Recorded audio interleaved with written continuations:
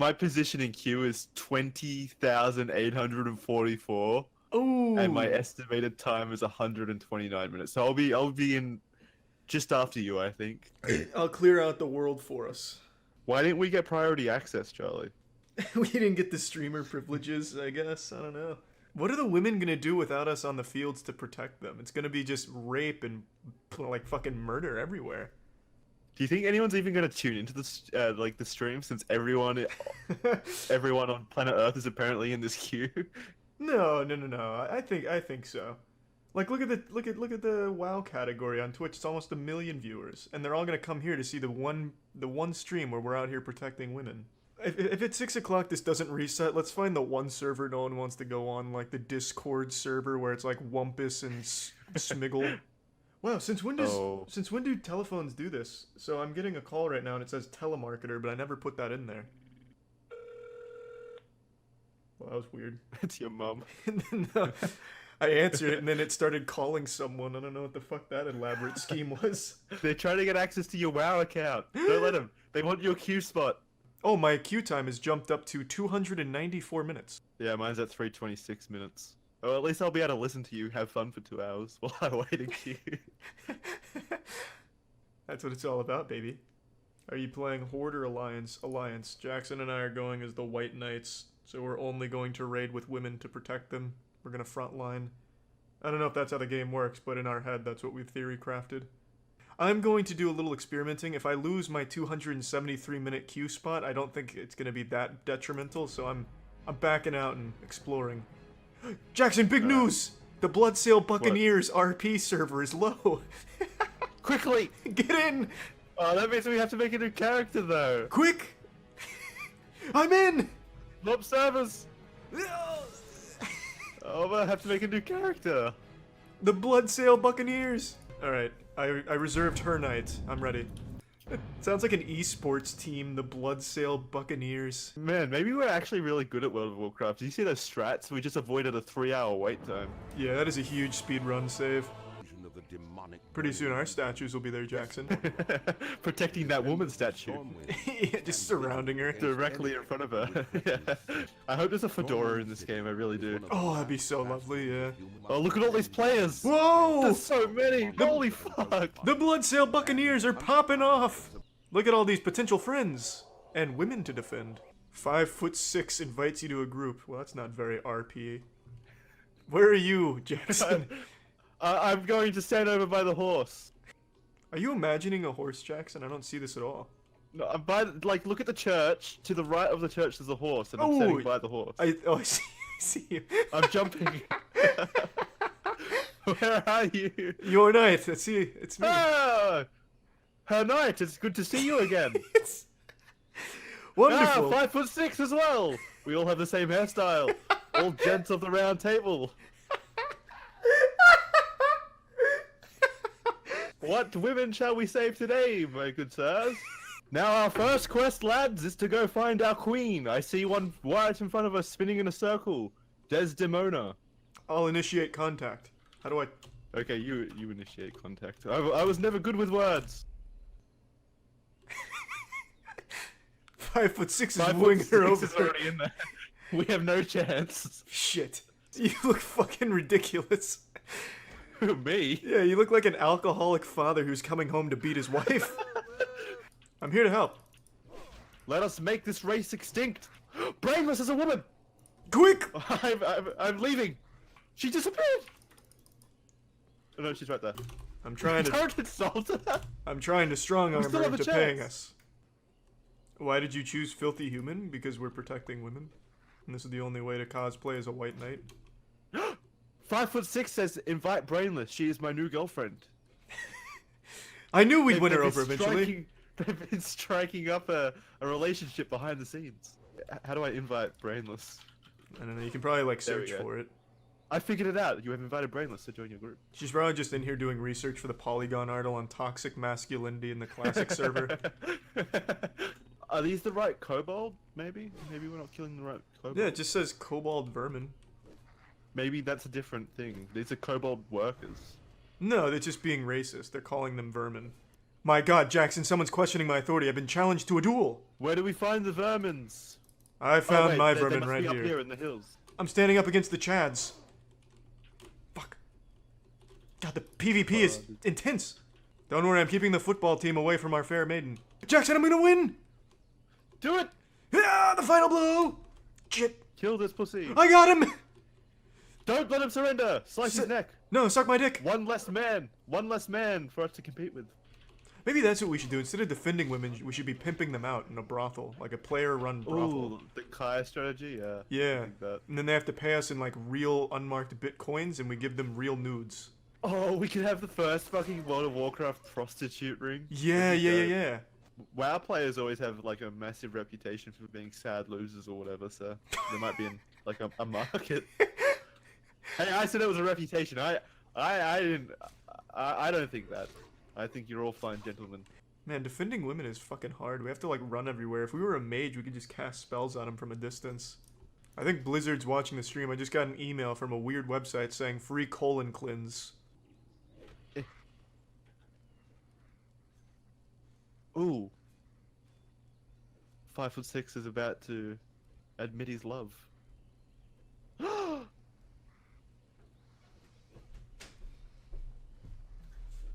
Romance. Alright, I've returned. Charlie, you're missing out on this You and I- fantastic love story. What happened? Brainless and 5'6" are confessing their love for each other right in front of us. What fucking losers? Let's get out of here. Yeah, it was kind of lame. I'm gonna steal this man's wolf on the way there, pussy. Fuck you, Nanton. Why? We don't even need wolves. Yeah, but he can suck my dick. The less men that compete with us, the better. Strippers! Whoa! I feel like I'm Why in are they Second sitting in Life. the mailbox? Good day, ladies. Nice bosoms. Look, there's strippers dancing for us. We live here. Wait, are they actual characters? I can't tell. Their RP is too strong. Go back to Moonguard. What? Tim's fucking. I feel like we're watching a theater presentation or something. Yeah. Go back to Moonguard. What does that mean? I don't know. Maybe the red light district of World of Warcraft. There, now I'm getting deep into the RP. Oh, she's going. She's out. You scared her, Jackson. Hey, what? I actually did a pose when I said onwards. That was pretty cool. Let me try that again. Oh! Holy shit! It's contextual. Oh, it poses every time you say something. Oh, you're right. Yeah, very intellectual. Gibberish. Sweet Jesus Christ, look at this spider. She's praying. Oh, it's a he.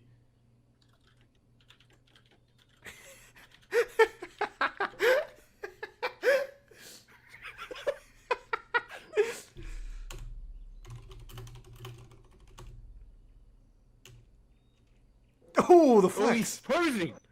Follow me, Jackson. I've traversed these plains before. Let's head in. Whatever adventure in here exists will be no challenge for us. Get the miner! Jackson, help me with the... Holy fuck, this guy's high level. Yeah, I he's 7. You're fucked. Get over here and help me. Why are you attacking the one that's done nothing wrong? Jackson, I'm taking too much damage! Brainless. She's dead, Jackson, help! No, my Where's pumpkin! Brainless? I can heal her. You're a horrible healer. Hey, it's a spirit healer. What the fuck just happened? I'm a ghost.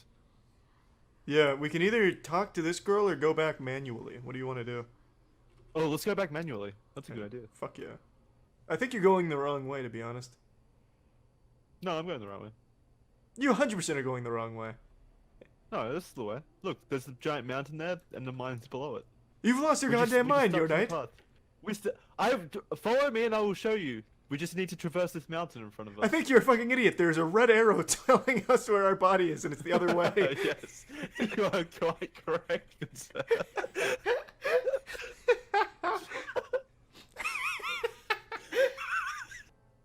We could become the finest merchants in all the lands. Ooh, I like that. Yes, yes, yes. Open up our own World of Warcraft shop. I used to do that with RuneScape when I was a little kid. I had my own RuneScape shop that I set up in that farm, not the farming village, the fishing village. I would take over a tavern and advertise my wares. Oh, that's cute. Where should we go? Westfall? I don't care. Wherever you think the adventure awaits. Where are you taking us, Jackson? Worst of all, this place is large, Charlie. We're gonna be in a place with only level 20 enemies and stuck there forever. Hearthstone disabled. What the fuck are those things? What? Rusty harvest golems, level 9. Get 'em! Do we dare? Follow me, your knight. I'll draw I will aggro. heal you. Help, he's attacking me, I'm the healer. Don't worry, Jackson, I'm giving him the what for. I'm buffing myself. He's still parrying. We're gonna get so much XP from this, it's gonna be insane. I am in true RP mode, I'm not looking at anything but the screen. Like, not the GUI or anything. You've zoomed in till you're in first person mode. Yeah. Huh, I see. I now see what it's like. Communication to know what to do. So this is what it would be like if I was fighting a real Scarecrow JPEG. What is the lore behind these things in the World of Warcraft universe? I don't know, they gave us 30 XP, that sucked ass. Watch out for these wolves, they're level 10. Even oh, it aggroed me from afar, run! I'll help. This is our big XP we're looking for. We've come so far, we can't lose here. Jackson, heal me! Heal! I'm healing, run! Oh, big heal! Oh! Come Heal! back, Charlie. Let me heal you! No! Finish him! Finish him! Finish him! It's just you and me now, Coyote. A battle of the ages. Now begins the long journey back, Jackson. There's another Coyote, it's level 11. Run! Get to the knights! The knights will protect us. I'm helping. Help! Heal me! Into the water! Coyotes hate water! Oh, she's been staggered again, Jackson, help! Run! I'm here to watch. Into the water, they don't like water. My god, you were right. Take that, it's crossing the bridge! It's smart!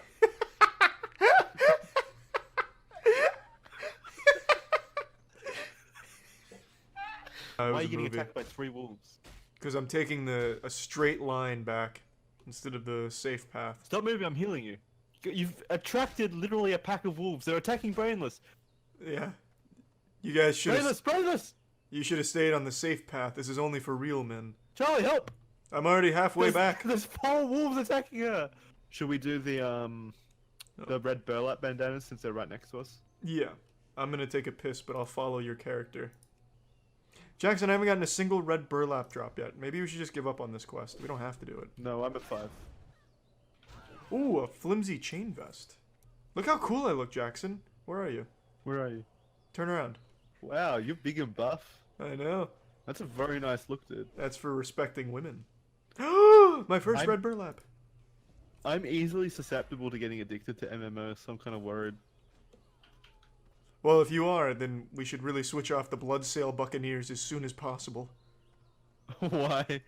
Go to one that matters. Yeah, let's just swap now before I get committed to this fucking red burlap grind. Wait, they're saying there's a long queue. Don't do it, Charlie. Cancel. There's probably a long queue for this one now, too. There's no way. Do you want to just go make friends with women while we're still in the blood sale buccaneers? Good day, Orwin. How goes your questing? I still like the idea of having a guild set up where it's nothing but women, and we sell real-world nudes for money. Why'd they say thank you?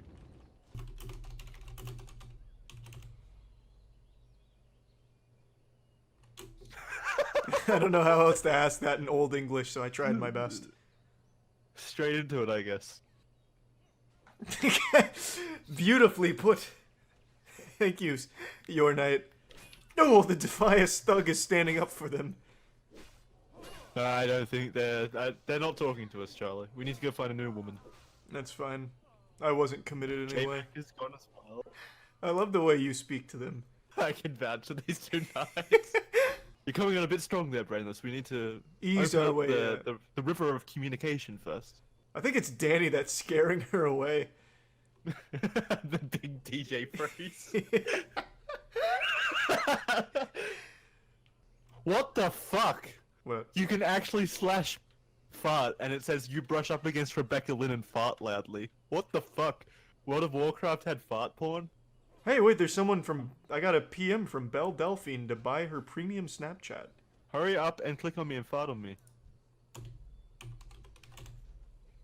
You brush. Oh, you're Yeah, right. look. Yeah. My turn-offs are rude people, mean people, and people who aren't nice. Did you hear Yes, that? but what are your turn-ons? Yeah. What was that? That was brainless. She's flirting with us. How did that happen? All right, let's switch servers. Bloodsail Buccaneers That's a pretty sucks. good joke. Jesus, 26,000 in the Faralina queue. 471 minutes. Sweet Jesus Christ.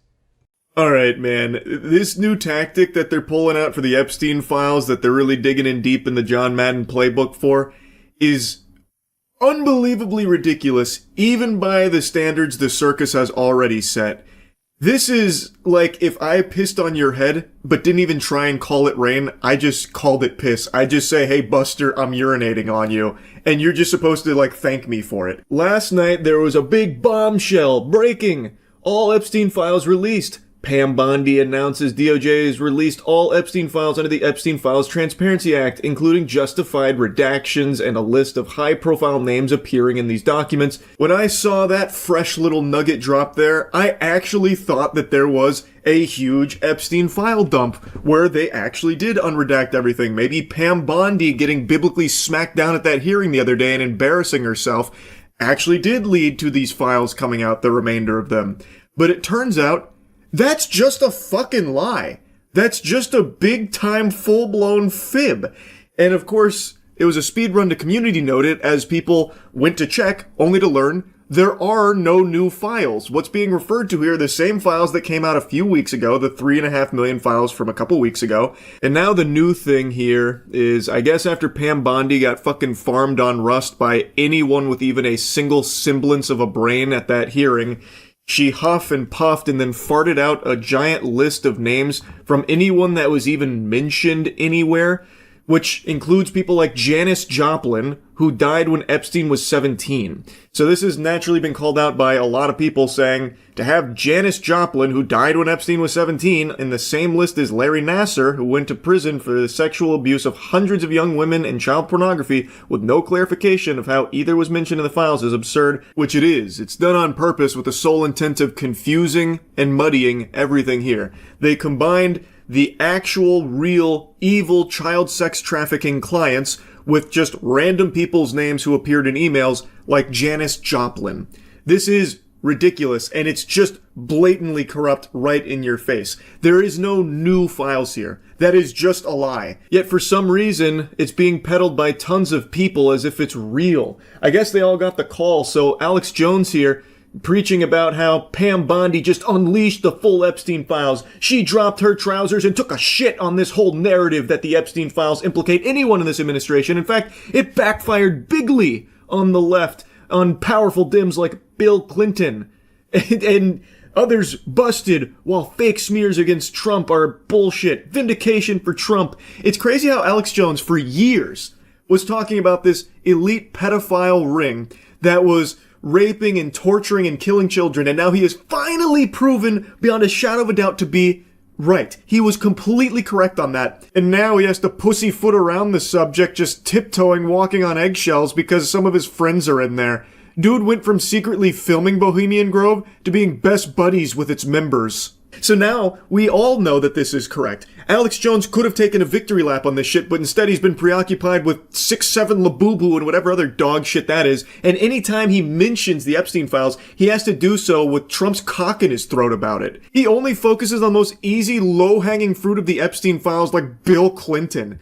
Alex Jones explores the Epstein files like this with his hands over his eyes, really scared, making sure to put on the blinders so he could block out all of his friends' names, so he can laser focus on easy shit like Bill Clinton, who everybody knows is guilty in all of this. Real groundbreaking stuff, goober. It's incredible what a paid shill this guy is. And I just saw he's doing like a press tour about how all of this is the result of Trump, by the way. He went in there and said, you gotta release this now. It's time we fucking release everything unredacted. No more, softball in it. As if Trump was the reason this happened. Even after, for a whole year, Trump has been saying it's a hoax. It's not real. Move on, move on, move on. We gotta stop caring about this Epstein stuff. Does anyone still care about this? No one in America cares about this. Yeah, Alex, I'm sure Trump is the one that went in there and really strong-armed the release of anything. And again, Alex Jones is saying all the files are released now. That is just provably false. That is not true. There are no new files that Pam Bondi just released Alex. It should be obvious to anyone paying attention, or even just a smidgen of attention. You don't even have to, like, have your eyes glued to it or anything. Even just glancing should be pretty clear, painting an obvious picture that the powers that be are using Alex Jones as a very convenient mouthpiece to regurgitate their shit and defend them, and do a lot of sweeping for them. We are in an era where you have this information at your fingertips, and they are telling you, disregard what your eyes can see and listen to us and nothing else. It's so fucking scary because people are willingly doing it. You can check yourself to see if there are new files that dropped, and it only takes a couple of seconds to get the real answer. No new files have dropped. You can find the truth yourself, and it takes seconds. And they know that, so they're relying on you just being too lazy and too blind and too much of a sheep so they can just feed you things and have you believe them without bothering to check. So they can just lie and say that Pam Bondi just unleashed the nuke on Epstein. All of it's right there, and it's only Democrats. Look at that. Backfired bigly. And you won't bother to check it yourself. It's craziness, and it sucks that it works so well. If you do bother to do any amount of actual research on the Epstein files, you'll find it's more than just Democrats. It's Democrats and it's Republicans. It's a ton of the world's most powerful people that have engaged in some of the most unthinkable, evil actions imaginable. And these monsters, these fucking worms, treat it like a joke. CoffeeZilla just made a video on it. Howard Lutnick in particular, he's always busting a gut laughing anytime Epstein's even brought up. I am increasingly disgusted by the way this is all a big joke to liars like Howard Lutnick, who deceive the American public about the status of his relationship with Jeffrey Epstein. That guy was there. I wasn't going. Now he testifies under oath that he actually went to the island of the creep and brought his kids. We had lunch on the island. That is true, for an hour, and we left with all of my children. Nevertheless, every time Epstein is brought up, this guy can't stop chuckling. Here's Lutnick laughing again when Trump is addressing a question about Epstein. To talk about how to respond to the Epstein situation. I don't know. I could ask you that question. He thinks it's the funniest thing he's ever heard. And maybe it's because they really think we are buying it. Maybe it's because they think, hey, we're just going to get away with this. We can just keep, the lies are so brazen. They are literally laughing in your face about it. They know they're getting away with it. They're not even trying to hide it anymore. It's just so brazen, like CoffeeZilla said. And then you have people like Alex Jones that are just parroting that same shit like, everyone's absolved except for the people we don't like. And also, by the way, even if it was only the people you don't like that are implicated here and guilty, why aren't they being arrested? Ask yourself that question. Why aren't the people like Bill Clinton being arrested? Why is nobody getting arrested for the Epstein files? I know I've already said this, but even if the only people that were guilty in here are the people you personally don't like, why wouldn't Trump and this administration be going fucking full throttle, whole hog at them, trying to throw them in the slammer? Food for thought, I suppose. Perhaps it's because they know if they went down, it would put them at risk too, because it's not just the people you don't like. You are just so focused on the ones you don't like that you'll block out all of the other shit. You will not use your own fucking brain. Now, another big thing that's come out that it seems like a lot of mainstream media and a lot of Twitter personalities refuse to speak on is Epstein's potential ties to Israel.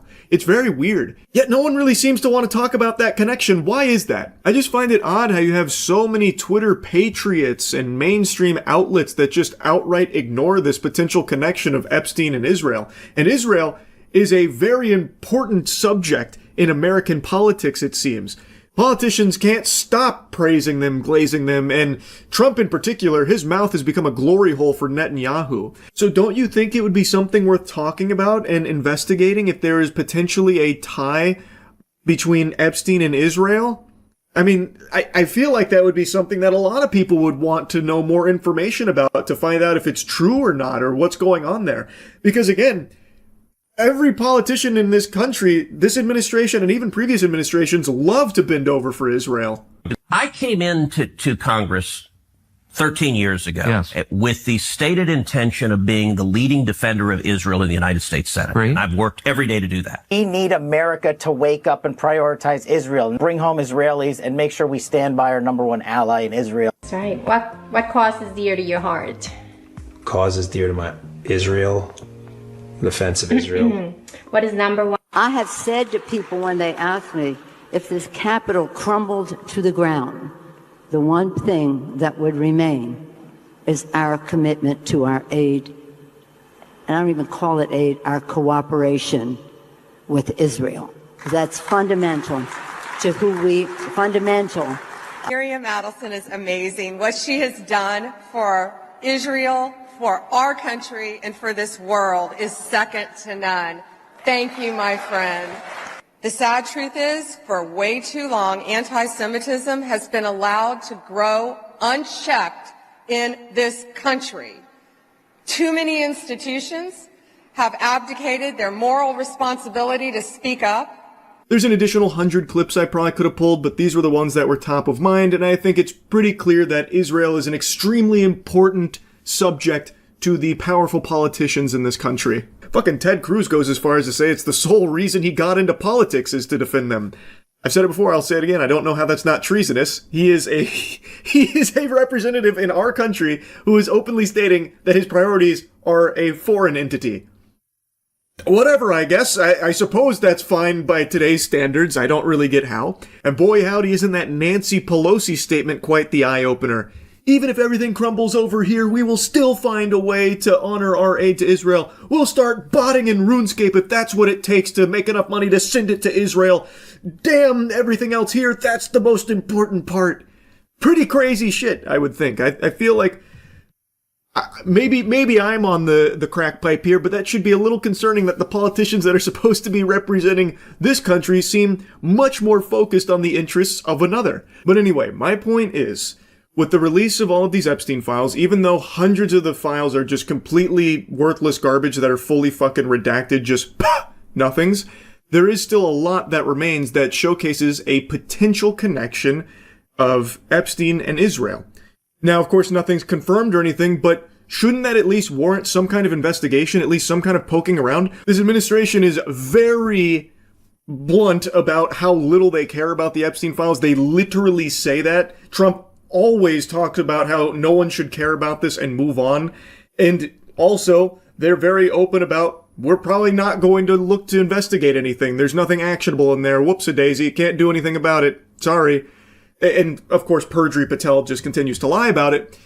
But anyone that actually takes a peek at it should at least find it odd that a lot of these outlets, like journalist outlets, a lot of politicians, and a lot of the paid shills online are not talking about the Epstein-Israel connection in any capacity whatsoever. And when they do talk about Epstein as a potential spy, they always make a mention of CIA, or, maybe not being a CIA spy, but never going as far as to talk about a potential connection to Israel. That should be very weird. Why is that something no one would talk about when Israel is such a huge piece of this country, apparently? Why wouldn't that be something that would be more discussed by the mainstream? It's all so blatantly corrupt. Anyway, just wanted to yap about this latest lie. That's really about it. See ya. Hey, Chauncey Billups is kaput, and we wanted to celebrate by, I don't know, this is like the worst intro. Gambling has been a big topic of discussion. Chauncey Billups indicted on some very serious allegations of cheating in poker games. We brought out what I believe to be one of the most talented human beings on the planet with cards, Simon, who is going to be our dealer here and cheat, showing these methods. Chauncey Billups used technology, but now you know you can't trust technology, and you also can't trust human beings either. You can't trust this guy. Simon, I've spent the day with him. He's just technology. he's like an actual warlock. Do you want to start? I am Iron Man. Do you want to intro with a little intro yourself? Show a little trick. My name is Simon Black. I do magic. It's quite fabulous. But I also I specialize in technique with playing cards. So I love hands-on kind of analog stuff, not technology, but like they were saying, I am the technology, But anyone can learn this kind of stuff, Any of this stuff can be useful. And then the thing is, I can extend even beyond that. Like you could reach in and just grab one of those. It could be anyone. Oh God, just this one. Here, you can remember it. It doesn't matter if I see. It's not that kind of. But don't show me anyway. Okay, so look, check this out. You could have taken any of these, yeah? Look, all of these cards are different. Now I could look through and I could try to guess which one is missing, but that becomes very difficult, because there's 52 cards in the deck, and you could have taken any one. So instead, I will try my best. If I just kind of flick, I can get one card out. Look, that's the 9 of diamonds. Here's the 9 of spades. And if I open these like this, one in between like the 9 of hearts, and then you should be left with the 9 of clubs. Am I right? Yeah. Imagine if he flipped it over and it was just like the jack of spades. He's like, no, screw you, bro. Like, what the fuck? So, for example, if we were playing blackjack, like, oh wow, blackjack. If we were playing, not intentional. I mean, totally intentional. Yeah. Oh, it actually was. If we were playing blackjack, let's say I wanted to cheat, because this is like, we're all friends here. This is a demo, right? Yeah. I would just cheat like this. Like I just hide blackjack in my sleeve, and then I could have it whenever I want. They don't want to go in there. It's not like a pocket. It's just my sleeve. And then if I got dealt like a bad, like what's a bad hand in blackjack? Like 14 is still hittable, right? Yeah, maybe like 16. Yeah, 16 would be pretty shit. I could get like this. This might not work. Yeah, okay, like a 2-card 16. And if I got dealt this, I could pretend to muck. I'll just show you like just like this. Like I could deal with this by switching it for blackjack. And then that means there is still in my sleeve. There's still a 16. Yeah. Go ahead. There's still 2 cards. I'm afraid someone's gonna like bite me. And this isn't blackjack? That is how? 16. It's on camera. To be willing to do this on camera is the highest level of confidence in this. That is disgusting. It's kind of crazy, right? I'm not kidding. Earlier, Matt, so before Matt talks more, you single-handedly are going to send Matt on a spiral that's going to last like weeks, probably. Years. I'm going to become a magician just to figure out what the fuck happened. The best thing to do when you're cheating, though, for the most part, is to try to cut to good cards, right? So, for example, I could like, here, if I reach over, let me see if I can do this. And look, I'm not like holding any spots, you can see, right? Let me see if I can try. And I could reach out and I could just cut to an ace. Like one more, one less, it wouldn't have been an ace. Like I'll try again. I got this. I think I've got this. He's not positive. I'm not sure if I can do this. It's hard, it's hard, it's hard. Here. I believe it. You just, yeah. There's another. And look, this next one, I won't cut to it. I'll do even better. Look, because it could be anywhere in here, right? Like any of the, literally, they're really mixed. These are all like different cards, right? I'll try this. I got it. Yeah. Matt, it's exactly 21 cards down.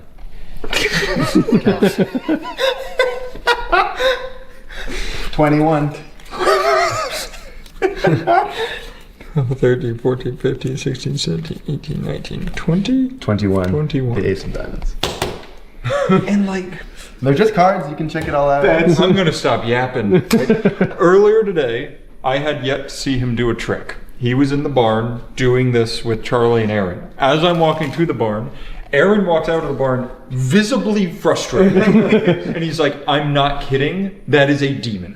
Like, he was like, whatever he just did is not of human nature. He was like, it's insane. This is all gambling oriented stuff. Yeah, I mean, I do a lot of other, like, it's a thematic video and stuff. Yeah. But obviously I do, I specialize in card magic, but I can just kind of apply magic principles and make them look like I'm cheating. But if I'm going to be completely honest here, none of the stuff that I'm doing here is like applicable at a casino because of cameras, and also like if I keep winning and all that stuff, you're gonna want to these cards are like super. The players at home might think that they're messed up. Like I have other decks, like we can use. It doesn't even matter.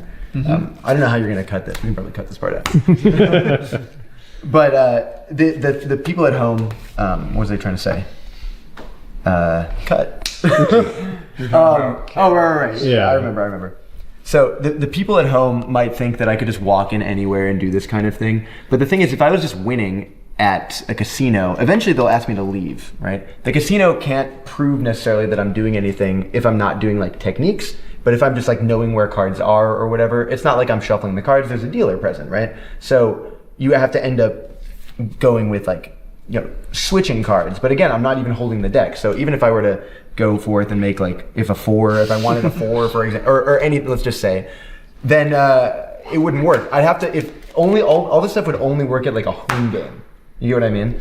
Which Chauncey Billups specialized in. Exactly. But if I was playing a home game, then I wouldn't want to win myself. I'd want like someone else to win. Otherwise it would kind of be futile, right? So instead here, I'll try this. I have, if this doesn't work, then you can have this $20 bill. You guys don't need it, but There's a chance it's mine anyways. yeah. But I want to play the fairest game of poker possible. Okay, so we'll play together. Okay. Like I said, if we were actually cheating, I would want to play with a partner and have them win, and have them just be a random person that came in, not have me win because it would give me away, right? So here, can you shuffle these together? Yeah, absolutely. Fairest game of poker possible. Beautiful. You can push them. Oh, close enough. Embarrassing. And actually, I've never failed. Maybe you just messed him up. I don't think you did. It's fine. And then we'll play. Let's just say we're 5-handed. Let's just say I'm getting a phone call. Doesn't matter. Deal 5 cards in a row, but they could be in any order. Like we're doing. Okay. Like, do you want to switch any of these? No, that's fine. You sure? Yeah. Okay. And then how about this? Cut these again, and then shuffle them together. I know you could do a better job last time. Yeah, this is your redemption. Can I cut that again? Yeah. Okay. Make it more even piles so I don't fuck it again. Nice. And then give them a cut as well. Okay. Yep, and complete. And then continue dealing. And again, this is not like traditional poker. This is not what we would do. Now, do you want to deal in that order, or do you want to swap any of this? Can I swap 2 of them? Yes. You care if I swap? Swap them. We're gonna beat the dealer. He's got no idea what's going on. That's fine. Okay, I didn't make you do that. Right? Well, again, we're playing together. We're I kind of feel like you did make him do that somehow. Like I think You know, I'll take care of it. Do you want me to swap it back? Matt. No, because you planned on that too. No, the thing is, Matt. Like I said, we're doing this together. You know, we're all really. we're a team. I'm the only one with money on the line. Yeah. But at the end of the day, this is your decision collectively, right? So this is good. Okay, point to a packet or a hand, because you don't even know what these are, right? Right. And like we said, we didn't actually deal them to any of us. There's only 3 of us. There's 5 hands. So which one are we not going to play with? We're going to eliminate. We got to eliminate that. We don't want this one? You swapped with this one. Are you sure? Because that one kind of mattered. You sure? Get it out. You swapped it with that one, right? Okay, this one's fine. He wants us to. We don't need it. Point to another one that you want to eliminate. You know what? You never expect. Getting rid of it. Right Okay. next to it. Okay, point to 2 that you would keep, which is the same way as saying point 1 that. Danny, point to 2 of them. Point 2 that you want to keep. We'll choose between. These 2. These 2. So this one's going. Yeah. You sure? Yep. Okay. I'm sure. And then you only have 1 more. Again, which one's the winner? What do you think? It doesn't matter. They're both blackjack. Okay. This one's the winner. Well, we're playing poker. This is Hold'em. This is Hold'em. Oh, okay. This one's the winner. So you want to keep this one, or you want to get rid of it? You want to muck the winner, or you want to keep the winner? It's up to you. This is I'm not like making you. Because sometimes magicians will say like, oh, choose one to This is very clear, right? Which one do you want to keep this one, or do you want to eliminate it? I think it's up to you. We're keeping it. I'm not fucking leaving. We're getting rid of this. No, that's leaving. Last chance. Yeah. Gone. Okay, we don't need these. None of these matter. You sure? Yep. I believe you. Gone. This is the winner. I believe. Can you deal it? Do you know how to deal Hold'em? Do you know what the procedure is? Yeah. So you burn 1 card, and then deal the flop. 3 face up. Here, I'll deal it more towards camera. Okay, so there's like a straight draw here for any of the people. I don't know if we had like 8 and like Jack 8, for example, would be good here. Or what's the nut? There's no nut here. Jack 8 is the nuts. In fact, if you guys don't know what that means, the nuts means the best possible hand, right? Jack 8 here is the nuts. Okay, let's deal the burn and then turn. Okay, so the flush comes in. So now we open up. Just an 8 is a straight, but also like if we had ace of diamonds and then any diamond, that would be the nut flush. But also like an 8, 5, 8 of diamonds or 8, 10 of diamonds is a straight flush. Super solid. Burn and deal the river. Okay, that's not bad. Okay, 5 of diamonds already there. Okay, sick. So the nuts at this point is literally just the 8 of diamonds. Or second nuts would be like ace of diamonds and then anything, right? Right. Let's see what we have. Remember, you chose exactly these cards, right? Look at this one. Does this help us at all? Okay, this is a straight. Not bad. That's pretty good, Matt. Not bad. But if you dealt us, if you chose pocket 8s with the 8 of diamonds, that is the single best hand that you could possibly have right here. And I am known to be Turn this face up. like Chauncey Billups. Oh my god. Pocket 8s with the 8 of diamonds. Congratulations. I get to keep my 20, but I have an extra surprise for you. Jesus, the extras are what get me. Can you open that 20 up? No, it's gonna tell me the date I die. Well, say it. We will win with a straight flush and diamonds. You did everything. You shuffled, you cut, you dealt, you made all the choices. And that is how a magician cheats with friends. That's absurd. What the fuck? I I've never felt more on edge than around you. Thanks. I like you too, man. That is crazy. That was amazing. Incredible. These are just cards, by the way. You guys can check these out. I mean, you shuffled these, you cut, you did everything, and you can look at the burn cards as well. None of these are another 8 that would have given us a set, but no good, obviously. Just. Huh. Oh, god damn. Yeah, it's pretty nasty. Yeah, so obviously when you're gambling, you don't want them to know that it wouldn't be like in a performance scenario like this. You wouldn't want them to know they're getting swindled. But facial expressions and psychology and body movements, reading that kind of thing are called tells in the gambling world.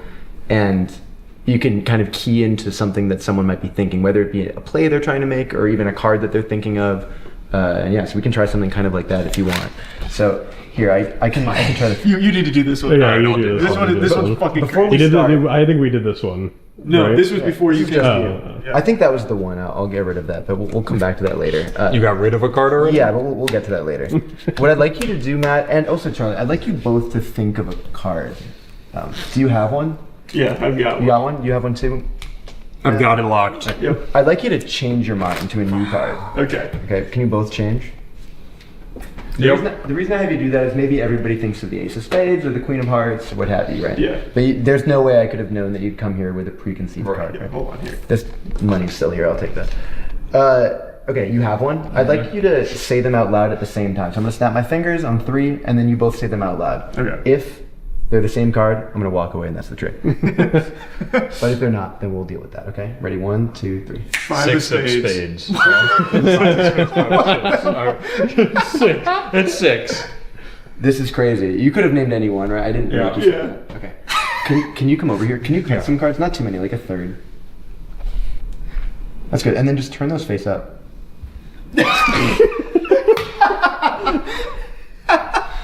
I hope he's in his head like that was a part of the trick. That's fucking crazy. Well, the thing is that if you'd cut one more or one less, then it wouldn't have worked. Right. Look, these are all. Which card did you think of? 6 of You spades. thought of the 6. You thought of the 5, right? Yeah. This is interesting because if you had cut the cards and cut to the 5 of spades, look, any of these cards it would have been possible. Yeah. But look, you can't have cut to the 6 of spades. I wonder why. Because look, there is no 6 of spades. I know. Because before anything, I put one card in my pocket, and look, that's the only. I'm showing my underwear. That's the only card in my pocket. I don't have any other card, and that is the 6 of spades. Jesus. I truly don't understand what's happened. Which one of these do you prefer, the 6 or the 5? Oh, easily the 6, right? Okay. God damn it. I can try this. So I'll try to find just like more gambling stuff, because it'd be good to have like 4 of a kind. That's like a good thing. So I'll try to find not just the 6 of spades. I'll find the 6 of clubs, 6 of hearts, and you could have said the 5, but because you said the 6, I'll do it. And the 6 of diamonds. So all 4 6s with just one hand though. Look, I'll do them all with one hand. Like all of the 6s, but actually with this hand. Look. Can you name me, Danny? Can you maybe name me a random card in the deck of cards? It could be anyone. Like how. Yeah. Hang on, give me a minute because I'm not letting you work your Jedi mind tricks on me. True. That's good. Yeah. You're gonna behind my back. Name it out loud. No line of sight. There's no mental waves passing through me. Okay, I got it. Which one do you want? You can be anyone. 4 diamonds. 4 diamonds. That's random, right? I didn't make you say that. Yeah, no, I don't believe. Well, you say that a lot, and I don't believe you when you say that because I feel like you made me pick that. I'll try this. Okay, can you hold out your hand like this? Yeah. Watch. I'll use the. Which ones do you prefer? The red 6s or the black 6s? Black 6s. Black 6s. So that would be the 6 of clubs and the 6 of spades. Now, if I wanted to switch hands with someone, like in a game of poker, obviously they would know. But this is a demo, so. If I go like this, I could take the 2 blacks out. Like you should have the reds, turn them over. Yeah, but I can do better because you could have. You said 4 of what did you say? Diamonds. Can you hold out your hand? 4 diamonds. Put your other hand on top if you would. Just cover those up.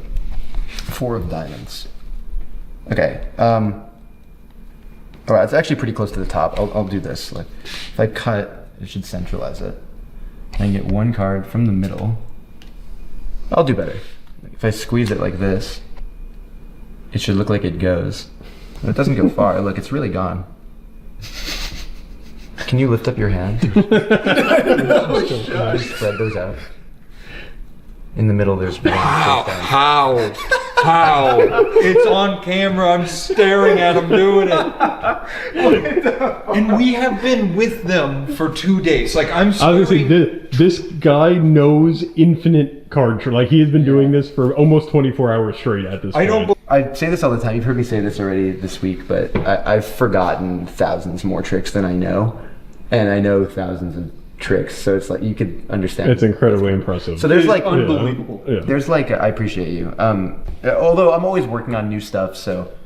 Yeah, I think something really fun that you mentioned is most of the stuff you perform is stuff you've made. Like yeah, a lot of it. I mean, for the most part, because nothing is like original anymore. Right. So like it's a variation of a variation of a variation. But I do invent the vast majority of the things that I do, or it's like me and a friend. Like I have a friend Moritz Mueller. Shout out to Moritz, who we talk all the time and just like create card tricks. And he's in Germany, so we have to find like common time to do it. But I would like to deal you, like you said, like a hand of poker that I could rig basically. So is there like a lucky pocket pair that you have?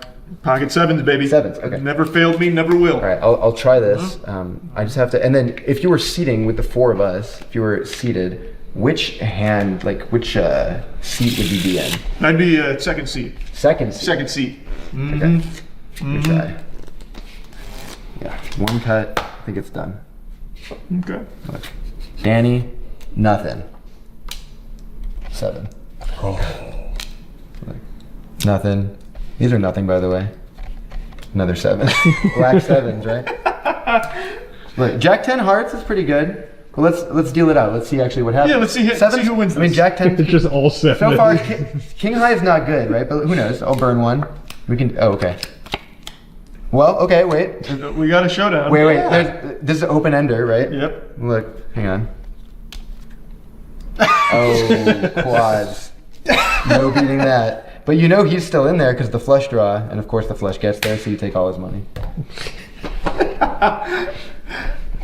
Holy shit. And just to clarify, in case anybody didn't get that, I was the second seat. No, Charlie's second. Charlie had the king 6. He had top pair though. I mean, top this pair wasn't dealt to me. This was dealt to second seat. Well, actually, the thing is, in this scenario, this would. I mean, I'm not going to say I didn't plan this. In this scenario, look, top pair opens up with or you probably weren't going to be in there with king 6, depending on what position you are. But if you saw this flop of 7 king queen 2 diamonds. You have top pair and the second nut flush draw, so you're probably staying. He's throwing down cards to keep people in the game. That's wild. And then you're here, and you now have 2 pair, still with the second nut flush draw. You're still in there to any bet, and then obviously this guy stays in. He has a flush draw with an open ender here, so he's staying in. This guy's probably out, but yeah. I mean, you're gonna basically. This guy's gonna stack both these guys for sure. I mean, by the river, if you made a massive bet here, this guy's folding, but he's in there with the literal third nut flush, second nut flush, because the king's on the board, so yeah, second nut flush. Wait, no, third nut. It's something that like a lot of good tricks, bro. Yeah. To deal the hands you want is so unbelievably broken in the household. Well, I mean, you can meta. do stuff like there's a lot of like false things you can do, like retaining cards and stuff like that, right? Yeah. You can even do like false deals where I'm not like dealing this card, you see, like that. I can even show you what it looks like face down. It's difficult to see, Wait, like you were just doing the same thing there? Yeah, but did I? Like you're pulling not top card. Yeah, exactly. What the fuck? Yeah. Using like cheating with playing cards. So for example, like using an ace of hearts, let's just say, as like the target card that we're talking about. Charlie's gonna learn that in the next few days. It's gross. I could like retain this card. These are like different false deals, stuff like that. I could even do it face down. I can show you in like slow motion what that would look like. Right, stuff like that.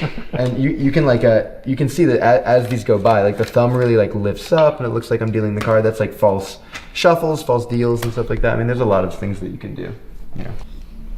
Just take one. Yeah. Be careful, Jesus. All right, wait. Are you sure that's the one? Are you sure that's the one? That's the one. Can I look at it? Yeah, that's the good one. Oh, that's a big card. That is a big card. Yeah, I'm really good at this. I will try this here. You can just hide that over there for a moment. Eat it. Like not in my pocket. Yeah, just leave it out. It doesn't matter. Just set it. Yeah, perfect. I firmly believe that is no longer the card I just said. Can you take like a clump of these cards, like just like a bunch? You don't have to look at them. Just hold them in your hands, just like that. And then can you take some as well? Like, just reach out and grab like a clump. Beautiful. Sorry. I'm not leaving any wiggle How many room cards here. do you think this is, more or less? I can take this. It's okay. How many cards do you guys think you have, more or less? Between the two? Yeah. Like 16. 16? Okay, I only need 13. Can you take them and deal them down? 13 I could cards? have been wrong. Might be 12. Or maybe 12. Yeah. Nice. Now, you have a card over there. Can you turn it over? It's okay. It is my card. Okay. Okay, because you picked Ooh, that a was spade, close. because you picked a spade, check this out. If I shuffle like this, Matt, at some point tell me stop. Stop. Right there? Spade. What's it mean? Well, because you said a spade, I made sure that this was not a spade. But also that one is not a spade. Oh, God. And also that one. And that one, and that one, and that one, and that one, and that one. None of these. These are all fucking spades. These are all They are indeed, like every single one of these, all of these are in fact spades. No. But the thing is, look, can you come closer? Can you take the ace and just wave it over this pack? And now if I do that, put it down. Now they go ace, 2, 3, 4, 5, 6, 7, all the way up to the king of spades. Can you see how this would be useful when you're playing poker? So cool. Oh, he's gonna make us pass out. We're both dead on the floor. He's like, "Can you see how this would be useful?" Damn. What's the moral of the story, Charles? John C. Billups is bad at cheating. Yep. You should have just become a magician. Just been a magician. Billups, eat your heart out. Like whatever you would, if you walked into a hospital and somebody said, "I've got a day to live, kill me now" with a joke or a trick. Why do I keep saying joke? Like, I'll mix these cards. Matt, can you take those and give him a shuffle? That's what he wants me to do. What if I didn't shuffle at all? Ooh, it's too late. I shuffled while saying that. He played you like a fiddle. Okay, Matt, this is the way that you mix the cards, correct? Are you happy with this? That's exactly how I wanted them. Yes. You can show for the people that really are mixed up cards, right? Every single card is not the same card again and again. You see that? Put them in my exact order. I am the magician here. Right. Danny, I'll drop cards like this. At some point, you just say the word stop, okay? Stop. Right there? Yeah. Can you take this card? Yeah, I'll And then take can it. you take this card? Can I show it to the Yeah, camera, yeah. And then class? show the camera, show everybody. Yeah, yeah. Okay. And look, these are really different cards. All of these are different, right? Yep. All Good? different. And put somewhere in here. Danny, go ahead. Anywhere in the deck. Yeah, near the top is fine. Doesn't matter. Okay, or the bottom. That's also good. I want them to go in like different places. So Danny's is near the bottom, and then yours maybe we put near the top. Okay. Because we're gonna put some other cards near the middle. Now the thing is, look, your cards could be anywhere. I won't shuffle, like really somewhere in there, right? So we know that one card is near this area, one card's near this area, but we know that they're not in this central area, right? So I will use the jokers to try to find your cards. I'm not even gonna do it. I'm just gonna use the jokers. I'm taking the night off, okay? And we're gonna put them somewhere, wherever Charlie says. Charlie, where do you want to put them? More or less like here, there, somewhere in the middle. Yeah, I think we can get right into the heart of it. Right in the heart of Gotham, right over here. Another one? One more. One more? Right there. Right there. Look, nothing in between. You can see just 2 pieces of paper, right? Nothing in between. Like all I do, look, I just squeeze like this. And these are very good detectives. They will go through the deck and they will find one card. All I do is click. That's it. What was your card? You can say. The 5 of hearts. Like in the middle. There's one card now. In between the jokers. Betwixt the jokers, even. Can you take that out and turn it over? Show the camera. 5 of hearts? Now here's the thing. Here I know what you're thinking. And not even in a magic way, but just like straight up. I know what you're thinking about this trick. You're thinking that I did it, that the jokers didn't do it. But I swear, I didn't do anything. Look, I'll show you. Charlie, can you help me with this? I'll just leave this over here for a moment. Okay? Right. Can you push everything together? I absolutely can do that. Great. And then push the jokers square and everything. Yep. And then pick everything up. I won't even touch. Look, I'm not even going to touch. And look, can you kind of squeeze like that? I can squeeze it. Oh, not too much. Oh, you did it twice. Oh, too much. Something weird kind of happened. Wait, this is a boomerang effect might have occurred. Oh, look, can you spread those out for me? I think something still happened. Remember, I didn't touch anything. And yet, look, in between the jokers, there is a card. I didn't even touch anything. For the first time, what was your card, Danny? I feel like eight of spades. I'm pretty sure. I kind of forgot. I'm gonna be honest. First, just re-roll the footage. I think it's an eight of spades. The thing is, because but they know what it is. Because this is a boomerang, I think this is not the eight of spades in between. I'm pretty sure in between the jokers is the five of hearts again. And if this right here is the five of hearts, then what the fuck is that? But remember, a boomerang always comes back. Can you turn this card over? No. It's the five of hearts. No, isn't that crazy? Because if that's the five of hearts, then Matt, this is the eight of spades. Isn't that fucking nuts? That was crazy. That's a good one. I told you, that one's unbelievable. You did it. You did it. So good. I love that. Step of that was cool, and then that end step was insane. I think that's my favorite part, and I think a lot of your tricks do this, where you do like something cool, but then you're like, you thought that was cool, but actually look over here. There's 15 more things that you didn't even realize were going on. This is original as well. It's similar to a couple other things, but I added and swapped some stuff with other things, and I'm saying words that are English but don't actually make coherent sentences. So. But sounds like nothing to do with gambling, but it's fun. No, that one's not even gambling, Jason. That was unbelievable. When you did that, they use cards when they gamble. They use cards. They have detectives in there. I like how while we were doing this segment, we slowly moved from all the way. Oh yeah, we were slowly circling. All right, now I think we cut the camera, and Danny needs to see the phone. Yeah. We can wrap it up then. All right, that was fun. Thank you guys for having me. No, thank you so much for coming up, man. This has been so much fucking fun. This has been amazing. Bring it in. So, Chauncey Billups, do better at your cheating. Yeah. Simon. I guess I should say Simon Black Magic on everything, and if you're ever in Chicago, I perform all the time. Hand in the Eye is opening up pretty soon. It's going to be the world's largest magic venue, and I'll be performing at that all the time. And then anyway, so there's that. I also run a Smash tournament in Chicago, which is pretty awesome. It's the biggest one in Illinois. We get like 40 entrants a week. It's very dope. Nice. The vibes are awesome. I'm like DJing. We all take like shots all night. We have we have merch and stuff too. It's a good local. It's a very good local. But in other news, like I should probably challenge Light to a duel. Oh yeah, call out Light. Light, I'm calling you out. $100 money match me.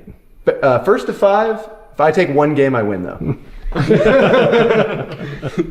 I could choose one game. Bring your own money. It's not coming out of the. No, definitely bring your own money. I got that. Wow. Thank you again. Man, it was really awesome to be here. Just like seeing your guys' vibe, all the stuff that you do, the people that you're working with. It's just like really good energy in this place. I really appreciated being here and taking part. It's really fun. Thank you. Thank you. Bye. You ever watch Peter's lecture where he just talks about the Antichrist? Really, he's the one talking about the Antichrist, huh? Wow. I bet those are really insightful lectures from the greasiest looking man on the planet. A guy whose skin looks like it's perpetually melting off to reveal a demon underneath, yeah. I'm sure he's the one that's going to save us from the Antichrist. He's always talking about that. You've never seen those? I haven't. I don't really engage in much of Peter's work. Can't fucking stand that guy. A controversial take on the concept of the Antichrist. I think there's always a question, how do we articulate some of these existential risks, some of the challenges we have? And they're all framed as sort of runaway dystopian science texts. There's a risk of nuclear war. There's a risk of environmental disaster. But there's a risk of this man's whole face falling off. God, look, that you can't tell me that's not a mask. Like, look at his ear.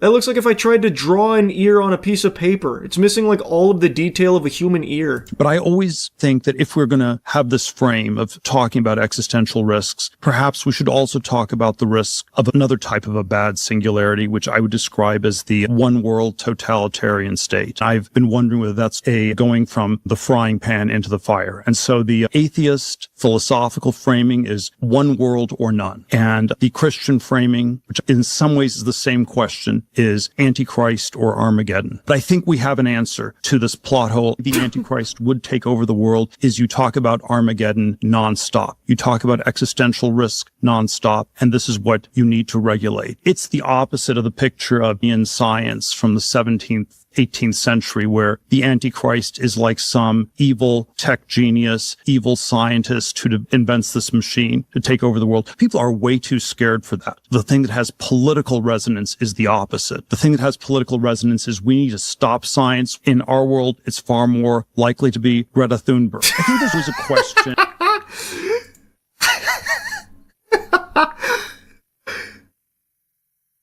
Wow, wait, that was insightful, actually. Holy, wait, that was... Yeah, man, he's kind of onto something. It probably wouldn't be the guys with, like, infinite money and constantly investing in infinite ways to replace human beings and actually control the world. It probably wouldn't be them. That is probably a misconception. Hey, he really made some strong points there. Fuck, now I need to invest in the cow collar AI business that he invested in. I gotta follow this guy. This guy's good. He's a hero. His face looks like a chewed piece of gum. Well, it's just because you haven't seen it in its normal sodden state. Typically, he's far wetter than this. This is the driest I've ever seen him, for what it's worth. Most of the time, he's glistening. I assume he'd be bone dry with his skin squeezing his face. Well, that's where you're wrong. His skin is so tightly wrapped around his bones that it's actually squeezing some of the marrow out, and it's constantly wetting his face in like every interview ever. You don't understand the process. He's not the Antichrist, by the way. Look at the next video where he's asked if he's the Antichrist. Is it the next one here? Tell me a story about the Antichrist coming to power and using the fear of technological change to sort of impose order on the world. I feel like that Antichrist would maybe be using the tools that you were building, right? Like, wouldn't the Antichrist be like, great, you know, we're not going to have any more technological progress, but I really like what Palantir has done so far, right? Yeah, I mean, isn't that a concern? Wouldn't that be the irony? How dare you? How fucking dare you even bring that evil into this interview? How dare? Where do you get off? The most ridiculous thing I've ever heard. Of history would be that the man publicly worrying about the Antichrist accidentally hastens his or her arrival. See, now he's wetting up a little bit. See, now he's starting to soak. You can see it. The way he reflects light, it's like he's always got RTX on, just perpetually by default. He has to be the world's wettest man. Like, inarguably. I don't think there's anyone else out there that can compete. There are all these different scenarios. I obviously don't think that that's what I'm doing. I mean, to be clear, I don't think that's what you're doing either. I'm just interested in how you get to a world willing to submit to permanent authoritarian rule. You tell me a story. I wanted to hear his thoughts on that, but he didn't get them out in time. Well, it's private. You tell me. Where's some more Peter Thiel? Some Peter Thiel. I hadn't heard his talks about the Oh, see, there he is. This is what he normally looks like. You can see right there. I think just every time before getting on camera, he's like, hey, can you just fucking spit all over me, please? No, really, I need you to just, like, cover me in saliva. Yeah, I can't be seen dry. I can't let people know that I'm dry sometimes. No, just fucking lick me like a dog. Not wet, shiny. No, it's wet. It's wet and shiny. He looks like a polished bowling ball. He's just oily. It's so he can fit back into his cocoon. That's a good point. I didn't even think of that. What is Peter trying to tell us? What is he trying to say? It's hard to decipher. He's very intellectual. Some of these complex topics just go over the heads of the layman. I don't want to watch a whole video on it, though. Just give me some more bite-sized Peter. He's too obvious to be the Antichrist because isn't he supposed to be liked and actually convincing? Oh, I don't think he's the Antichrist. No, he's definitely not. Because you're right. That'd be too easy. It'd be too clear. Way too on the nose. Nobody would be surprised. Are only podcasters allowed to talk about him? I guess so. It seems like it. He has to have a contract or something. Yeah, I also think I think he just chooses to do that. He just only wants to go on podcasters shit because they know his cock will just be infinitely sucked. Not really challenged would be my guess. It's just easier for him. Plus he can just stay super fucking sodden. He just gets to be in this perpetual state of grease. If he doesn't generate the oil, who will? That's a good point. You could probably take him like a fucking rag and get a lot of good liquid coming out. One of the Palantir guys said he wishes he could spray American citizens with fentanyl-laced piss with drones to sedate us. That feels like you've probably watched a fake video. Peter is the Palantir guy. Who would be the other one that would even potentially say that? Let me see. I highly doubt it. Let me see. Oh, I remember this. Yeah. We talked about this a little bit. I remember when he said that. Yeah. You're right. To your credit, you were right. He did. I completely forgot. The full interview's on YouTube, the Peter Thiel New York Times interview. Okay. He talks about immortality here. I want to hear his take on immortality. Please. Tell me about the secrets to immortality, Peter. Here's one place where the stagnationist arguments are still reinforced. The fact that we're only talking about AI, I feel, is always an implicit acknowledgement that but for AI, we are like in almost total stagnation.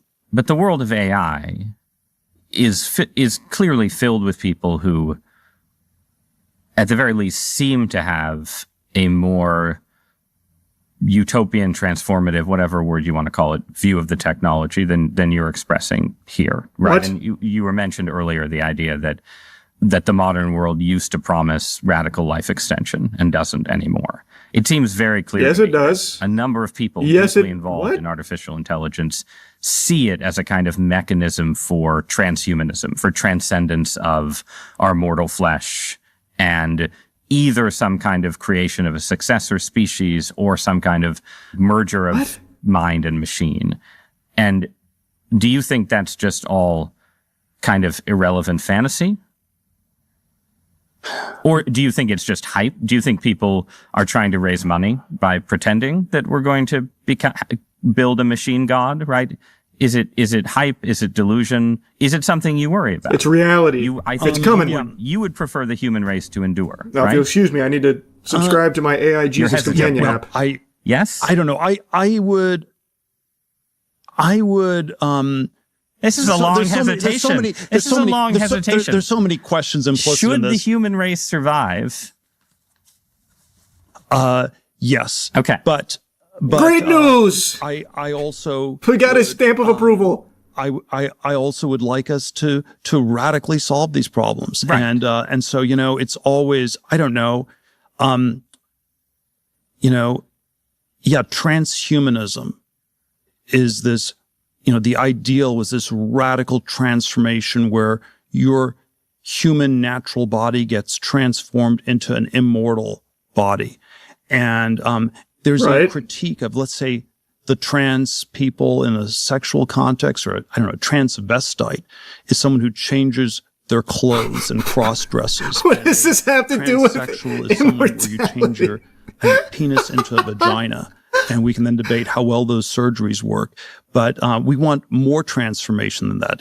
The critique is not that it's weird and unnatural. It's so pathetically little. And okay, we want more than cross-dressing or changing your sex organ. We want you to be able to change your heart and change your mind and change your whole body.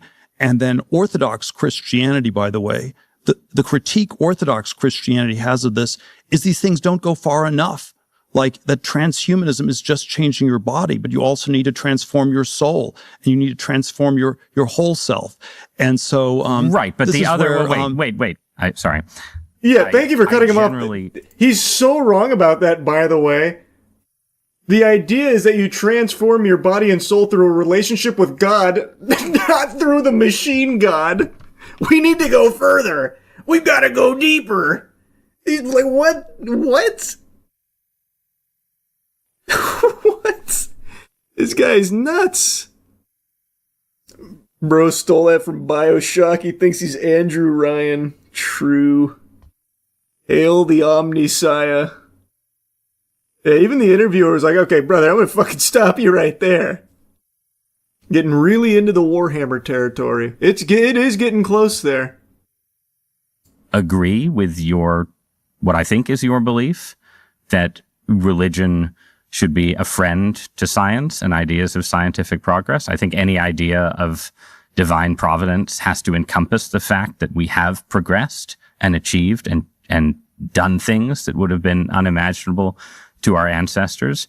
But it still also seems like, yeah, the promise of Christianity in the end is you get the perfected body and the perfected soul through God's grace. And the person who tries to do it on their own with a bunch of machines is likely to end up as a dystopian character. Wow. Yeah, that's pretty much what I was saying as well. Peter was just way off. This guy even just said him to his face, like, brother, I'm stopping you right there. You're just wrong. That's just not what it's about. Wow, I'm kind of surprised. I didn't expect, like, any pushback. Well, it's... You've stunned him. Let's articulate this. And you can have a heretical form of Christianity, that says something else. I don't know. I think the word nature does not occur once in the Old Testament, and so if you and there is a word in which a sense in which the way I understand the Judeo-Christian inspiration is. It is about transcending nature. It is about overcoming things. And, and the closest thing you can say to nature is that people are fallen, and that's the natural thing in a Christian sense is that. Brother needs to just consult fucking Grok every time he speaks. This is brutal. He can't even get thoughts out. And when he does, it's just babble. Actual gobbledygook. It's hard to listen to this guy. I've only ever heard him in bite-sized pockets. Wow, an actual interview is brutal. He's saying actually nothing. Nature is not mentioned in Machine God Bible. Yeah, he's like, fuck. I mean, I was reading the 11th edition and I didn't see that word in there. I mean, that can't be right. But the Imperium. I've heard enough. Another billion AI startups. Yes, please. Newbird. Open up for another round, please.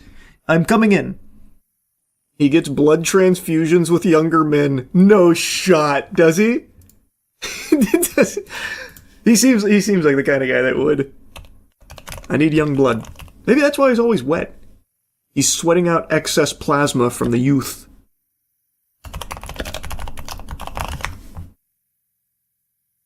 Oh, he does, apparently. Oh, wow. This dates back to at least 2016? Ambrosia. This is from 2017. The startup harvesting blood of the young. And what, this was a Peter company? Because that's what came up when looking up Peter and his fascination with young blood. Yeah. Wow, you're right. What the fuck? PayPal founders expressed interest in transfusions. Gawker, wow, this is old shit, even reported that he was spending $40K a quarter on regular transfusions from 18-year-olds. He and various other thinkers who radiate out towards the death-evading transhumanism movement are fascinated by heterochronic parabiosis. Heterochronic parabiosis. The sewing together of two animals in order to create a living chimera. Studies going back decades show the regenerative effects of one organism being joined to another. In the 17th century, Robert Boyle, Boyle's Law, suggested replacing the blood of the old with the blood of the young. This guy's probably not the Antichrist. He's right, it's definitely somebody else, it's not Peter. He's evil Brian Johnson. Yeah. Like, I already knew about him and all the Palantir shit, so I already knew, like, he was an evil wacko, but this is a level I didn't know. This is pretty extreme stuff. You saw the Scientology building removed all the door handles and now they're completely locked down. I saw. They're in DEF CON mode.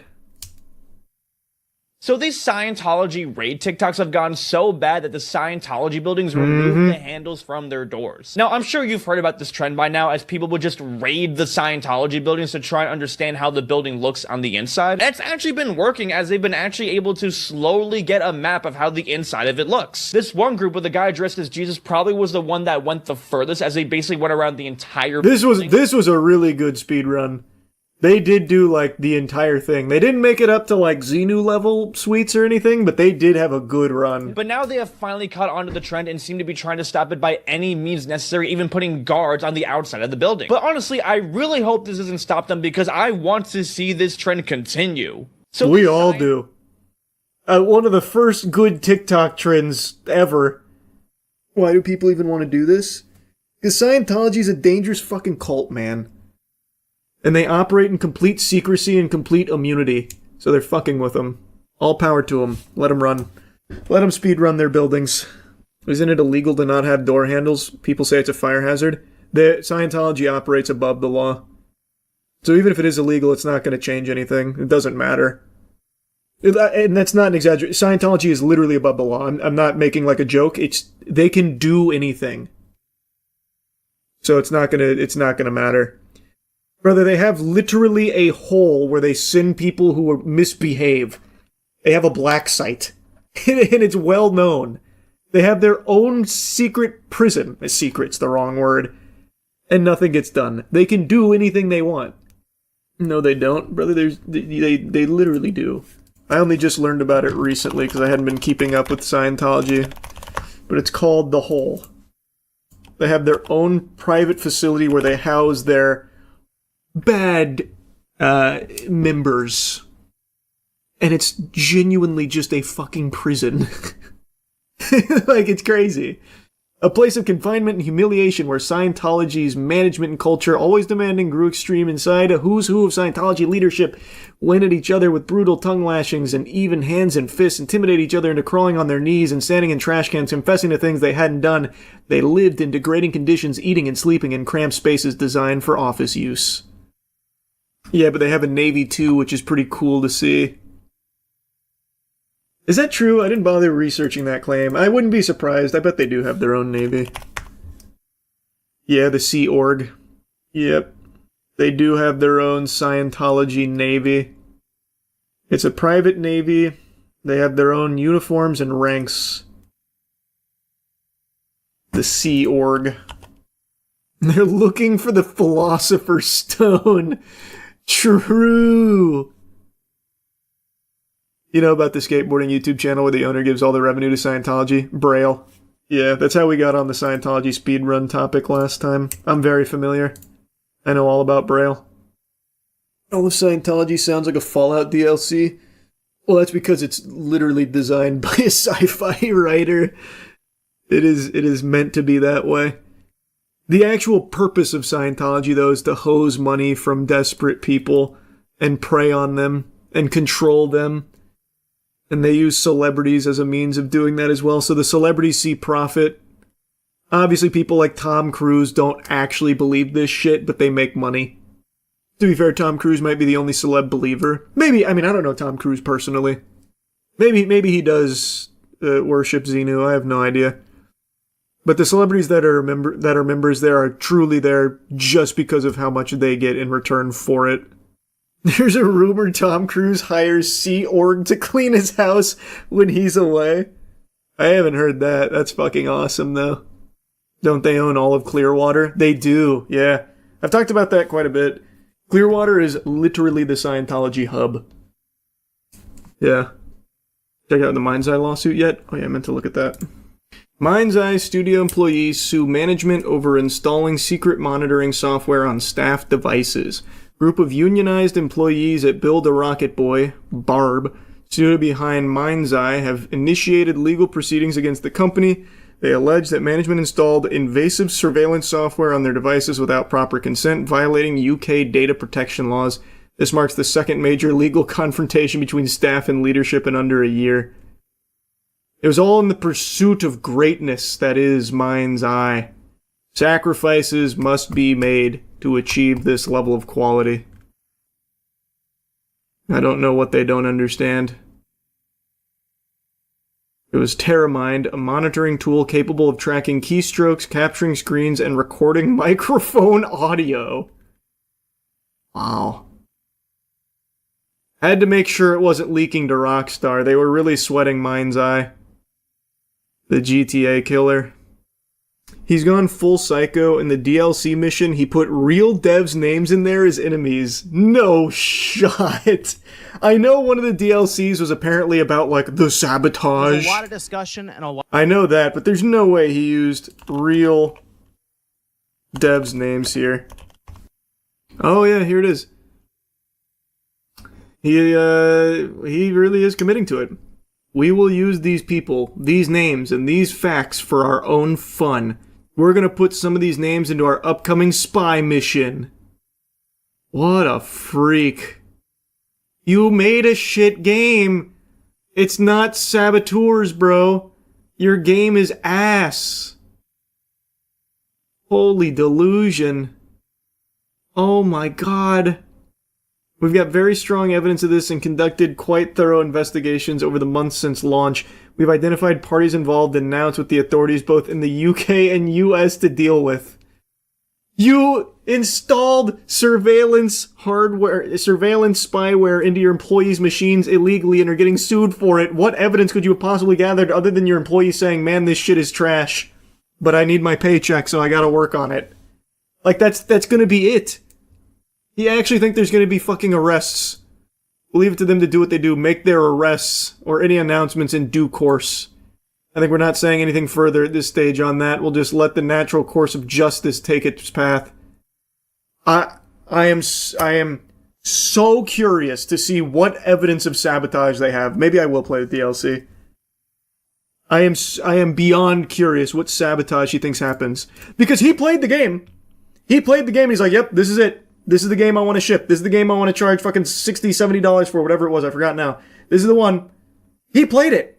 He didn't say, man, this game is shit. Don't play it. I can't release it in this state. Sabotage has occurred. I can't release it. He played the trash.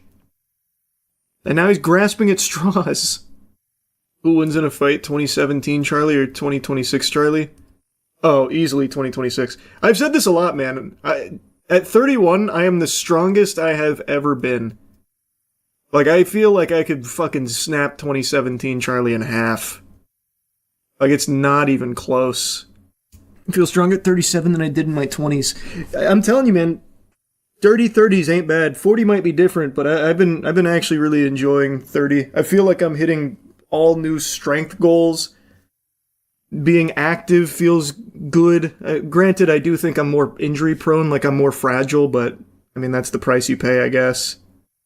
You know what's been really good for strength, though? I've been doing this for like the last, I want to say like 3.5 weeks, and it's been helping me like get up on bench even more. Like I said, my goal's been 225 on bench for a little while, and I've plateaued a bit. But I started doing something called greasing the groove, which I know sounds like a sexual euphemism, but who here has heard of that? GTG training. Do you have any GTG knowers? I saw it on a toilet cubicle once.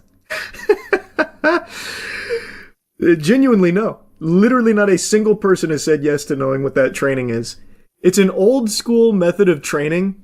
The methodology is you do sub-maximal reps for a lot of sets throughout a long period of time. So you take long breaks in between your sets. And you do sub-maximal, and you just do it a lot. And the idea is your brain makes a stronger neural connection and will be better at that specific lift over time, so you can start breaking through plateaus. So it's like a mix of high volume training and just like repeated on the same thing over the course of your days. And for me, it's worked really well on the bench. It's like a really old school training method. I think it's like Soviet era shit. Without changing weights? No, you gradually go up. You still have to progressively overload. But you do sub-maximal reps. You don't go to failure. You never go to failure. That's the point. That's the big change. You never go to failure, and you take huge rests in between your sets. And it's been working for me, so I've been really liking that. How long's the breaks? It truly is up to you, but usually like 15 minutes, 20 minutes, something like that. That's what I've been doing. Sometimes even more. 2-hour lift session. I don't even view it as just a session. So what I'll do is I'll do one of the sets, then I'll come up here, play around a siege or something, like today, Master Duel. Finish up a duel or two, go back down, hit another, come back up. So I don't even view it as just like a session.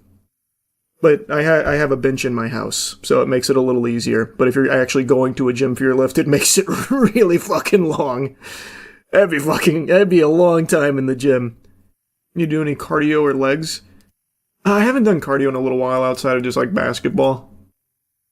But that hasn't been super frequent. I was running on the treadmill for a while, but I kind of petered out on that. But I train legs. I was doing squats for a little while, but I just really don't like doing squats. I want to get into hack squats. But I don't want to go to the gym just to do hack squats. So instead I've just been doing deadlifts here. And I've been doing deadlifts the same way I've been doing bench with the old GTG training. And it's been good. No crazy gains on my deadlift, but it's been steady. Are you sure you didn't invent that term? I swear to God, it's called greasing the groove. You can look it up. It's a very real thing. It's very old and it's not that popular. But yeah, if you just type in greasing the groove, grease the groove, you'll see it. Hit a trap bar. That's what I do my deadlifts with. I do a trap bar. I like trap bar deadlift more than just straight bar. And it's a fairly popular approach. No one calls it that. Yes, they do. They call it GTG training. It stands for grease the groove. What do you mean? It's not that popular though. But what do you mean? That is literally what it's. Did they change the name at some point? Did they rebrand? What do they call it then?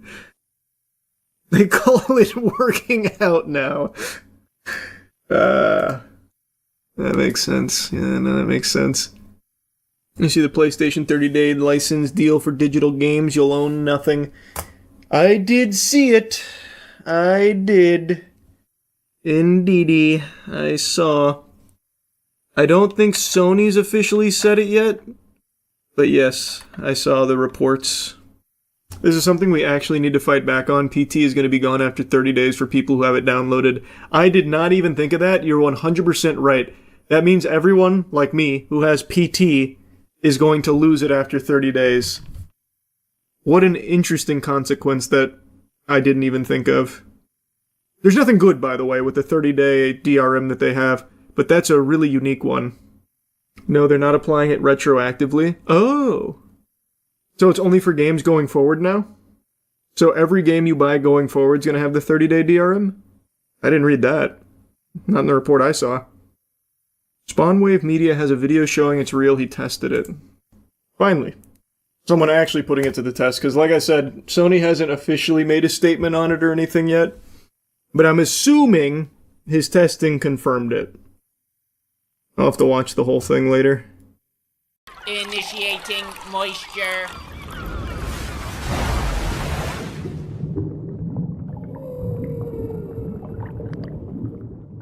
Scary stories to tell in the dark. How fucking nostalgic. Just that sentence alone is enough to remind me of the old days of the Scholastic Book Fair, short spiky hair, and leather jackets guaranteeing you pussy. Scary Stories to Tell in the Dark is a classic, much like Goosebumps. Scary Stories was actually, the creature design was enough to send shivers down my boners. The creature design in Scary Stories I thought was fantastic. The way it was described, the way that you picture it, the way it was illustrated, everything about it just screamed, holy shit, to a younger viewer. And that's exactly what this movie does. It's such a faithful adaptation, and it doesn't pull any punches when it shows you the disturbing creatures. It goes pretty fucking hard. And for a movie that's clearly aimed at a younger audience, because it's pretty obvious the main characters are younger, there's no blood, there's no bad words, and the source material was aimed at preteens and teenagers, it goes hard. Like, it really does. There's brutal murders, there's deaths. The first kill especially is pretty goddamn disturbing. All without a single fuck being said or any drops of blood being spilt. It reminds me a lot of something like Are You Afraid of the Dark or Courage the Cowardly Dog. Like, Courage has a whole bunch of horror elements thrown into it that are actually terrifying to a younger viewer like me, you know? Shit your pants scary, piss in your own mouth. It's horrifying stuff as a child, as a young viewer. This movie has that same sense where if you're younger, you're probably going to be pretty fucking creeped out by it. But even as you're older, while you might not be having nightmares about it or anything like that, or calling your mom at 2 a.m. scared, you can still appreciate it because it's still really fun and it does a great job, just like Courage or Are You Afraid of the Dark? Now, to be honest, I don't know what kids find scary or anything these days. I'm not exactly going around during Halloween and trying to scare kids and getting disappointed when they're not afraid or anything. I don't know what's scary to them. I feel like kids growing up in this day and age probably won't find this very scary, to be honest, because if you just mistype something on Google, you might end up seeing like an ISIS beheading video. There's a lot more access to genuinely horrifying shit. And even on YouTube, you can find unintentionally horrifying family-friendly content. Spider-Man butt-fucking Elsa's brains out in a bathroom. Things definitely can disturb kids by pure accident that they don't mean to, and it probably makes them not afraid of something like Scary Stories to Tell in the Dark. I don't know. I'm just spitballing because I feel like with all that access, they probably aren't going to be that afraid of it.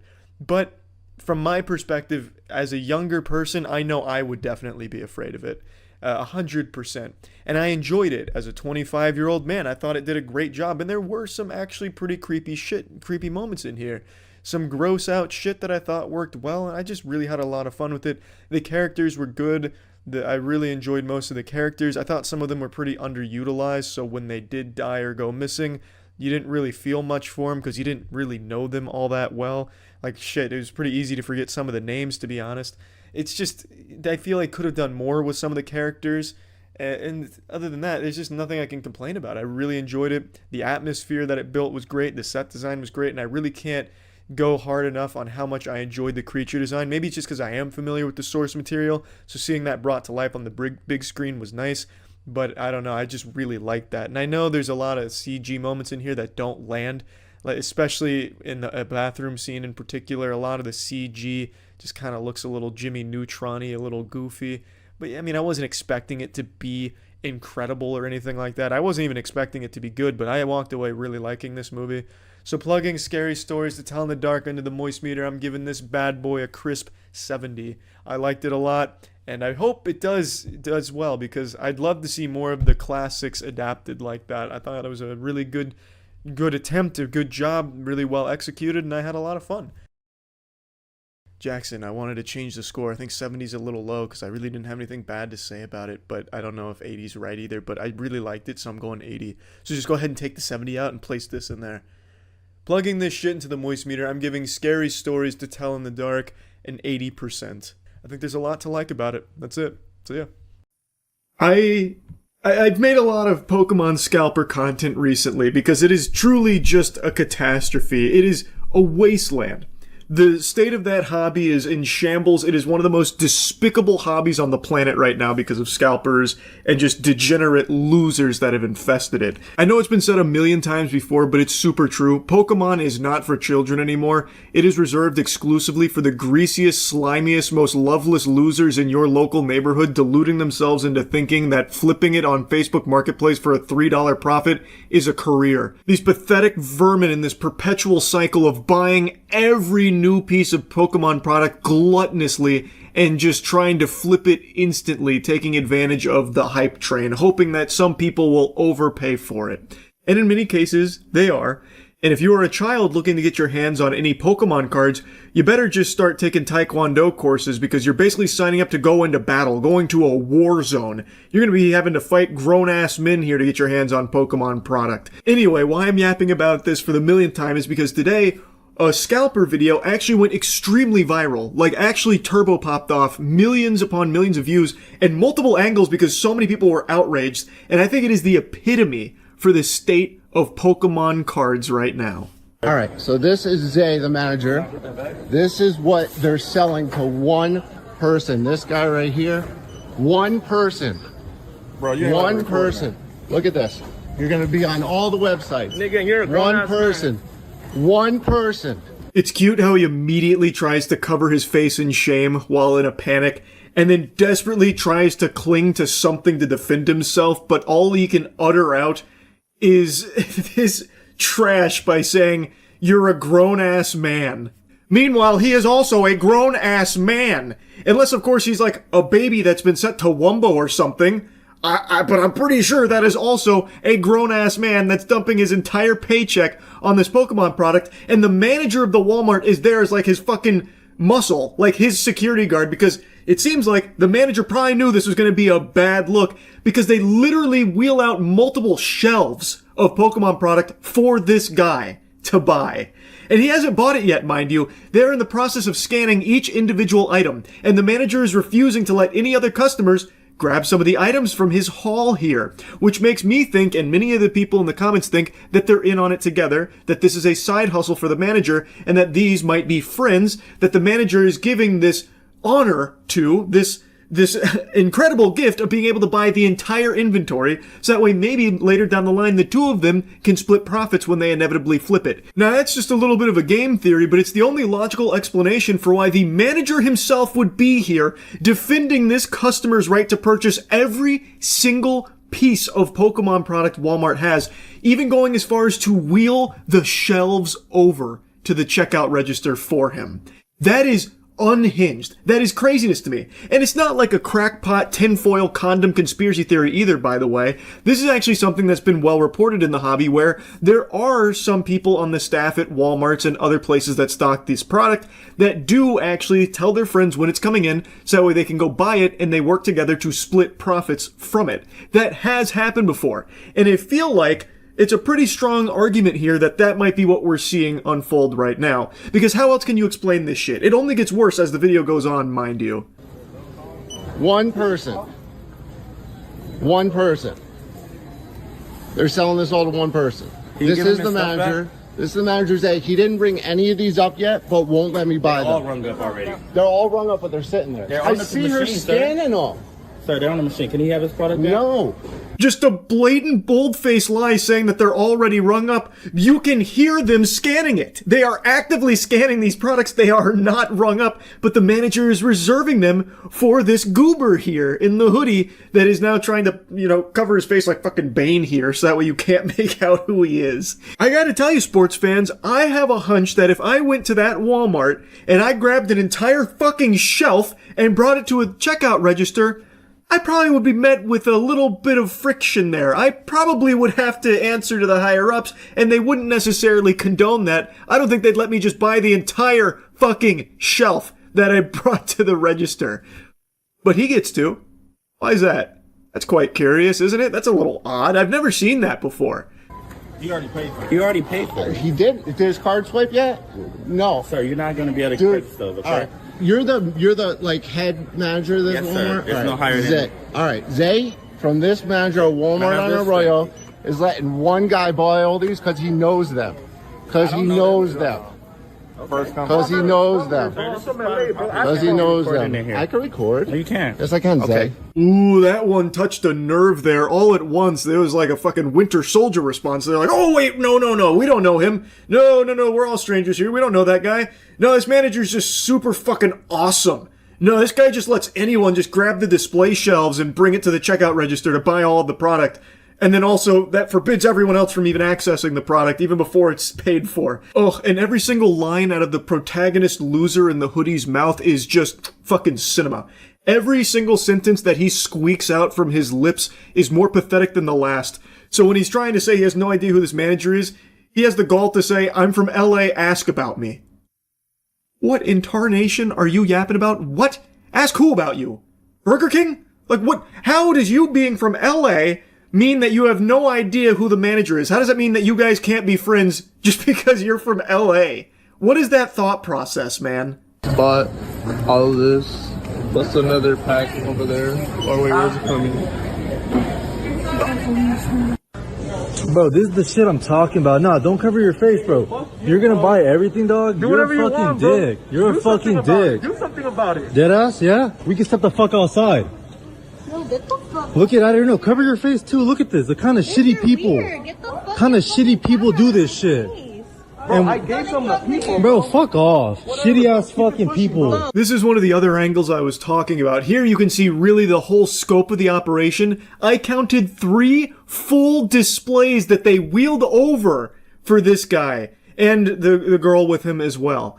3 whole displays he was able to buy up while being reserved, apparently, since the manager wasn't letting anyone touch any of that product anymore. Also, he's starting to puff out his chest a little bit. He even insinuates that he's ready to throw down for Pokemon cards, ready to get into a bit of a scuffle, saying, do something about it. This stupid asshole forgot that he wasn't on Xbox Live right now, so now his mouth is writing checks his ass can't cash, so he's ready to, like, fight a stranger here over this Pokemon product that he is greedily buying up.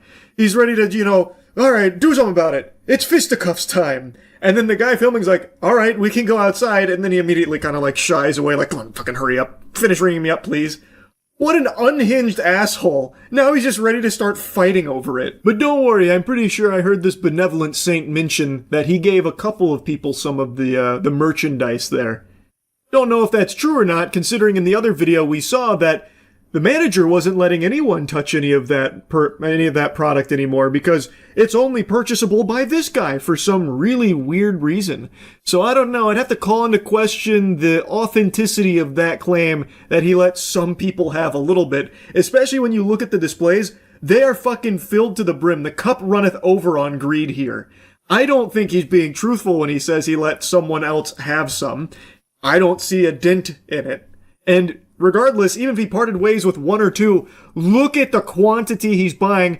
Nobody else is going to have any Pokemon product for themselves or their kids or whatever. I can only, with my fingers crossed, hope that any day now, people will finally wake the fuck up and stop paying scalper prices for Pokemon product.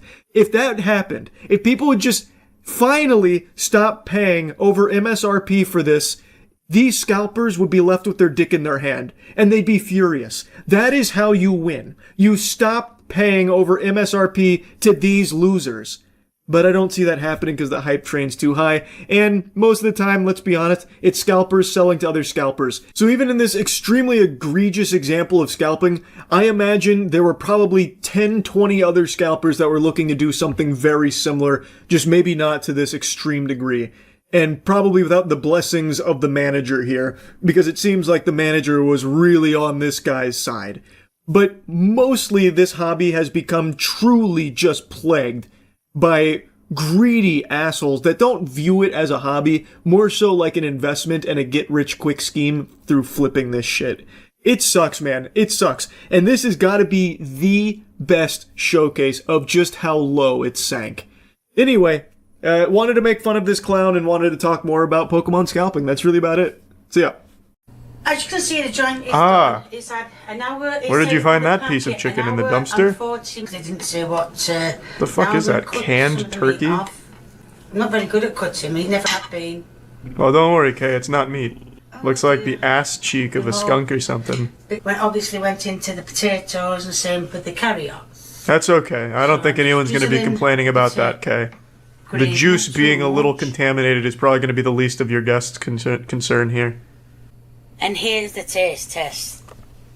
If it's good enough for a dog, it's good enough for my family. Even the dog's like, Kay, can you please get this abominable dish away from me? And I just want to also tell you about She's such a happy woman. Now, I like that. Yucky. If you're using panko breading, you usually dip it in eggs. I get that, but that did not look right. And I like how the husband is watching this salmonella disaster unfold in front of him and he can't wait to eat it. Dipping them in egg, I'll put that one. Those meatballs deserve a channel strike. My mouth is a watering, Kay. I can't wait to gobble those up. That's the word I was looking for. Suddenly I have a craving for meatballs. Lee, what I'm doing, you need to wash. Oh, we have a second round of mincemeat, eh? Well, far be it from me to make this sin here, but I am going to skip forward to when she finishes the tray. Now I'm going to put these in the oven for 10 minutes. Is 10 minutes enough to cook that? Kay, I'm no health inspector, but 10 minutes for that amount of mincemeat meatballs. I don't know if you can hear me over there. I don't know about that. Does my head in. You can see. Oh, yum, yum, yum, yum, yum, yum, yum. Which is something I didn't want I to do love happen. vomit balls. So what I'm going to do is, oh, nearly ended up with that ball on floor. Oh. So what I'm going to do Okay, I'm drooling. Let me see the cross section. is I'm going to drain some of this juice off, put them back in the No, the sacred juices, Kay. but That is first I'm crucial to gonna- the well, I'm gonna flavor. Turn them over. Oh, this is going to be fun. Trying to turn them Oh, over. I can already As you sense see, the they're not umami staying in the shape I explosion. made them. Nope. Just a little fungus. You don't have to. You can see the Oh. meatball, meatball, meatball. My god, that's fucking gross. Just too busy. I love when my meat looks like urine. As you can see, I have it. Just throw them in there again, Kay. I'm sure with every time they get thrown into that oven, they get better and better. That much. This looks like what Rick O'Connell uncovered in the Mummy movie when he was uncoffining Emotep, when he cracked open the sarcophagus. They look done. Speak to me, yes or no. Right. They're done. They're alright, yes. Well, it's better than immediately having convulsions and falling over. So, I don't always eat that's my good. own food. Guess what? Dogs can have them. Good! Just what a dog wants. More Kay's cooking. End product bit. Watch out, Kibble. And Beef today, alphabet I'm doing pasta a soup. twist. Ooh, it's the classic mincemeat. Name a more iconic duo than Kay's cooking and some dirty fucking mincemeat. Is this gonna be the broth? Just raw mincemeat and water? I'll cook some pasta in there at some point, maybe. I don't I know you'd care. like me to, but... And I'm just breaking it all up. Is this gonna be the pasta? It's meat noodles? She should slam the two pots together like Stone Cold's beers. Oh, yes. Right out of the septic tank. Cook. Now we're feeling it. What I'm gonna do is... Now I'm hungry. Is this not illegal what she's doing here? Surely this violates some type of human rights movement. Been told you can't. Now I'm going to put some gravy Oh. granules in. I don't know. It's like an organism being born in there. Quite a few in. Oh, You can use I feel like any any second now, just a monster is gonna rise. have to be expensive. Somehow it's getting more and more gross. I thought it would cap at a certain level, but it has exceeded the maximum No, it's grossness. not going to come off. But that's just one of them problems I've got. This is like an ancient spell from a witch's cauldron. Like if you drank some of this, it'd give you like old powers from fairy tales. I'm going to tell you what I do. What are you putting in there? Dirt? Mine is... Look at it all. Oh, it's like a brownie. If it died in a shit explosion. Oh, keep in mind that's all meat. This is meat. This is just a festering petri dish of E. coli. This is a beef alphabet soup. The way Mother used to make. Okay, did he cook it all the way through? Well, it's a loaded question in this situation. That pasta is about the best looking thing Kay has ever made on this channel. I will be the first to say this though. It could have been a lot worse. All things considered, no seasoning, no flavor, but the E. coli will do both for you. Alphabet soup. But it's just come out in the... Please be careful. Hats off to her son. He's going to war right now, and the battlefield is Kay's kitchen. Open your mouth. I don't believe you actually ate it. You would be vomiting by now. I don't know what the fuck is going on with her stove, but that is the pinkest flame I've seen in a while. Shit's going nuclear. Put the lid back on. Her fucking boiling mayonnaise is about to overflow. Kay, be careful. I'm going to use the same spoon. I think your marshmallow boil thing there is planning something. Piss take microwave noodles. Piss take microwave noodles. My favorite dish. My mother used to make this for me all the time. These are the noodles. Ah, in a trash can. Are you sure those are noodles? That looks like asbestos. So, I'm going to put some more in. I guess they're not mutually exclusive. You can make noodles out of asbestos. To be fair, that They're looks... all nice and done. Yeah, that looks about right. Plus I've got more. Yeah, those were some real pissy noodles. So... You won't believe the ingredients. The fuck? That's her signature dish, the piss. Because she made piss noodles. Did she actually put piss in them? Well, that's... I can't just ruin the secret. Jesus, you're asking for the Krabby Patty secret formula behind Kay's madness. Okay. You'll have to watch yourself. Who's taking a leak in your sink in the background? Is that your son? Before I... Okay, I think a burglar has come in and is urinating in your sink. involved in that. Dude, it's the toilet. Ah, yes, the old kitchen shitter. I too like to keep a toilet on standby in my kitchen. It's the best. So, and then I'm going to put some mayo in it. Naturally. Go ahead and dump some of that mayo on there. I guarantee I'm ready you for the will money not shot. regret doing some research on. Where is the mayonnaise? This is a lot of bacon. Yes, it's an impressive quantity of bacon, but where is my mayonnaise I was promised? I hate the feel of bacon. No. I feel like I've been clickbaited. I've seen no mayonnaise yet. And I'm getting impatient. Shake the mayo. Yes. Let Let me hear the sloshing. Come on. Are you alright? Yeah. Oh, that's a healthy amount of mayo. I'm going to mix No it. expense spared on that mayonnaise distribution. The spirit of YouTube chefs live on within Kay's mayonnaise. Oh, you surprised me with that one, Kay. I didn't expect any more mayonnaise, you dirty girl. Now I'm ready. It's got to have a bit of juice, hasn't it? Now this is finally real cooking. One more. Oh, I didn't expect a third. Kay, I'm dried up. I can't handle more. No more mayonnaise, Kay. We're reaching a point where it's too much. That's it. This dish. Of course. That's the old mayonnaise baker. Look at the thing. That's scrumptious, Kay. That looks alright. This is the kind of food that wars are fought over. Godspeed, my friend. I'll leave my son to get the salmonella. Easy. Yeah, I didn't. Right in the old gullet. I should have put it other way as well. You can really almost taste some meat beneath that mayonnaise. Mother, I must be honest with you. I think you use too much meat in this mayonnaise. Nice multi flavor, yeah. Flavors. There's two flavors: chicken and mayonnaise. Something like that. Dude just dies. He gives a thumbs up and just falls over backwards. I'll leave that one alike. Anything that involves mayonnaise, K, is good with me. What's up, everybody? It's Critical. The footage you're seeing in the background is me getting absolutely fucking eviscerated in Mission 84 of Earth Defense Force 2025 for the PlayStation 3. Now, I'm making this video just to say thank you to all you who are subscribed to me. I really appreciate it. I know this is cliche and it's out of left field, but I really do mean it. Thank you.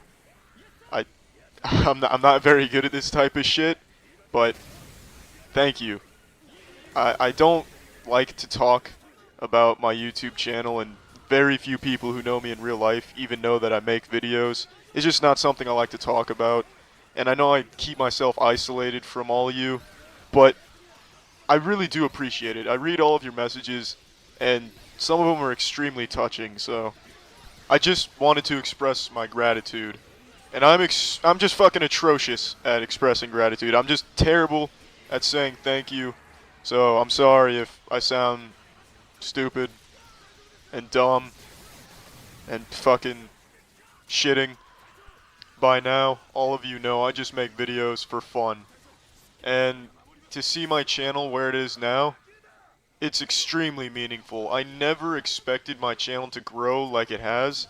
And I never really cared whether or not it grew. And to be honest, I still don't care if my channel grows or not right now. I am content and I'm happy just making videos as it is right now. But I wanted to say thank you because it really is special to have this channel and have it be where it is. And I just wanted to thank you all for that. Now, I also wanted to say thank you because since I got partnership last year and began donating all that money to various charities, we've managed to donate over $35,000 to a bunch of charities. And if you want to see the donation receipts, you can see them on the Charity Critical Twitter page. That's my only form of social media. You're welcome to check it out. Now, I say we donated that money because I couldn't have donated that money myself. I'm not that fucking made out of money guy from those commercials. But because all of you watched my videos, we were able to raise over $35,000 for those charities. And it's still going up. I'm still donating it every month, so the money's only going to keep going up for those charities. Now, I know in the scheme of things, $35,000 isn't a lot of money, but damn it, I still think it's a decent amount of money. Now, I know I don't tell any of you anything about me personally. I just prefer that you all don't really know anything about me. But, you know, since this is a serious video here, I mean, that's what it is. Let's go ahead and call a beaver, because you don't want to fucking call a beaver something else. It's a fucking beaver. So, this is a serious video here. I'll tell you that I have one goal in life, like one ultimate goal, and it's a naive one, and it's unachievable, and it's probably the stupidest thing you've ever heard, but I want to end corruption. And I know that that's probably impossible because to end corruption you would pretty much have to change human nature itself, unfortunately. But I really think that I could at least make corruption not so fucking common. That's what I want to do. When I was around 17 years old, I took a really hard look at the world and I saw a lot of good things, but I also saw a lot of bad things. And I drew the conclusion that a lot of the bad things stemmed from corruption. So since then I've been trying to find ways that I could mitigate it. And for years now I've been trying to find a way to do that or think of a plan, and I still don't really have anything. So now you all know my goal. And you know, since this is a serious video, let's give a serious update on some serious shit. The lawsuit. Not much happening with that shit. But I'm hoping for the best. That's about the update on that. Anything else? Yes, about being a voice actor. I appreciate everyone that sent me information on how to be a voice actor. And I've done the research now. I don't think I'd be a very good voice actor. I can't do a myriad of voices. The only voice I can do is my own voice. So I don't really have much to offer a studio, so I don't think they'd really want me. But I still think it'd be fun to be a voice actor. Anything else? Any other updates? Anything I've missed? I don't think so. Alright, that's it. These traps out, reset them, and we'll just How do keep you going feel until all about the rats bucket are killed off fedoras? eventually. Yeah, I know it's been a while since I, the almighty, undisputed lord of speedrunning, have dunked my dirty ass in the speedrunning bathtub, but I decided it's time to re-enter the crucible and claim a world record. Just like Golden Superman when he sat in the sun for 1,000 years gathering energy, that's what I've done on a much larger scale. So I'm coming back and I'm definitely getting a world record here. This is on a porn game called Game of Moans. If you follow the official podcast, you know that our friend Jackson made this game a couple months ago and put it out. Since this that are out of touch and don't represent like real taste, and the audience score is the only reliable metric on Rotten Tomatoes. And I actually half agree. I'm not exactly the biggest fist-pumping enthusiast for critic scores. I'll often check like what critics are saying about a new game or a new movie or show that's come out just to kind of get a gauge of what to expect when going into it, but I never take their word as gospel, and whatever the score they give it isn't something that computes in my head and changes the way I view it, but it is something I at least look at, though I don't put a ton of stock into it. And this is coming from someone who always gives an opinion on like new games, movies, and shows. I do that very often, but I would never consider myself a critic. I'm just a fucking guy who goes and watches a bunch of shit and plays a bunch of shit, and I'll just tell you what I thought of it. That's kind of the end of that. Not a whole lot else to digest there. So you can agree or disagree with it till the cows come home. I'm never really trying to give some kind of like objective metric on if something was actually like amazing or dog shit. Just in my eyes, if it was great or poo-poo. But I fully, whole hog, full chub disagree with the other half of the argument that the audience scores is the one that's actually indicative of the quality of something. I have screamed this from the mountaintops for years that Rotten Tomatoes, Jesus Christ, I sound like an actual Neanderthal. Rotten Tomatoes audience score is almost as useless as Pam Bondi. It's not like that's somehow more reliable in any way, shape, or form. Now, critic reviews, especially in recent times, are extremely all over the place and, you know, oftentimes very out of touch. I agree with that. But audience scores, it's not like they're free from that sin either. Basically, every movie ever that comes out has a pretty high audience score on Rotten Tomato, no matter how terrible it is. Something could hit the theaters tomorrow, you know, The Haunting of Titty Nippleless, and it'll be the worst thing your eyes have ever seen. Like, actually an affront to God. And then you'll check the audience score on Rotten Tomatoes, and it's like 75%. And genuinely, do this right now. Any movie that you've seen that you didn't like, check the audience score on Rotten Tomatoes. It's probably pretty high. Like, recently, Scream 7 came out. That movie's pretty trash. 75% on Rotten Tomatoes. Do this for anything. Look at one of the worst Disney movies to come out in recent memory, Snow White from last year. 69% on Rotten Tomatoes for the audience score. Look at the worst Marvel movies of the last half decade. 75%, 77%, 79%, 76%. It is a given that anything that comes out is gonna have a pretty respectable Rotten Tomatoes audience score. It's almost a guarantee, like the sun rising every day. It's very, very rare to see like an actual catastrophic audience score for a film. Like even The Strangers Chapter 3 from last year, genuinely the conclusion to the worst horror trilogy ever made. And just as a reminder, in case you don't know, because a lot of you probably don't, they rebooted The Strangers. I'm not talking about The Strangers with Liv Tyler from way back in the day, which is a classic. They rebooted it with Chapter 1, 2, and 3. Genuinely the worst horror trilogy ever made. And the conclusion is perhaps one of the worst pieces of horror that has ever fucking contaminated the cinema. Even that has a 49% Rotten Tomatoes audience score. So I'm not a big believer that the audience score is somehow the correct metric. Because no matter what, it's always going to be significantly higher than it should ever have any right to be for things that are actually bad. So Super Mario Galaxy movie having a 90% doesn't mean that it's a masterpiece that just critics don't understand. It just means fans are very excited about it. And thus they go and just storm 10 out of 10 reviews, which jacks the score way up, and everything's always positive. Like, the audience score isn't much better than critics, is the point I'm making. Now, with that out of the way, let's get into the meat and potatoes of the Super Mario Galaxy movie. I gave you my thoughts on it a couple days ago. Overall, I think it is worse than the first Mario Brothers movie, which I actually really enjoyed. I think it is a huge step backwards. It is basically Jingling Keys, the movie. A lot of people are calling it that, and that's exactly what it is. It's a movie that has pretty much no substance at all. There's not even really a plot. There's a few plot elements that constantly are jumbled around. It is a mess in everything except for its visuals. Its animation is stunning. It's very colorful, and it's very fun animation to watch, especially with the fights, and the music is absolutely slapping. They got boner jams out the wazoo there with very recognizable tracks remixed, and they sound great. But as a film, it is not very good. Basically, the film's formula is, here's something, and now that something is solved in the next 3 minutes. So that way they can get to the next something and just keep ham-fisting cameos till the cows come home the entire journey of this film. It is basically a movie that is all designed to just have you point at the screen going, oh, I recognize that, I get that reference. You know, it's basically like the Star Wars formula where fans, glup shitto out anytime they recognize something. That is the Super Mario Galaxy film.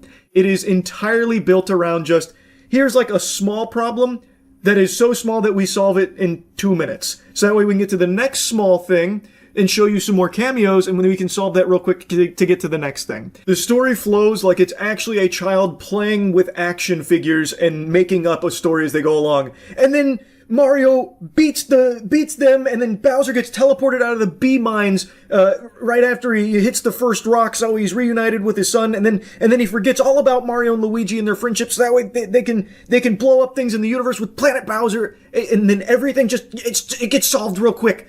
It's just a mess. It is genuinely a mess. But like I said, it is Jingling Keys, the movie, so kids are absolutely going to love it. And that is mainly what it's catering to, more so than the first film. I thought the first film was enjoyable for anyone of all ages. It was just a good time. This is solely for children, I would say, or fans of the property that just want to point at the screen going, I remember that, or watching some fights that are cool. The fights are cool. It's just there's no real substance around them. Now, if you like it, all power to you. All I'm saying is, it's just not really a very good movie, I don't think. So there's nothing wrong with pointing that out. But now people are vilifying anyone that doesn't like it, saying like, oh, they're expecting it to be Shawshank Redemption, this kid's movie. It's disgusting. It's ridiculous how anyone would dare critique a children's film. It's just amazing how far we've devolved, where now kids' films and kids' shows and anything geared towards kids is just expected to be trash. Like, it's just accepted that it's just going to be slop, sludge, garbage, just radioactive ooze. And if you try and, point out, some flaws in it, you're the bad guy. It's weird to say that something like this has problems. It makes no sense to me, because it's not like we were always this way. Look at the Emoji Movie. The Emoji Movie came out like a decade ago, and everyone hated that. Everyone was critiquing it, rightfully so. It was a dog shit film, but it was solely for children. If the Emoji Movie came out today, I bet people would keep this same energy of, well, why are you critiquing the Emoji Movie? It's for kids. This is dumb. It does exactly what it needs to do. My kids love it, which means it's the perfect film. You're dumb for pointing out flaws. It's just very interesting to see how we've reached this point in a pretty short period of time. Just because something is catered towards a young audience doesn't mean it has to be bad. Take, for example, Transformers 1, to go from recent memory. That is an animated feature film that is geared towards children, but it's also just a genuinely good movie. And there's plenty of other examples to pull from, like Toy Story. I just find it so fucking lame that we're in this era where the prevailing perspective is, yeah, it's a kid's movie, so of course it's gotta be slop. Get over it. Like, that's like the main perspective now. Very fucking dumb. But by far the dumbest part of this genre, and what I've been saving for last, the best part of it, is now Super Mario Galaxy has been fully politicized. Like, now it's become a huge political battle about conservatives versus liberals, because, I mean, in the age of Twitter, it's gotta be. So I shit you not, there's been a huge debate about it, because people are saying, oh, all these critics are giving Mario Galaxy bad reviews because they're all woke fucking liberals that just can't tolerate a good old-fashioned conservative film with conservative values. Which blew me away, which, like, I found it to be a crazy take, but this tweet right here is one that I've seen reposted on a ton of pages. The protagonist is male. There are no black people. There are no homosexuals. The main romance is heterosexual. If your movie meets these standards, it will be vilified by the media. Different iterations of that have been spewed out and regurgitated by the thousands of drones that do rage bait on Twitter, the blue check marks. But this is something that people are having a real conversation about, which is crazy because the last Mario Brothers movie was applauded far more by most people, myself included. It was just a better film. But it was the same thing. Protagonist was male. There were no black characters. There were no homosexual characters. And the romance was still heterosexual. It's like they forgot that this is the sequel to a movie, and that the main complaint about this one is that it's worse than the last one. This film relies solely on, remember this, remember this, remember this, who gets this reference, who gets this reference, oh, come on, jingling keys, don't fall asleep, come on. It's just not very good. Like, I just don't feel it's as good as the last movie, and a lot of people share that sentiment. It has nothing to do with any of what this garbage they're spewing out is. That's the biggest fucking nothing burger ever. Because it is following the exact same formula from the last movie, it just does it worse. And really, if you want to dive into the nitty-gritty, Super Mario Galaxy is significantly more woke than the last Mario movie. By their standards of wokeness, this one turned the dial up past 10. This shit went turbo mode in wokeness. I feel like they haven't even seen the film and they're talking about it like this. Jiminy Christmas, one of the core elements of the plot here, one of the few plot elements they don't just forget about and wipe their ass with and abandon immediately, is the fact that Peach is a badass who doesn't need saving. She is now just fully capable of just clapping cheeks and saving her sister herself, and that sister connection is the strongest force in the universe. Big spoiler alert, the entire day is saved, the whole universe is saved by Peach and Rosalina touching hands, and the force of their sisterhood and their powers together combined instantly saved the day.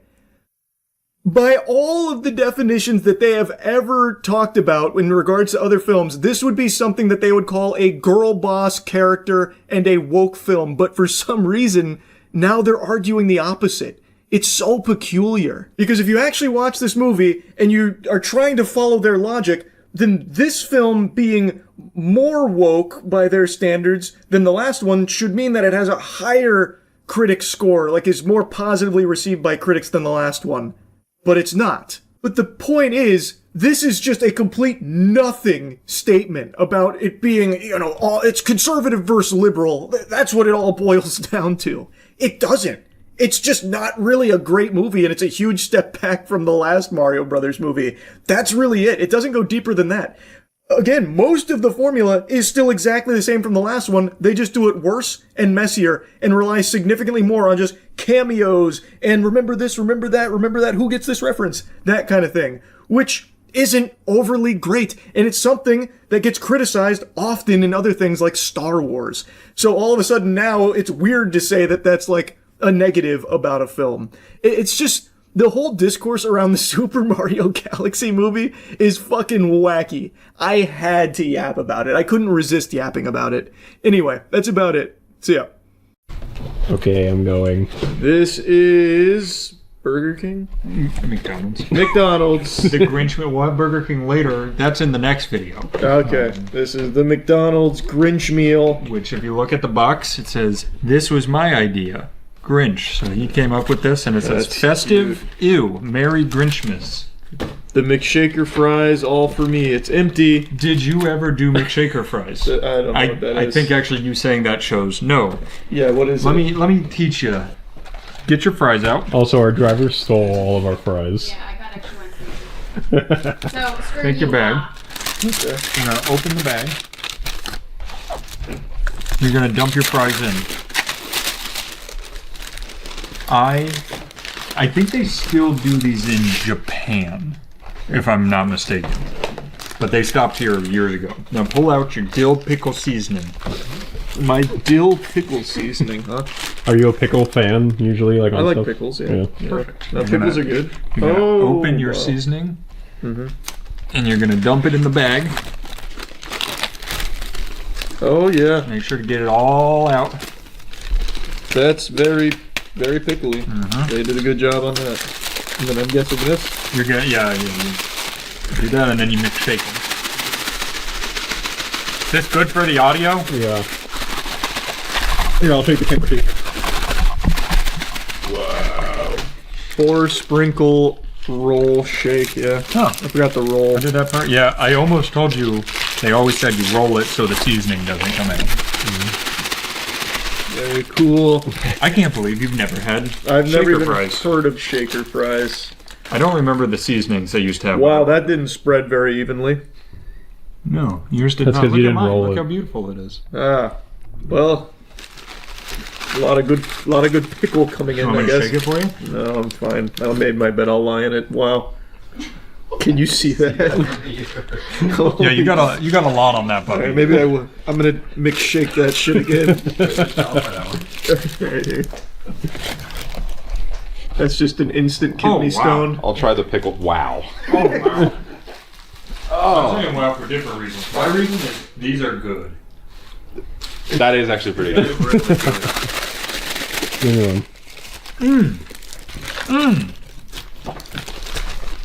Oh yeah, those aren't Chelsea, bad. come have a pickle fry. I expect that to actually be that good. Yeah. They did well. They did really well. Oh, delightful. Oh, I thought you hated it. No, that's good. You It's a hate little it? shocking if you're not ready for it, but it actually does taste good. Except there's something else there. I should stop. That's very good. Wow, thank you, Grinch. You did a great job.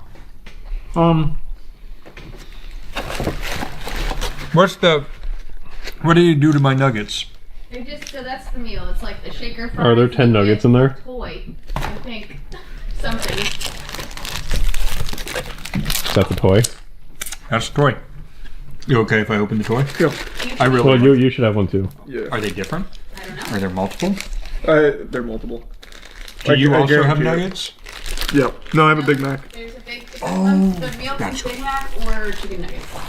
And there's nothing special about those? Other than the shaker fries and the toy, I guess. Well, to answer the Grinch where he says this was my idea, it was a shit idea. I got socks. I got socks too. They're the same fucking socks. Same socks. I think that's a pretty good, like, That is a as an good toy. adult, I That's a think good that's toy. pretty good. I don't know if a kid would like socks, but I would can't like read socks. it because it's on the bottom. Nose hazard. That's I can read, right? That says nose hazard. Yeah. You got sticky feet, man. Yeah. I was sniggly. thinking like somebody would kick me in the face. All right. Yes, that's what the Grinch is known All to right, do. Danny loves socks. I'll wear those. All right, and then Yeah, put those over here. we got the Big Mac. Big Mac. Yep, Big that's a Mac. normal Big Mac.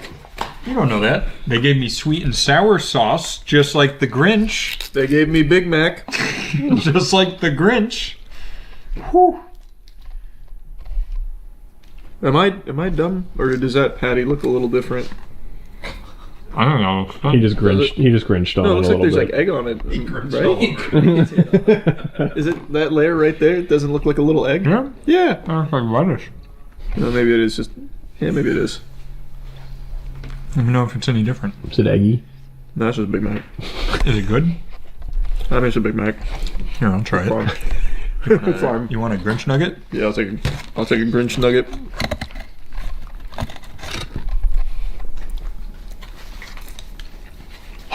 Yep, that's a nugget. That's a Big Mac. I can't believe it's exactly what Chelsea told us it was. Yeah. You got any more Grinch salt to put on the nuggets? Oh, good idea. There's none. Wait, let me have a plain one before you Grinch it up. Here, I'll take one too. I don't need sauce. It's like a Skyrim. What version of the Grinch is y'all's favorite? What are my options? Do you want to know? Original or the Jim Carrey one? The elimination one. Yeah, the ending. Oh, I forgot there was a new snack. Definitely the Jim Carrey one. Yeah, I've only ever seen the Jim Carrey one. Jim Carrey was made to play the Grinch. Yeah, have you seen the original animated? I know. Oh wow. I've only seen the Jim Carrey one. I read it in the book though. Yeah. I've never watched any of the animated ones. Show it to us in school. The Grinch definitely. There was a shitty horror Christmas movie that I watched recently where the Grinch is the main bad guy.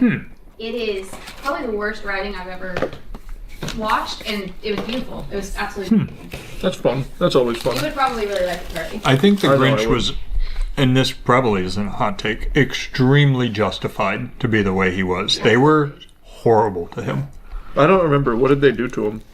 He just was made fun of and bullied everywhere for being green. Yeah. It was just racism. Yeah, but they got over it. All right. Yeah. So what was it? Fair. So he stole Christmas and then they forgave him? I don't remember the story. He stole Christmas. No, he stole Christmas and then he realized his wrongdoings and became brought nice. Christmas back. Yeah.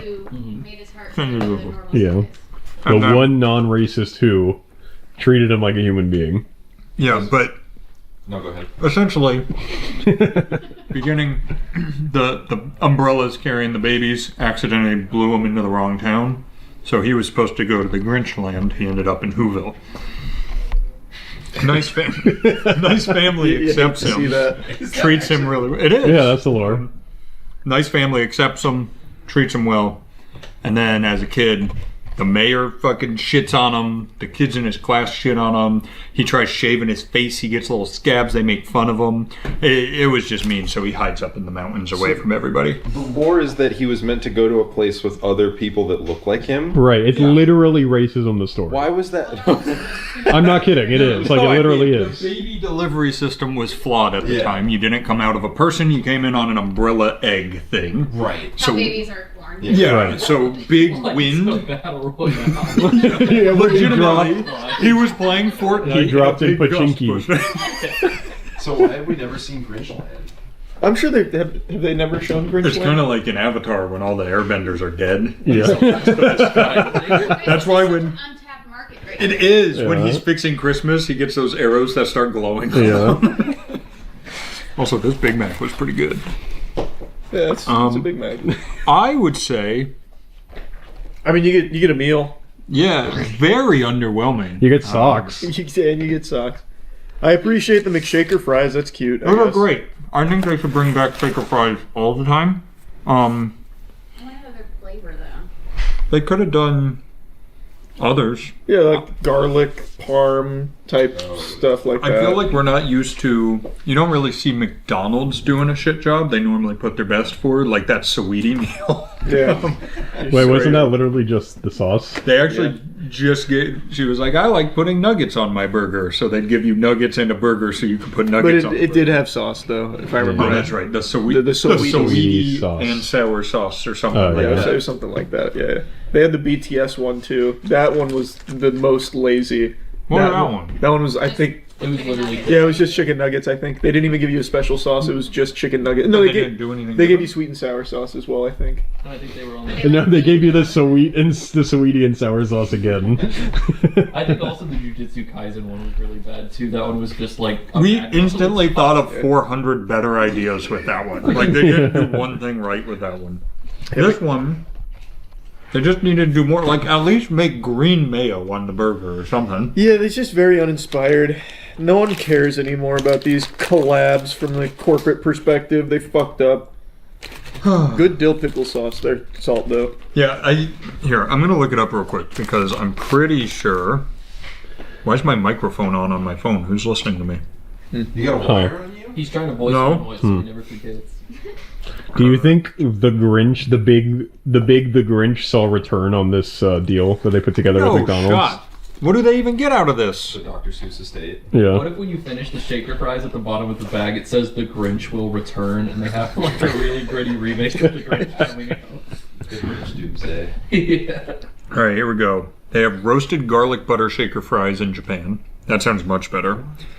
Ume nori, they're called shaka shaka fries. Red pepper, they have a lot of flavors there.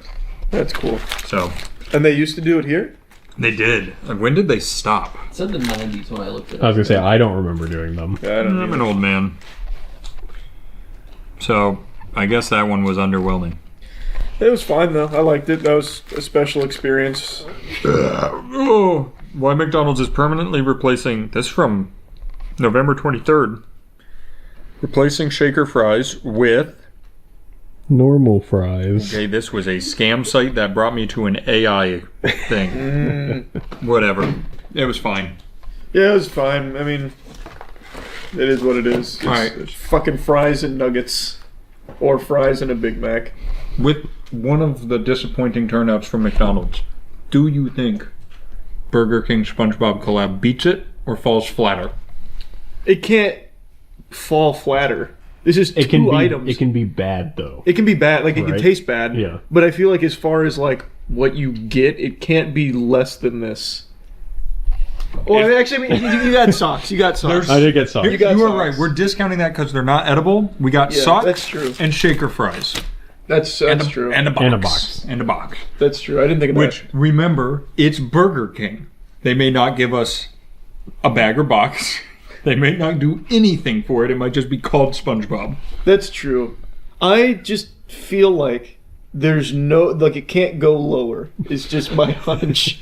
Well, and as Burger King says, we can. they do typically do that, yeah. Are we doing... I know your answer based on the extent of what was in this. You want one video or two? Let's see the Burger King meal. All right, show All us. right. Just in case. Yeah, let's just do an outro just in case. Yeah. Before the outro, I'll do a little... Are you editing this? Here's a screen wipe for Charlie. All right, do an outro. Burger King, McDonald's Grinch, fuck yeah. Love that guy. It was fine. That's the guy. Thanks for the collab, McDonald's. You did it again. You knocked it out of the park. You're sounding more and more like Rick and Morty. 2 days, no sleep. It's rough. You dip into Rick and Morty land. Yeah. It's the Bikini Bottom Burger King blowout. We got the Burger King SpongeBob collab. They made a box. We thought they wouldn't. They got the pineapple box. They got the Flying Dutchman brew. We got the bag also with the Flying Dutchman. This is concerning to me right off the bat. You didn't drink any of No. this. It just was like that. It's a slushie. So They there's one that's a they slushie left and one room that's for a Jesus. Yeah, they left a lot of room for Jesus. I didn't know he was that big. So this definitely melted then. So there's Yes. some that's like the one that Matt has is just the slushie, and then the one that you have is the float version. So it's a slushie. It looks so good. Oh, yours has cream. Yes. All right, should we drink these before they melt even more? Yes, I would like that actually. Ah, wonderful. I'll mix it up so it's a slushy again. That actually What flavor do you think it is? green. 2 salads. Green apple. I think it's Diet Dr. It's Kelp. kelp. Yeah, it was kelp flavored. Is that what it's supposed to be? I would presume. One would presume. Yeah, let me see what it says. Frozen drink. It says frozen Fantapa. Oh yeah, Fanta Tropical. Oh, Fanta. I see. It's very sweet. Yes. Here, would you like to try it sans ice cream? Sure. I didn't taste the ice cream in mine yet, so. I guess I know what ice cream tastes like, and I know what that tastes like. So. Definitely tastes the same. Yes. I'm getting the ice cream. Pineapple mango slush or the pineapple. Oh, pineapple. That makes sense. That's his home. What did they call it? The frozen Fanta pineapple. Oh. And then Pirates frozen pineapple float. Oh, I guess they. So that one's not yours. Isn't as special. Yeah. So you can try the ice cream on top there if you want. It's fine. That's crazy how much Diet Dr. Kelp was such a layup. Yeah, I know. That's what I was about to say. It's better with ice cream. Yeah. Shocking. Everything I know about this, you're going to with each item be like, why the fuck did they do that? Like, I'm why excited. did they not name the green drink Diet Dr. Kelp? Yeah. There were layups everywhere. They could have given you a novelty drink hat and He was number one. Man, we do this every time with Burger King. We just make it better immediately. Just hire us as consultants. Restaurants that do meals like that where they have a different drink. Like it's not, it is like Dr. Kelp or whatever. I don't know. How much do I you wonder if think there's some weird law around that. That's a good question. I wonder how much is like Viacom being like, no, you can't actually use that. Oh, maybe. Yeah, that's ours. We don't want you to have it. That'd be weird though to just give them nothing. I would love to. I would love. Because why do it at that point? All right, what is this? These? That is Patrick Starberry shortcake. That's a weird word. These are cinnamon rolls. Oh, never mind. Oh, I think they messed up. they're Gary shells. It's just, yeah, it's part of the Krusty Krab craving bundle. Do you want to save the dessert? I didn't mean to go straight. All right. I don't know what else is in here. There's 2 bags. All right. What is this? That, I believe, is one of Mr. Krabs' cheesy bacon tots. This is so silly. You don't remember the episode where Mr. Krabs loved cheesy bacon tots and he talks about it all the time? Yeah, SpongeBob, you're gonna have to cook up something new. Arr. Cheesy tater tots. I can see a correlation between crabs and bacon, like money, making the bacon. Isn't that a thing? Something like that. Bring home the bacon. That's it though. That's like It's the a only stretch, line but I can look at there. Crab legs in there. Oh, Crab leg? Such a layup. This is a banger item though. It is really good. This is a good item. Wait. There's that goes. I think there's another one in there. There were 2, but one was simply an empty bag because Burger King has done it again. No, that's the one. This is the other one. That just spilled in there. Wait, so what are those? It's also 4-piece jalapeno cheddar bites. That's That's just part of the Mr. Krabs bundle. That's good. That's a bacon tot. Let me get a bacon one if there's one left. There's one left. One in the box. Nope, that's a jalapeno popper. That's all Not right. that. I'll live. That's you know. good. I'll have a jalapeno popper. Those 2 items immediately much better than everything McDonald's did. Some of the best that Burger King's ever done, to be honest. That was extraordinary. Jalapeno popper. Oh, that's We've said this before. Anytime Burger King makes something in a fry or bigger shape, it's good. Yeah, they fucking crushed this. I like that a lot. Do you think they know they're bad at burgers and they just keep making them because it's in their name? Yeah, I feel like Like, it would just be king. Yeah, we're this far. It's the sunk cost fallacy. Man, those were good.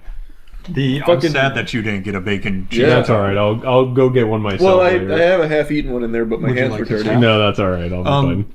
Still horrible tie-in to the show. It doesn't really match, good. Doesn't match the theme, but great food items for sure. Like, I would actually say they should have just made those and not put. I have a question. Yeah. Have any of you watched current SpongeBob? No. Maybe Mr. Krabs took a weird bacon cheese twist that we don't know about. Bacon cheese. I started watching the most recent Sandy Cheeks movie.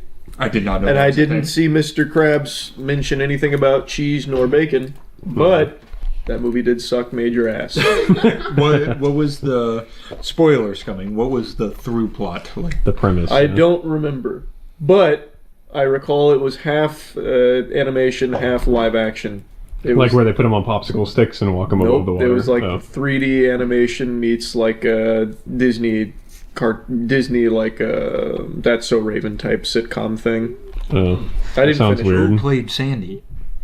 Well, Are you saying no, like an actress? No. Oh, Like it was still like more realism animation. Yeah, they had the same 3D animation that SpongeBob has become known for now, which is awful looking. Terrible. And then they had like a live action cast that was like the bad guys.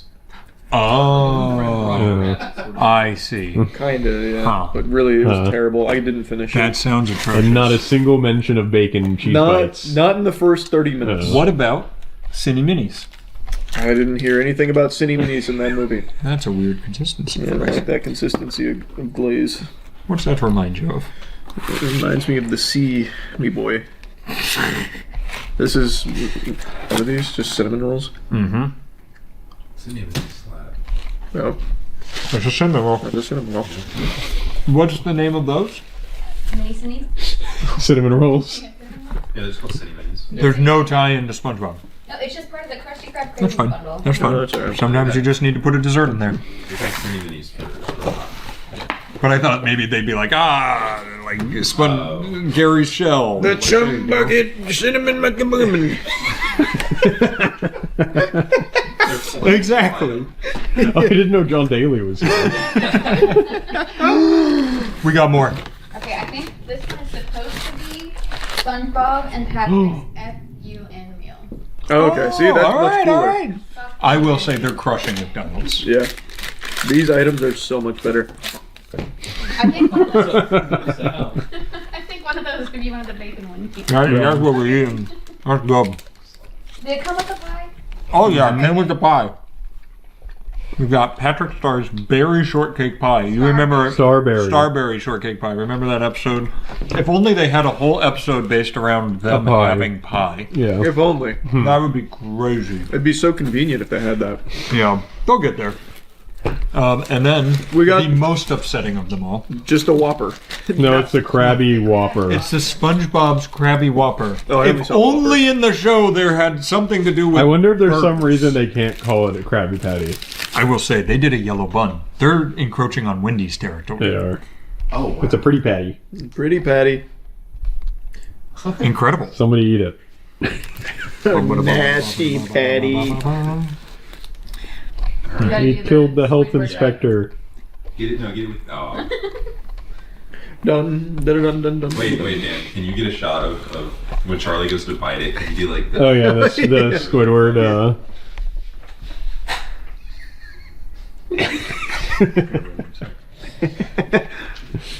A lot of lettuce. Can you taste the yellow? Can you taste the plankton? I did a little sleight of hand there. Call back to the episode. There's pickles under my tongue. Oh, nice. Got the pickles. Can I have a napkin? I made a mess. One whole pickle was too much for me. It's good. That is a Whopper. It's a Whopper. But is it a good Whopper? No, it's a Krabby Patty. I don't like onions. It's fine. You like Krabby Patties, don't you, Charlie? I do. It's just a Whopper with a yellow bun. Yeah, that's all. I mean, at least. At least they tried a little bit. Yeah. They did. You know what? We gotta have positive reinforcement here. It is an effort to do something new.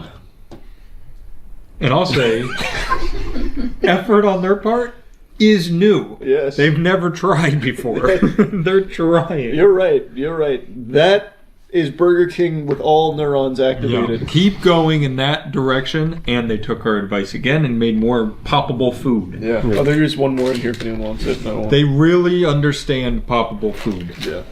Their chicken fries and all the other popular The bacon cheese bites. Jalapeno bites. Yeah. And then we have the real star of the show. No pun intended. That was a good one. I didn't mean to do that. I was unlucky. That was very unlucky. Let's see. Strawberry. You got this. They've bested me again.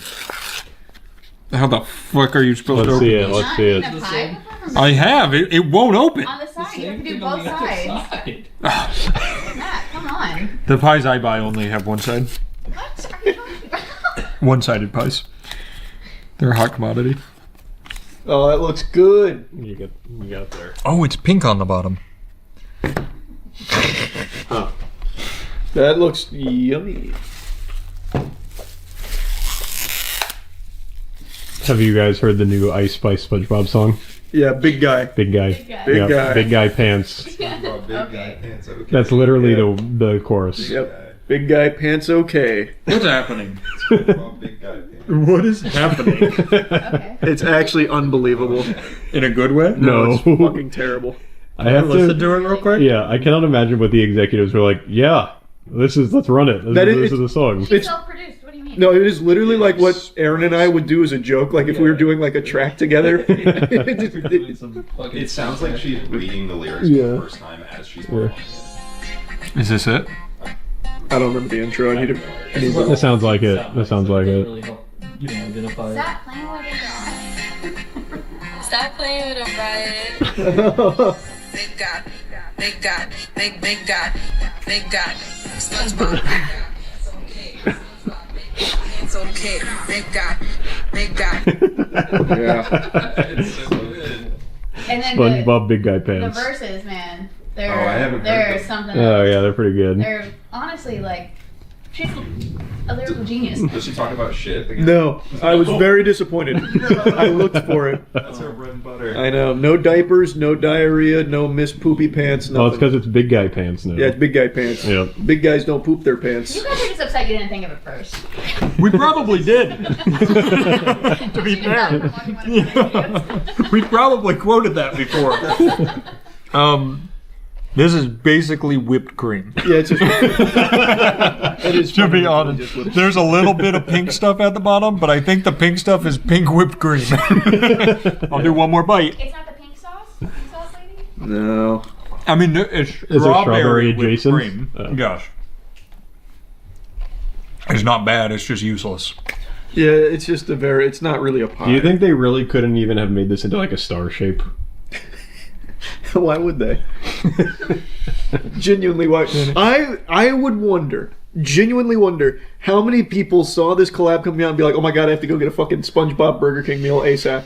Like, there's probably such a small sliver of people that give a shit in the first place. I bet you there are people that collect like every single collab. For sure. That I think believe. how small that sample size has to be. Yeah. I would be so curious to see the numbers on how many of these they sell. Yeah, if you collect Burger King merch, can you just send us a message? Yeah. Like, talk with you. And also stop that. I also wonder what it's like at the initial meeting where they're like, we got the SpongeBob collab, here's all our big ideas and everything we want to do, and then just how that every week how that changes. The very top, they were like, we're going to do a Krabby Patty, and they were like, no. Also, what was the Wendy's one? That was like 3 months ago. Yeah, and the Wendy's one, they did Pretty Patties, right? I think so, Which right? is much cooler. Hey, Zach. Yeah, they tried much harder than they normally do. Yeah, and I think they did better than McDonald's. They did. I feel you said this in the McDonald's one, which was either right before this in this video or a different video before this. They're getting so lazy. They're just going, so crazy. okay, Yeah. the Grinch is on this. Go buy the Grinch meal. Like, he didn't do anything special. He's just Well, called so here's the Grinch. thing. I can almost guarantee, obviously, the market is kids. Mm-hmm. The kids don't care. Mhm. Like, they want the SpongeBob meal.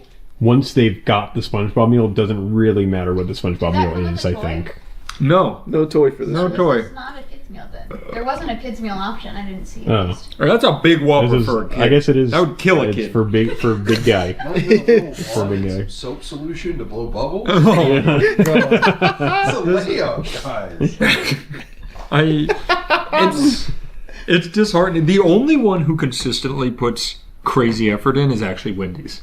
Yeah, more or less. I feel like everything they've done, they give you 3 changed items that they try on. I will say, yeah, they changed their items, but I'd also say in the same way that Burger King did. It's not like they changed it that drastically. That's a really good point. Burger King did exactly what Wendy's did. I take it back. Burger King did basically that, just only with one color. I feel like this was a good amount of effort. Yeah. They just missed, or just have never seen the show. I'm gonna try something new. I'm going to be constructive. The food was good. Like the fucking chicken bacon busters and the I liked those. Yeah, the jalapeno poppers. Those were good. And the Whopper, if you like that, I mean that's good for you. I guess. I'm realizing something. I explained that they're good at poppers and fry shape. Yeah. They're good at frying things. Yeah. When you give them something to put in a deep fryer, it's yummy. Yeah, they can fry that shit up. They should have fried this pie. They should have. Yep. Patrick Starr's fried pie. Except for their chicken sandwiches. Was not the one that you could open like a That box? one sucks. Oh, yeah, that was bad. That one sucks. Yeah. All right, I go back to it's got to be handheld shape. Yeah, that was bad. Yeah. All right, I would give this better than normal. Yeah, this as far as Burger King options go, you get a lot of decent tasting stuff. And the tummy ache. Well, I don't have that yet, but it was good. I just wish if you're gonna do a collab, at least make it exciting. That's all. That's all I'm asking. The most defeated way possible.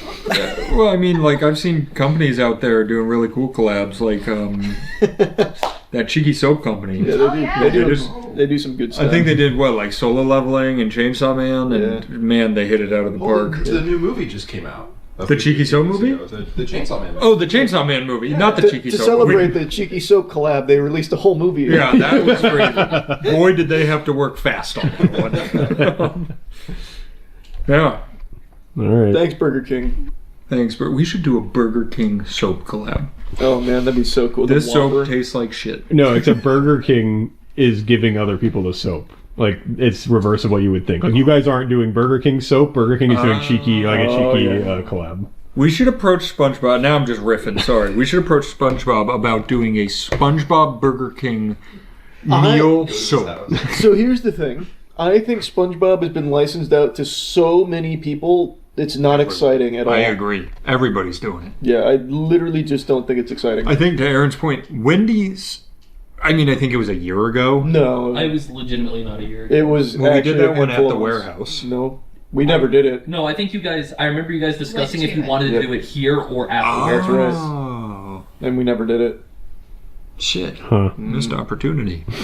Yeah, it's being with two major fast food chains that quickly is just insane. I like that tattoo you got. Let me see. Yeah, it looks like Lil Xan now. What's your SoundCloud? Who's that? Burglaries and possession of drugs. God, he looks like the world's most dejuxen. There's a good chance you'll figure out how to escape, but we also might get you if you do. Yesterday I made a video clowning on some trash content, and today it was like Harry Potter when he got accepted to Hogwarts with the amount of like emails and letters that I've got about other equally garbage slime out there that's popping off on TikTok because there are so many zombie homunculi that are just addicted to attention and desperate for it at any cost. It's good. Yum, yum, yum. Pizza, pizza. Yeah, thank you. Pizza. Pizza, pizza, pizza. Pizza! Yes, bro. Yes, sir. Have a good day, Brody. Hey, bro. Cheese pizza. Yeah, for the homeless. Yeah. Feeding pizza laced with laxatives to the homeless. Just a good old-fashioned biological warfare prank. I mean, who hasn't done that one before? That one's as old as, is your refrigerator running? Well, you better go catch it. Just a good old harmless prank. Now, I don't know if he actually laced these pizzas with laxatives, or if he's just lying about it for attention, but if he actually did do that, he should be in jail. 1000%, this is a crime. Now, I know internet influencers are addicted to exploiting the homeless for content, like this guy from back in the day who actually received a 15-month prison sentence for filling an Oreo with toothpaste and feeding it to a homeless man. And what this douchebag here is doing with the laxative pizzas is arguably even more cruel. Again, I have no idea if he actually did that or if that's just to, like, I don't know, rage bait people into checking out his dog shit account. I'm not positive, and there'd be no way to find out either because it would be hard to follow up here to see if anyone actually did end up, shitting their brains out. And even if he comes forward and says, like, oh no, this is all a bunch of horse hockey, I made it up for attention, he could just be lying and covering his own ass, since if he does say, like, no, I really did lace these pizzas and give them to homeless people, he could probably face real punishment. Hopefully. Fingers crossed. So even if he tries to shut that shit down, saying like he didn't actually do that, it's, you know, horseradish, there still just is a very good chance he did, and he's just trying to save himself here while panicking, realizing that what he's done is literally like a fucking crime. Get out here, homies. Boop, boop, boop. Excuse me. How you feeling, big dog? You want some pizza? Thank you. Anytime. Appreciate it. Pizza. Have a great day. Like it? You go. Shout out Arizona. Can I get some more stuff? You want a plate? Pizza, pizza, pizza. I don't want your dollar, man. I want to get some pizza. Yum, yum, yum. Yum, yum, yum. There you go. Of course, but you want one more slice? Take a bite. Enjoy it, man. The way that he talks to them is just infuriating as well. He talks to them like they're animals. He's treating them like dogs. Oh, you want some pizza? And actually dangles it in front of his face. Oh, yum, yum, yum. Pizza, pizza, pizza. I hate this guy. This guy super sucks. This pizza terrorist is just an insufferable piece of shit, man. I can't even fathom being this much of a heartless, hollow, attention-seeking little worm that you would actually do some garbage like this. Just exploiting the most vulnerable people, feeding them a laxative-laced pizza knowing that they probably haven't eaten too much in that day, just to torture them for your content. He's genuinely just like a little mosquito. But I thought this was just so over-the-top cruel that I have to make fun of him. And I want to show you a couple more of his pranks, because that's all he does. He goes out into society to make it worse. He is just this big fucking plague that sweeps through and just thrives off others' misery while being an extremely cringe douchebag. I got a free type of pizza. It's for the homeless. Slice of pizza for homeless? If you wait till 9 o'clock and give you the rest, pizza for the homeless. For homeless? Yeah. What, for real? Well, let me tell you something. I'm a nice guy. I'm not gonna do it all the time. Yeah, I I just put let it. you know, okay? It's a hat and crispy steaks. Oh, for the homeless, bro. Thank you, bro. What? Yo, shout out you, bro. Alright. Yeah. Free pizza. Fuck the homeless. Fuck the homeless. What an angel. This guy is really a saint. So, something he likes to do is the free pizza method, he calls it, where he goes into restaurants and pretends that the food that he's ordering is for homeless people, so he tries to get it for free.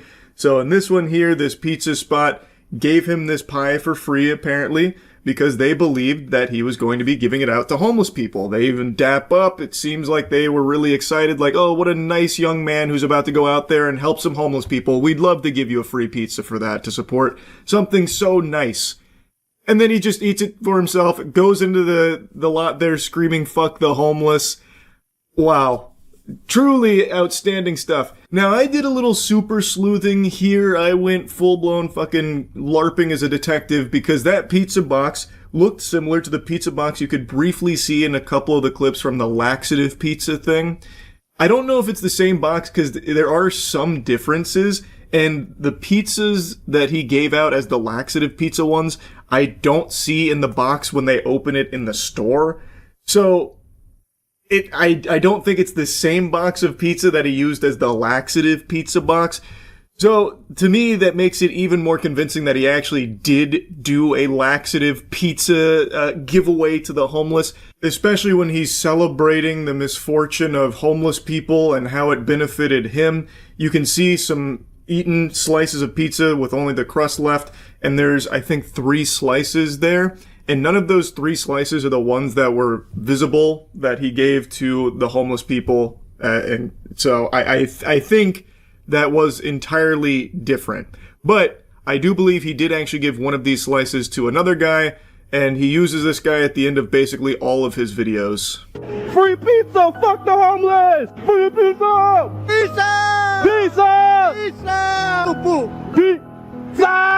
Pizza. Now, outside of poisoning homeless people, he also loves to do the standard insufferable prankster shtick of making fast food workers and restaurant employees miserable, treating them as props, not human beings, to exploit for content.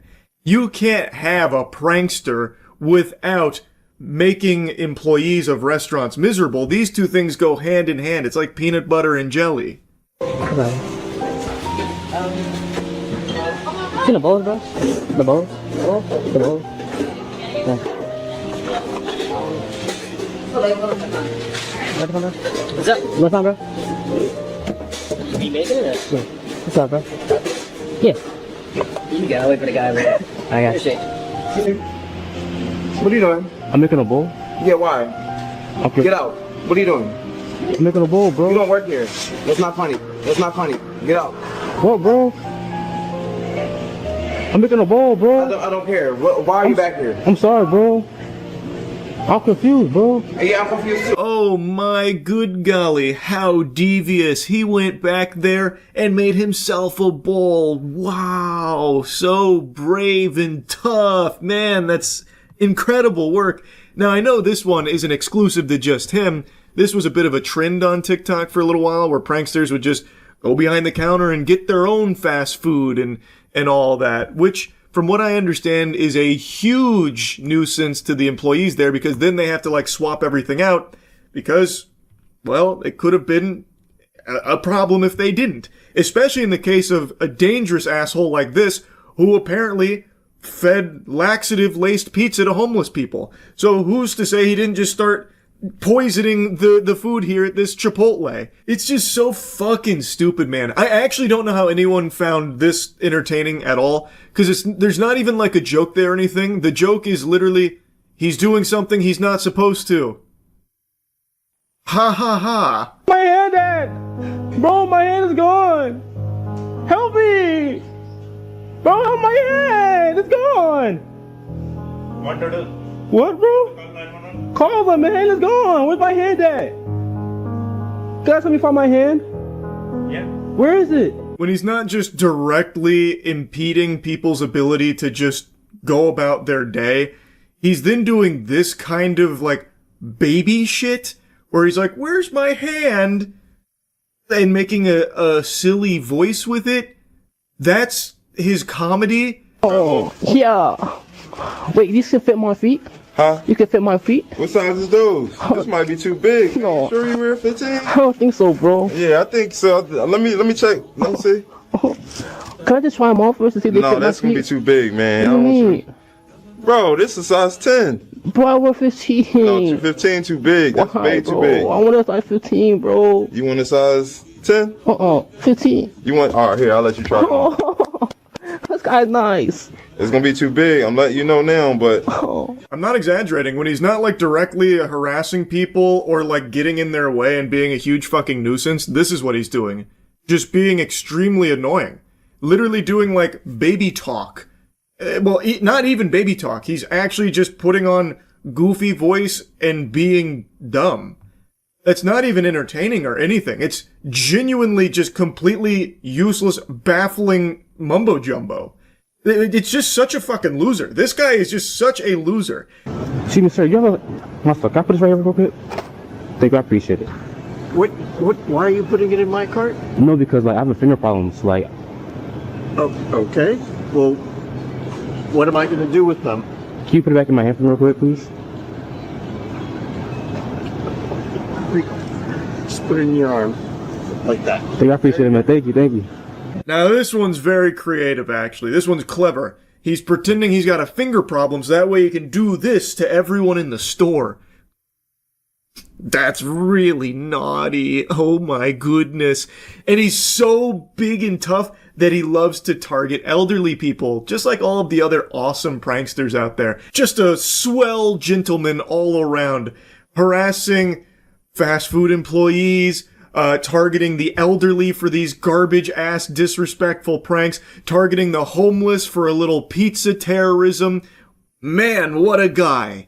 The cucumbers? What is your deal, dude? The cucumbers. Yeah, I see you have cucumbers. I also see you throwing me the bird. No, I have a finger problem. I'm sorry.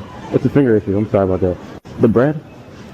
Uh-huh. The bread? What are you doing, man? The bread? I can see you recording, okay? Come on. Put your finger down. Move on. Sorry about that, man. Move on. That last guy just dressed him down right there and spanked his bottom.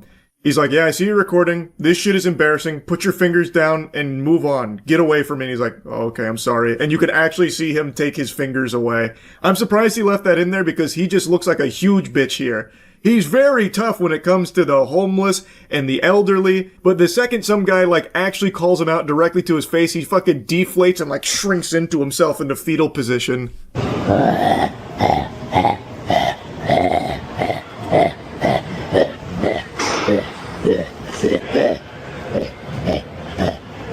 You good, bro?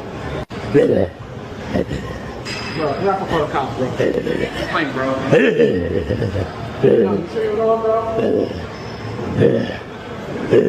Oh my goodness, another gutbuster here. He goes into the Planet Fitness snarling. He goes in there like a feral beast, making weird noises and running around a little bit. Holy. What a prank. This guy sucks, man. He's just such a fucking loser. I had to make fun of this guy. And if he actually did feed homeless people laxative-laced pizzas, I hope he goes to jail. I really hope they arrest this guy if he actually did do that. And I don't know how he'd even prove his innocence there, because he's the one that said that they were laxative-laced, and I think it'd be really hard to prove that they weren't now, because it'd be very difficult to follow up and figure out, well, were they actually laxative-laced, or was this guy just lying about that for attention? So, to me, if I was the authorities here, I'd just take him at his word that he fed them laxative-laced pizzas, and I would arrest him. Because this guy fucking sucks, and he probably did actually do that. At least based on all the other things that he does. I wouldn't be surprised if that was real. He sucks. Wanted to make fun of him. That's it. See ya.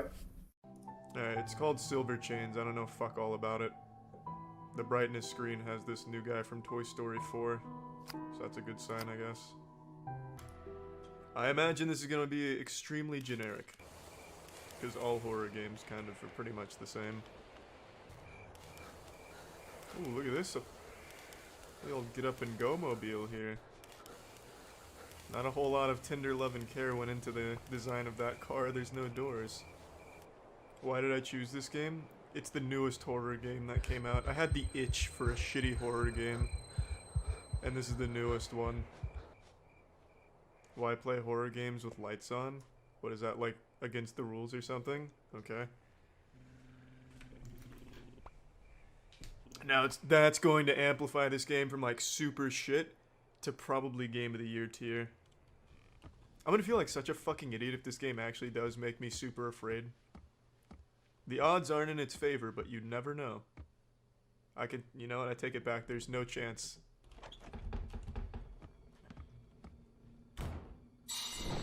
Oh, Jesus. What was that? It's haunted by a soccer player child. I just got an achievement for that. I have a sneaking suspicion there's going to be a jump scare in a moment. I'm calling it. The jump scares are coming. I'm Uncle Tickle Fingers. Well, that wouldn't make any sense. Why would the kids want to play with Uncle Tickle Fingers? They'd be actively trying to avoid me, I'd imagine. I'm gonna take a strong guess that the second I go for this boat, there's gonna be like a shadow demon or something that pops out of the water. It's a sneaking suspicion I have here. Let's see. No, I mean, who could have called it, to be fair? But I got Georgie's boat back, and that's what matters.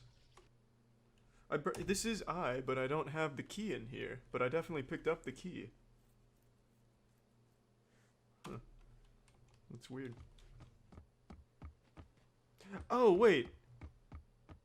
Oh, I'm a fucking idiot. The key just opens this door. What do you mean, look up? There's nothing here. Oh, I see. I see. I need something to reach for the key. Well, how about I just climb through the hole? We can absolutely fit. No, my telepathy. Come on. Or telekinesis, not telepathy. I'm not reading the mind of the fire poker. There we go. Mommy is very mad at you. I got into a fucking car accident. It's not my fault. But it did sound like it came from this direction. She was playing the ghost piano. Can you play Lil Wayne's Lollipop? Now hit some through the fire and the flames. God, every door opens. Shit, this is gonna be like a huge house to explore. And the fact that it just autosaved tells me there's about to be something that kills the character here. I'm a genius! That looks like one of the Black Pearl crew after they got cursed. He's making a run for it.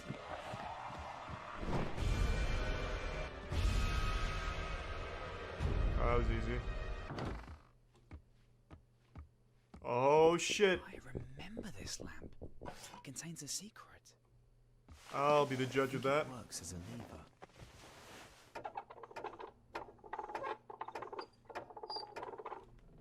Okay. I thought anything was going to happen. Whatever. Maybe I have to line it up with something in the room.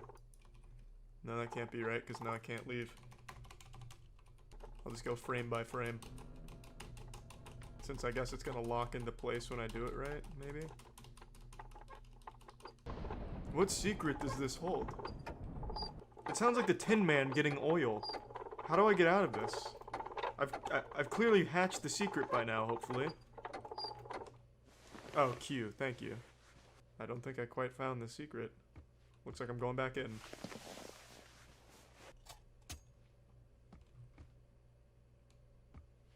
Yeah, I'll come back to it. I'm in no... well... That's just stupid fucking house design.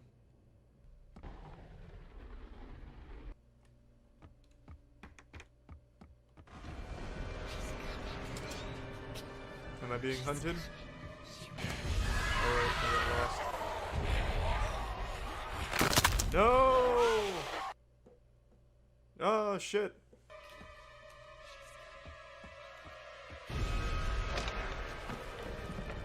You'll never find me in here, that fucking idiot. Look at those skinny ass legs. That's so embarrassing. Imagine not having like jacked meaty legs.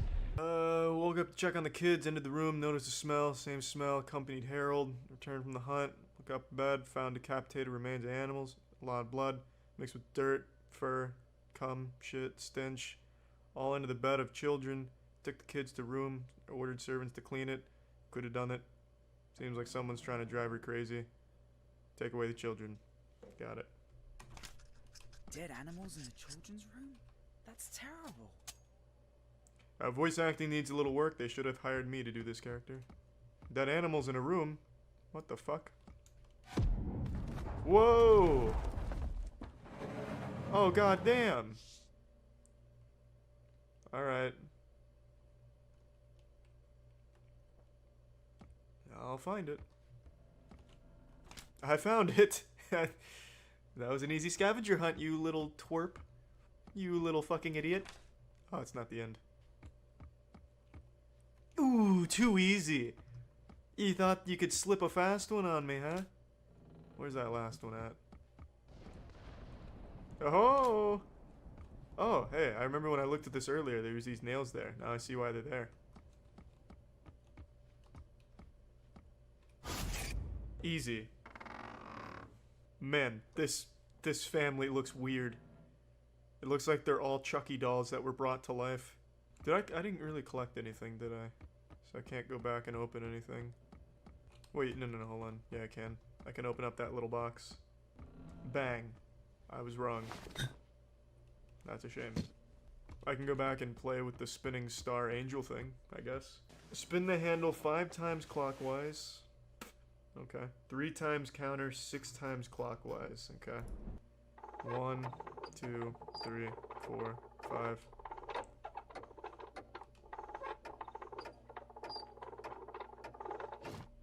Okay. How would you ever know that? How the fuck were you supposed to figure that out? That's... like, this means nothing. There's been no hints to this. How the fuck is this a horror game? Because you walk a lot. That's about it, I think. What the fuck was that? Oh. I couldn't tell if that was the screen tearing or something in the game. Use the monocle, okay. Well, I don't have the monocle. Which means I need to find it. Oh. Ah, that's where they hit it, huh? Oh, gee, God damn it. This game is too complex for me. I see. It's a map for me. I thought I had to look at the monocle, or look at the paper through the monocle, and it would change. Okay, I get it. Ah.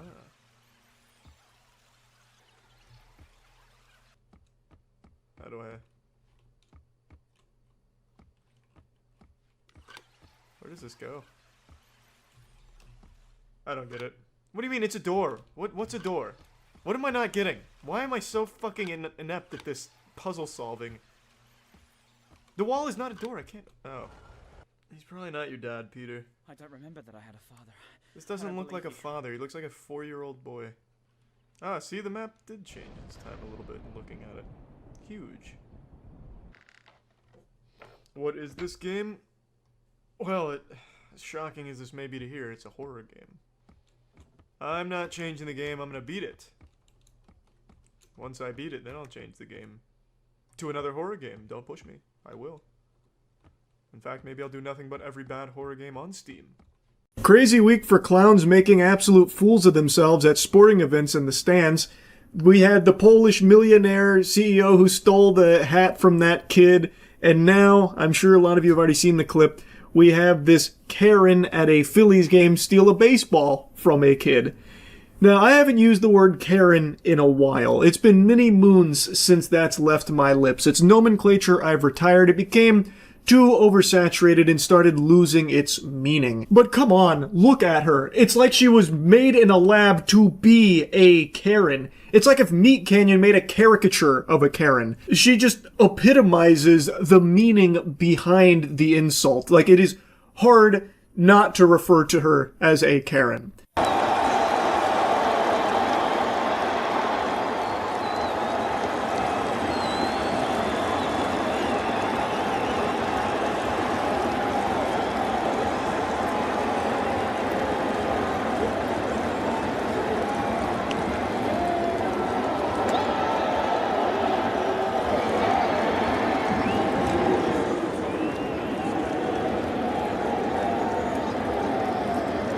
Now, when I first saw this clip, I thought it was scripted. I thought this is one of those, like, planted actor moments that a lot of sporting teams do, like, where they have actors pretend like the guy's proposing to the girl and she says no and spits on him, pours her drink over his head, that kind of thing. But it's all fake, part of the show, just to be entertaining. This is just, like, so perfect that I thought it was probably just make-believe, just for the sake of, like, a viral clip. It's apparently real. I thought for sure this was just someone playing the role of a Karen, like wearing a wig and shit with the attitude, and the way the guy reacts to her approach is like cartoonish, where he like freaks out and he like throws up his hands like he's about to fight, but he does like one of these and kind of reacts the same way my mom used to during jump scares in horror movies. But it's real. And the reason he reacted that way is because she ran up on him when he wasn't looking and fucking shouted at him. So it actually did jump scare him. Like, I totally understand his reaction now after seeing the other angles. I'll show you the other angles in just a moment. But the father didn't want to keep, like, arguing with her. It seems like he just wanted that shit to end ASAP. So he put the kibosh on it by just saying, here, fine, take the ball. Just leave us alone, you fucking Scrooge. Just get out of here. You know, just scram. So, like, he's just like, okay, whatever, take the ball. And she leaves. So now she has taken the ball away from that guy's son. Because he got the ball and immediately gave it to his son. And the kid looks very upset about it. Not that it looks like the lady gives a fuck at all. This might be the happiest moment of her life. It looks like she feeds off misery. She's like a fucking Dementor here, making sure that she saps the fun away from the other people in the stands. You'll see what I mean in just a moment. Let me show you another angle, though, of her talking. Talking is not the right word for it. Yelling at the guy.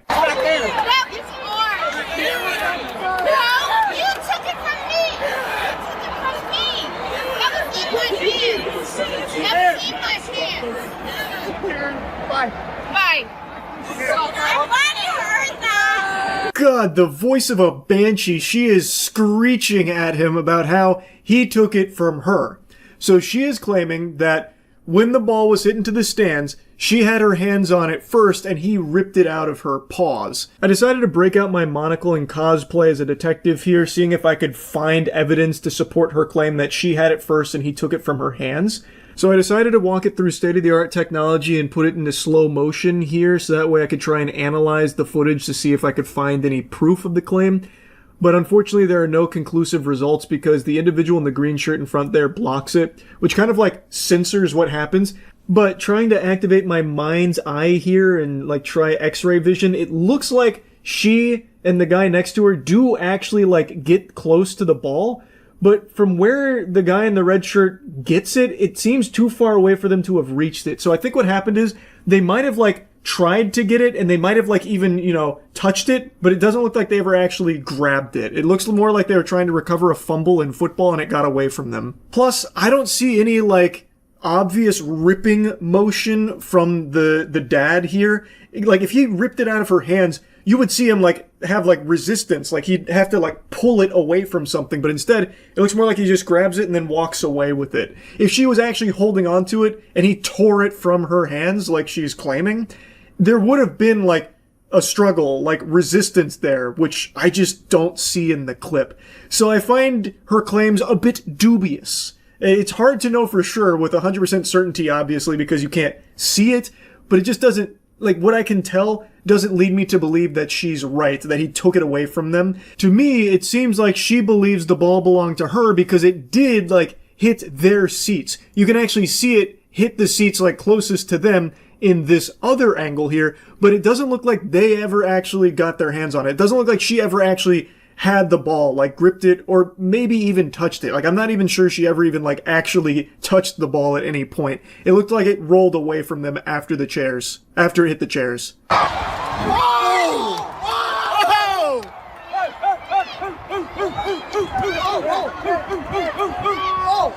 you asshole! You fucking asshole! Hey, get out of there!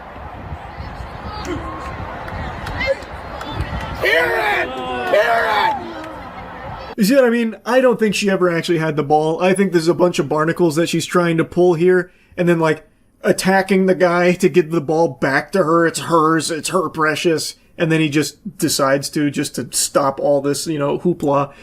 Which actually ended up being a really good decision because his son got more than just a baseball. The kid actually did get to go get a signed bat from one of the Phillies players. So it ended up working out really well there. And now this lady just has a ball that's got a lot of like fucking cursed energy on it now from this absolute fucking diabolical display that she put on. Now, I would like to show you though that she doesn't just take out her wrath on this father here. All the people around them were making fun of her for it, so she went, like, up into some other guy's face yelling at him.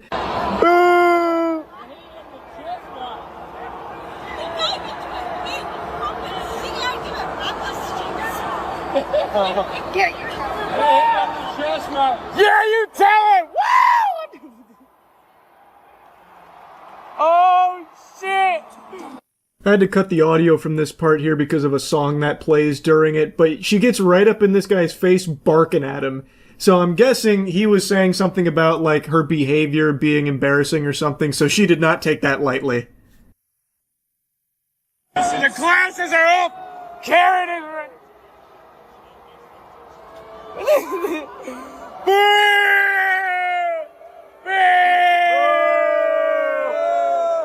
Yeah! Wow! Bill! You fucking idiot! Put your glasses on!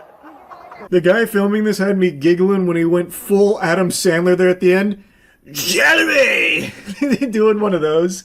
But yeah, everyone around them that saw this happen is now making fun of her. And she's very upset about it, so she literally goes into that guy's face, like, hooting and hollering, and then she's like, bragging about, you know, having the ball now, this and that. So she seems pretty insufferable. From everything I've seen, I don't think there's anything to support her side of the story that she had the ball and this guy ripped it from her hands. I see nothing to indicate that being the case. And it seems like even, you know, Phillies and Marlins here, like the actual organizations, are on the father's side here that what happened was pretty uncalled for. Anyway, though, wanted to talk about this a bit because Everyone is dunking on her right now. This is once again blown up to the same levels as like the Polish CEO. It's pretty crazy how often this is happening now. So yeah, I just wanted to talk about it a bit. That's it. So yeah. What's up, everybody? It's Critical. I'm playing Cooking Mama, People for the Ethical Treatment of Animals edition. Let's do this shit. Make a Thanksgiving feast, prepare the fetus. Pluck the turkey, click on the feathers with your mouse, plug them from the dead turkey. This must be the fucking Jack Bauer of turkeys here. What am I doing, poking him in the face? No, grabbing him by the feet? Oh shit, the feathers are falling. These feathers don't belong to you, turkey, you fucking thief. Call the president, tell him the interrogation is going according to plan. Oh shit, done.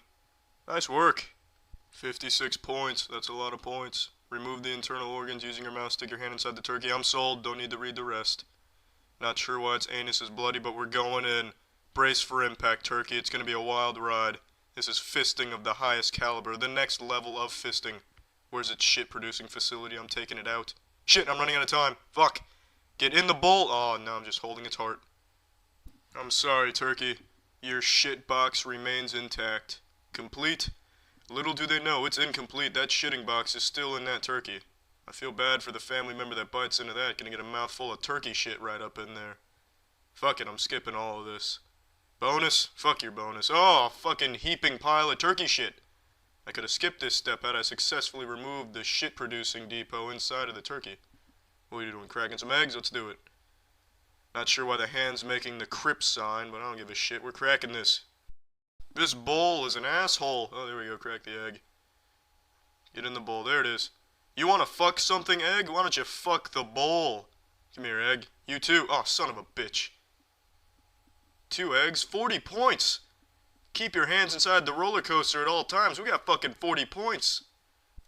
This looks too easy. I'm the karate cooker. I'm kung fu cooking in this bitch. Some baby vomit? Slide it in there. A sponge? The meal would be bland without it. Bubbling mucus? No meal's complete without that. Some eggs? That's real food. That's fucked up. Is this arrow pointing me to ancient treasure? Oh, give it a stir! Oh, shit. Fuck, whoa. In my stirring excitement, I almost clicked bookmark and share. Oh, alright. You think you can just turkey shit anywhere you turkey want because you're a turkey. No, sir, not on my watch. This turkey shit's going right up the turkey asshole it was shit out of.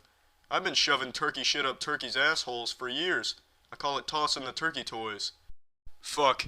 Not all the shit made it back in the turkey's asshole. Remove the head. Well, since you asked so nicely. Am I about to samurai slice this shit off? What am I doing here? Oh, there we go. Hit it with a Yoshimitsu overhead slash. That'll make it quicker. Good ass cheeks. That was a buzzer beater. My goodness. That's fucking phenomenal. Cook the turkey. Alright, here we go. Oh, wow. You don't see that in food magazines for a reason. People would look at that and instantly cream themselves, especially after it develops those blisters. That is appetizing. Chefs must be scratching their head at— oh, just look at that! Makes your mouth water just looking at it. Looks delicious. Scrumptious. Nutritious. What everyone's wanting from their local deli. Make the giblet. What are we making after that? Some macaroni and fuck? Little Red Riding Hood is looking pissed. This turkey is tough as nails. It's had its head chopped off, its asshole fisted, its organs taken out, and yet he still maintains eye contact. This turkey must have been the Hulk's sparring partner before it was captured. Where the fuck did they find this turkey? In Hercules' living room? He is still just staring a hole through the fucking chef. That looks like the face of a galactic thumb war champion. Alright, what's next? Alright, one of these again. Alright, here we go. Let's do it. Oh shit, I gotta do this. Let's throw in a FedEx package, an asteroid to enhance texture, nitrocellulose for taste, motor oil. Now that looks like a delicious mixture. What is this? Oh wow. We are flipping this shit here to help it reach apotheosis. Now that is a succulent gravy mixture. Oh, that is incredible. Strain the gravy. Alright, what are we doing here? What is this? We salt and pepper in this bitch? I guess not. What are we doing then? Oh, what was I thinking? We're sticking our hand right in this acidic solution. Oh, fuck. I didn't even manage to pull the pigeon out of that shit in time. A Thanksgiving meal has never looked this delicious. Wow, that is fucking juicy. Alright, what do we got next? What is this? Alright. Mash the tofu. Just fucking drops a cinder block of tofu on my lap. Oh shit, this isn't tofu, it's silly putty. Yeah, look at this. See how high I can throw the silly... Oh shit. Move my mouse off the damn... There we go. Damn it! Son of a bitch. I only got to play with the silly putty for a couple of seconds. Shape the tofu turkey. Are these bubbles? Alright. Alakazam. Mobile command, this is not working. Oh, there we go, never mind, I got it.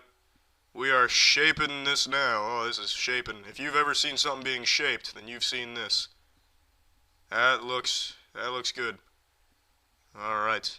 Baste the tofu turkey. There's some anal discharge and Godzilla's wart. Oh, just exchanging phone numbers between the two of them. That's lovely. This tofu turkey's being basted like it's never been basted before. Fucking taste the baste. A flawless performance. Cook your tofu turkey. Alright. Time to cook. Perfect. What's next? Oh, complete. Alright. Completed it. What's next? I guess she loves turkeys now. Did I just complete this? I think I did complete this. And I guess she went back to slaughtering turkeys. Alright. Dominated that shit. It only took like, what, 10 minutes? Damn. Alright, well I'm done playing this. Well, that's the end of this video. Remember to rate the video, comment the video, and subscribe if you want to see videos similar to this one. See ya. First things first, before I cannonball into the spaghetti and meatballs of today's topic, I'd like to let you all know I've been actively working on my Mickey Mouse impression, so please let me know your thoughts.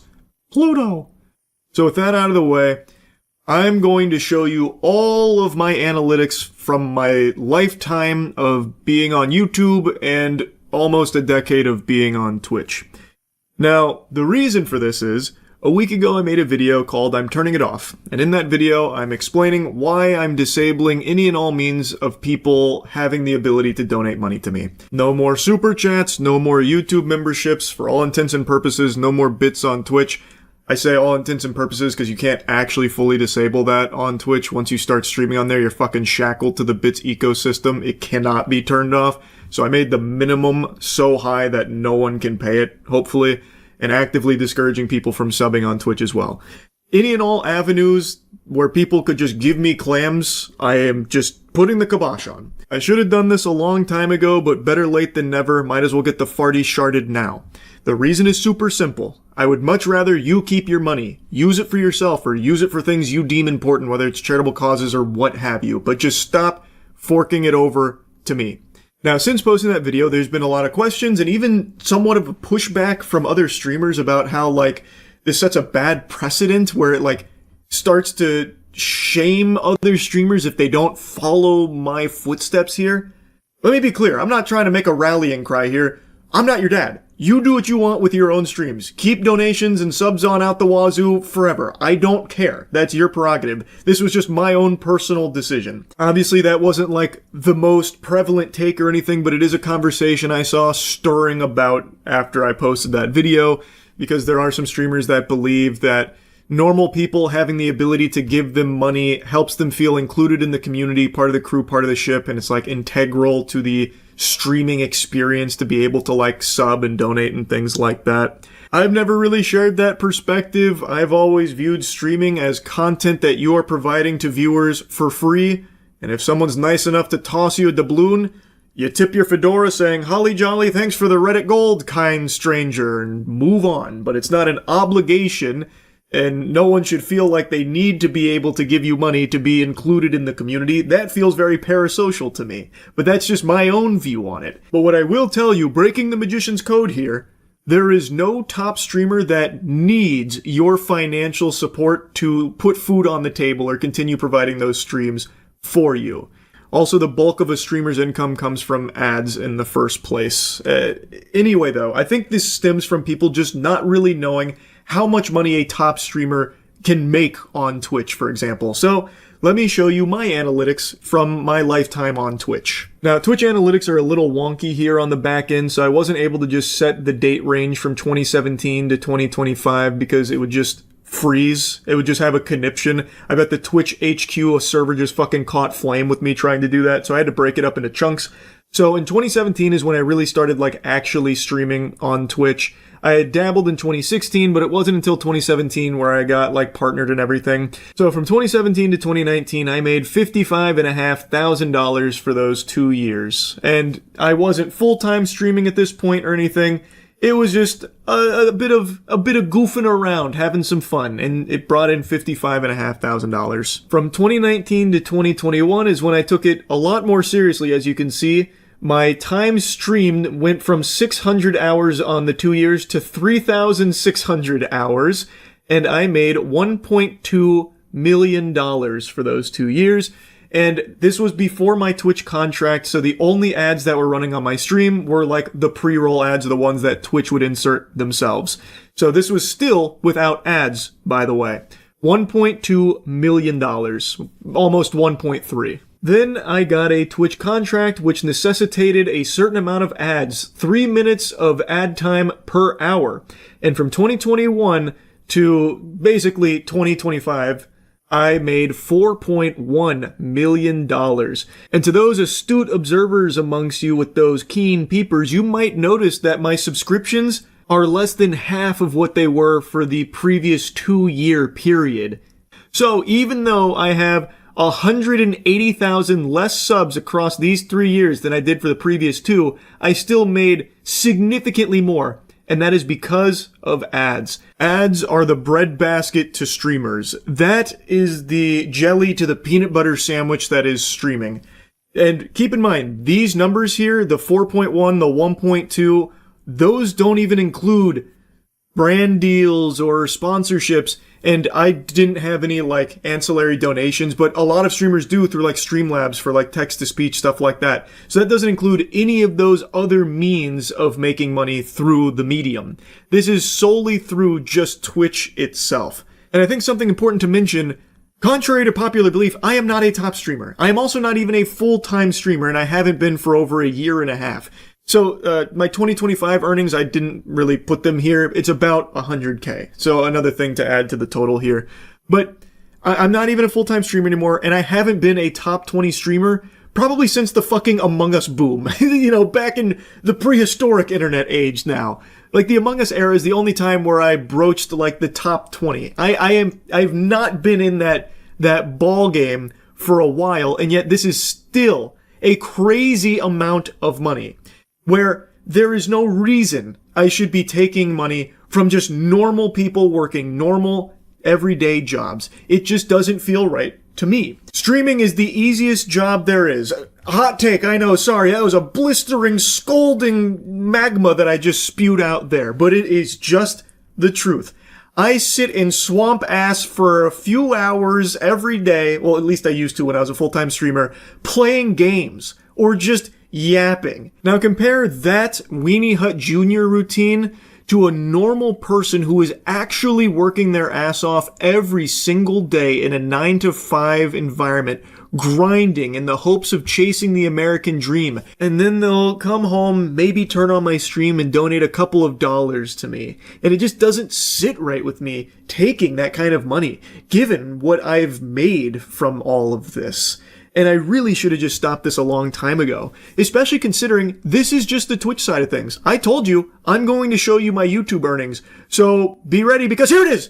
Huge fucking number, an unfathomable amount of money. From starting this channel in 2007 all the way until today, I have made $35.8 million. I never even imagined that amount of money was possible to earn without just being born rich. I have said from day one, I got incredibly lucky. I will never be able to put into words just how lucky I got with all of this shit here. I'm not special. I got lucky. I have always said that, and I still believe that to this day. Now, something I saw a lot of people asking after the video I made about turning off all the donation stuff is how much money I'm leaving on the table. And while it's kind of hard to show it on Twitch considering both subs and bits are technically still on, even though I discourage both and have bits at a point where I don't think it's even possible to use them, I still can't get like a hard number on what's like gone now or anything like that. But on YouTube, I can show you directly. So with memberships and supers/gifts, I made over $1 million. Keep in mind, I've only had those things enabled for about a year. There was $1 million in a year from just normal people donating it to me. Again, that just doesn't fucking sit right with me. Now I know there are plenty of streamers and YouTubers that have significantly more money than me and have subs and donations on and whatever. I don't care. Like I said, this is not me trying to lead some kind of revolution here where all of them turn it off. It's their choice to make.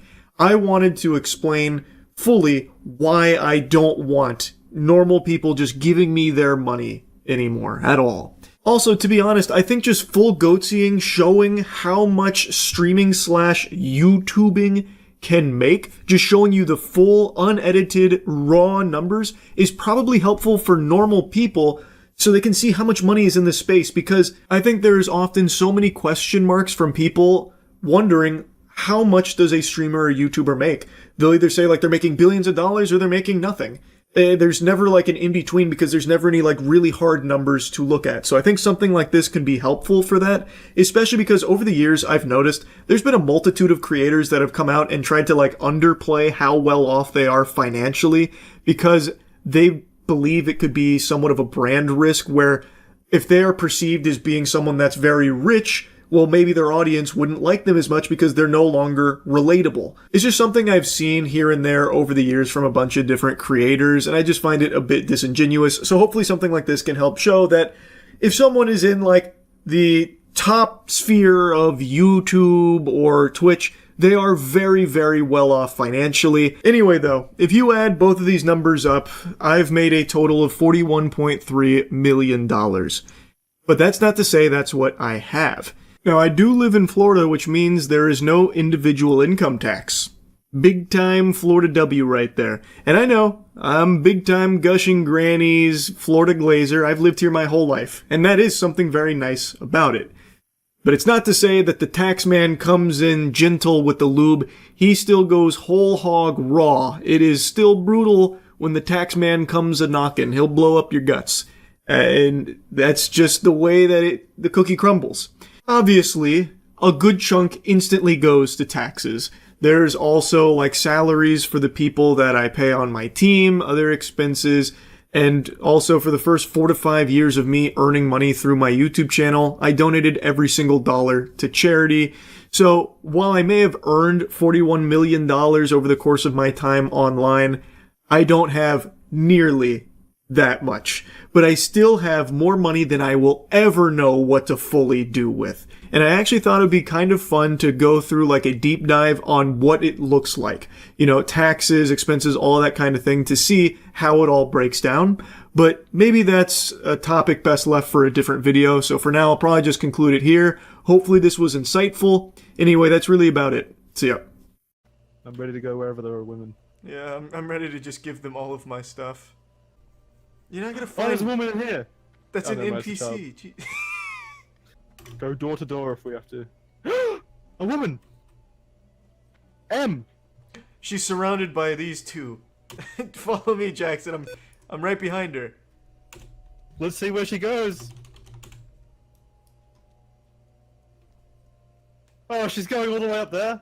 Yeah, it's worth it, Jackson. We have to steal her from Blakey Boy. Yell at her to stop. I am.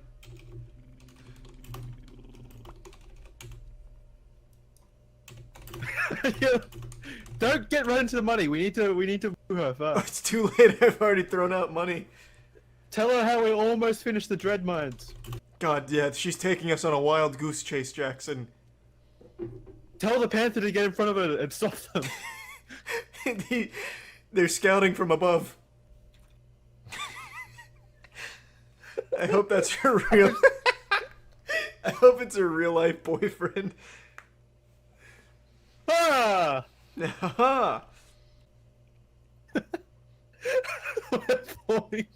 We're forming a shield against Blakey White.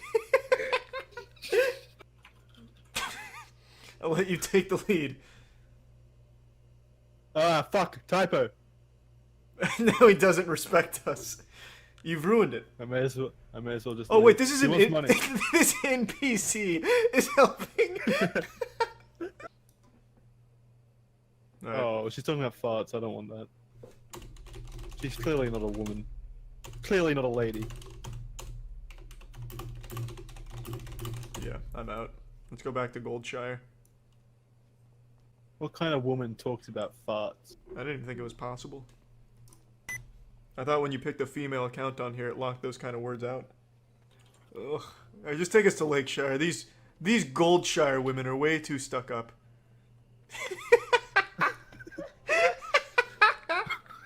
Oh, do you think we'd be able to get like a hand job behind a barn or something? Maybe. Ooh, another woman. Whoa! Whoa! I thought it'd be good to try the good cop, bad cop. There's a woman there. She's not worth it. Don't be distracted, Danny. She's not worth your charm. Could be. She might be saying something. She's looking at me. You've made contact? What kind of rendezvous?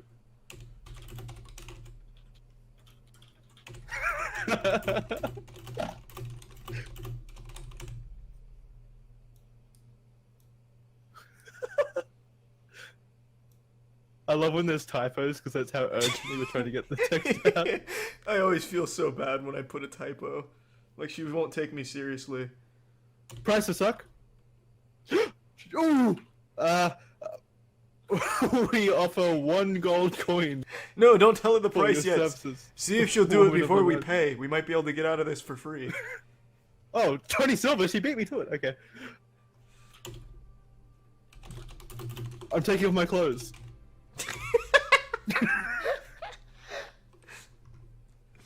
How does this work, Jackson? I'm a virgin in World of Warcraft. There's like 6 guys going down. Oh no, an audience.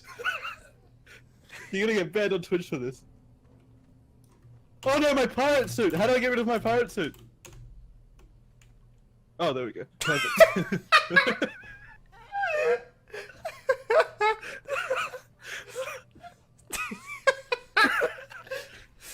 How do I thrust?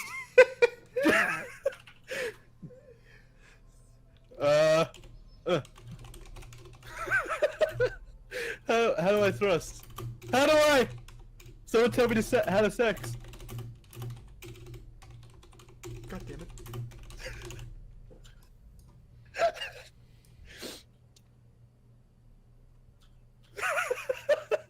I'm underwhelmed, Jackson. Put on a show.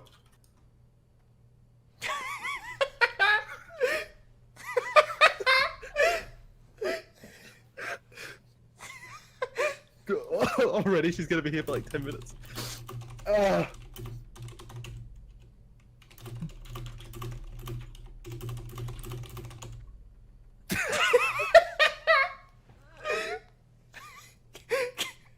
Keep skull fucking her, Jackson. Get your money's worth. For 20 silver, this better be the best goddamn blowjob in real life or virtual.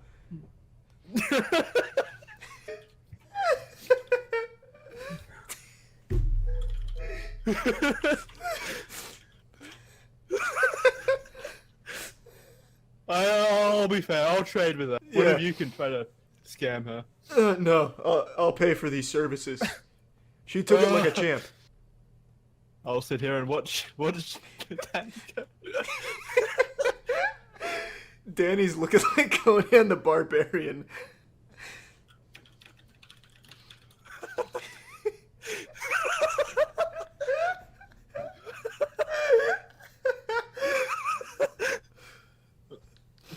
Now I see these. Is there no like thrusting thing? When Danny fucks, it's like a fucking flip book. Come on, Danny. For butthole play. Don't slow down. There we go. I now see the appeal of WoW Classic over retail.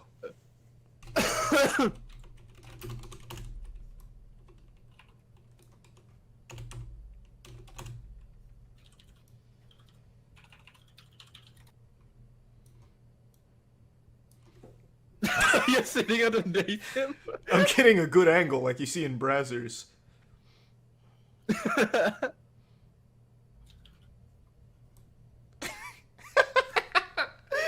We look like the bicycle of women that Logan Paul rode in his music video.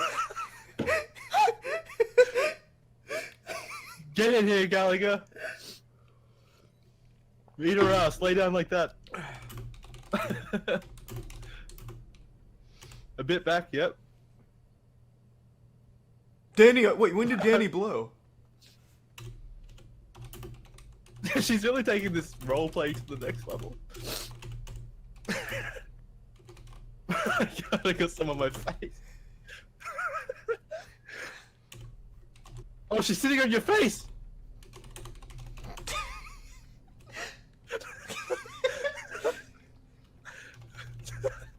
You both are already around. I'm trying to get in the zone.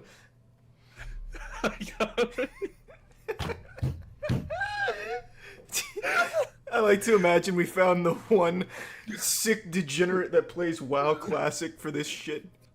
You know it's a 40-year-old dude at home. God, I can only hope so. This is modern art. This is what video games were about.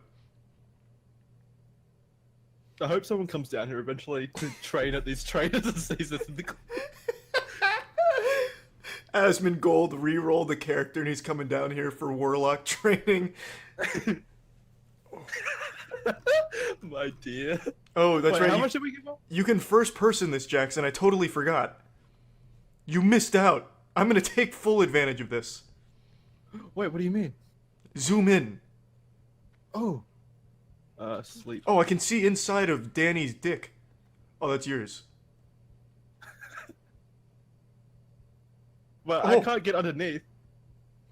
You look dead. Like she fucked you to death. Pay her for her services. She's done well.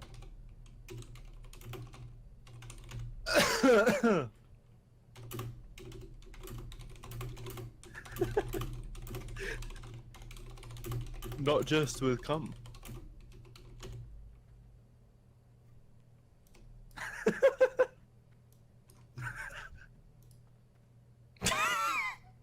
I can't keep up with her intensity. She's egging you on. She's a feral animal. Alright, how do I do this? How do I take off the clothes? Right click on the buff at the top right. Why are you wearing Aquaman's garbs now? How do I trade coin? This woman's... She's scaring me, Jackson. She wants more than coin. I'll give her 50 silver. She wants a child. I'm not falling for this again. Oh, I just made money on this. I just got... She gave me... Yeah, she said she wanted to... You really impressed her, see. This was a good money-making strategy. Not everyone can match up to the legacy of Chode's Wiggle.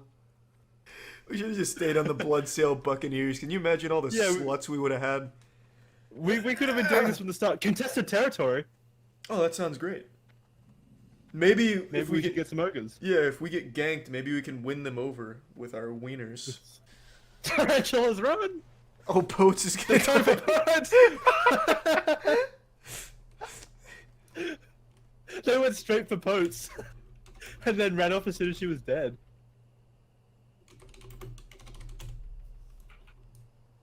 Quickly lay down on her corpse. Keep it warm. So that's how the story ends. Why do babies come into this world crying? A question that's plagued inquisitive minds for generations. But I have the answer. I believe babies are born crying because they know that they will now have to share oxygen with Pokemon scalpers. And that is definitely worth shedding tears over. Also, they probably know that all their toys are going to be purchased by these fucking losers and flipped on Facebook Marketplace and eBay, so they'll never even get a chance to play with hobbies that are literally designed for them, but have been hijacked by these awful, degenerate losers. Another day, another big load of spit that I gotta fucking hawk the loogies on at scalpers. Why don't you just hell out and have one, dude? He's literally like asked you so politely, like. Yeah, sure. You want this one? You really do? Yeah, you do. Yeah. All right. He just wants the pouch. But no, now you gotta buy it because you just did that. No, leave it there because he just did that thing.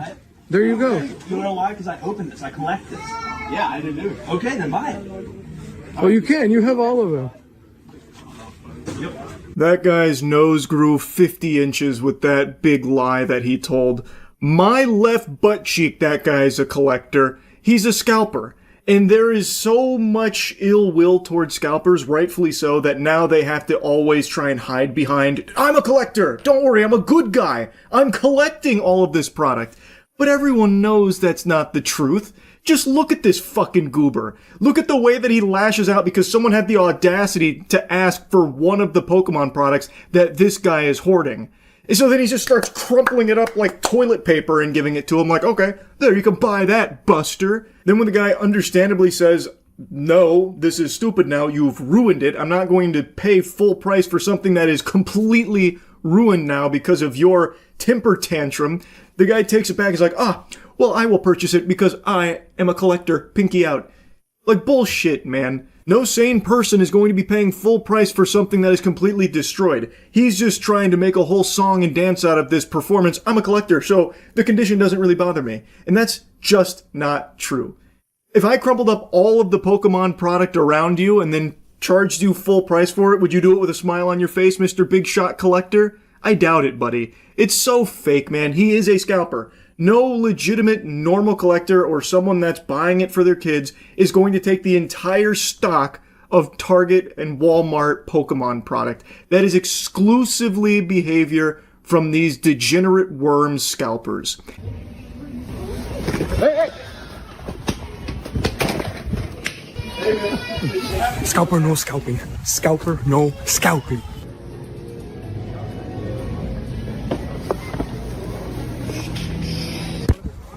Scalper, no scalping. I'm not normally one to get behind TikTok trends, but this one, I gotta tell you, put a smile on my face. Just taking the Pokemon product from scalpers' carts. Hey, you're not gonna get any fist wiggling from me over that behavior. Because these scalpers truly think that because they put it in their shopping carts, it's theirs now. They planted the flag and now it's theirs, and you're stealing from them if you take one of those products. Which is just goofy. That is just not true at all. In fact, you can make a much stronger argument that these assholes are actually stealing from the rest of the community that wants to get product either for their kids, for themselves. Unfortunately, that's more uncommon than saber-toothed tigers. That shit is fucking extinct right now because the only people that get their hands on Pokemon product from like Walmart and Target are these scalpers because they literally camp out and wait overnight for it on every restock and every drop.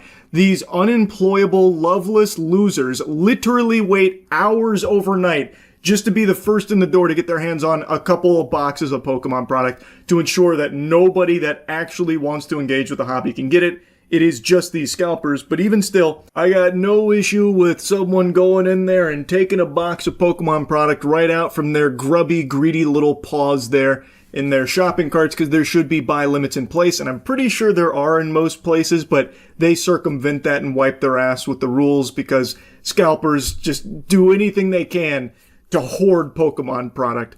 So this guy's done 2 videos like this. This one made me laugh the hardest because the guy chases him down and fucking slips and falls. I don't know if the TikToker dropped the banana peel Mario Kart style and just had him spin out and eat shit, but he was feeling it, man. He had his like head buried down, walking slow over the cart afterwards too. It actually gave me a bit of a belly laugh there. And it's not just that TikToker that's doing it. Other scalpers are now getting in on that action of just taking from other scalpers' carts. It's pure fucking pandemonium. That reminds me, have you seen that scalper clip of the guy who grabs a box right from the employee before they stock it, and then once he reaches the counter, he begs another scalper for one-piece TCG packs? I have not seen that one. That sounds on par for pathetic scalper behavior, though. Nice.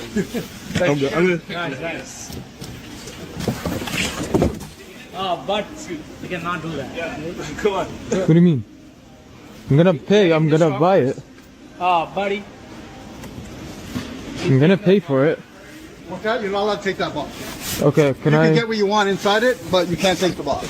All right. Yo, could you not touch my? Yo. Can you not? This guy has the gall. Can you not touch my box? Brother, you just took this off of the employee's dolly. And now all of a sudden he's claiming ownership of it. What a loser. Normalize taking shit from scalpers. First come, first serve, bro. Yeah, but I was there first. Bro. Watch yourself, bro. Watch yourself, bro. I can hear this guy's a dweeb. Watch yourself. What are you gonna do? Cry to mommy about it? The chutzpah. Wow. What a dork.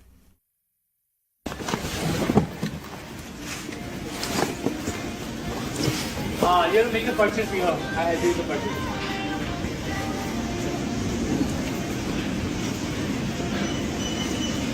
Fucking insane. Guy already got everything. So insane. Bro, you gon'... Oh, wow. Ooh, you...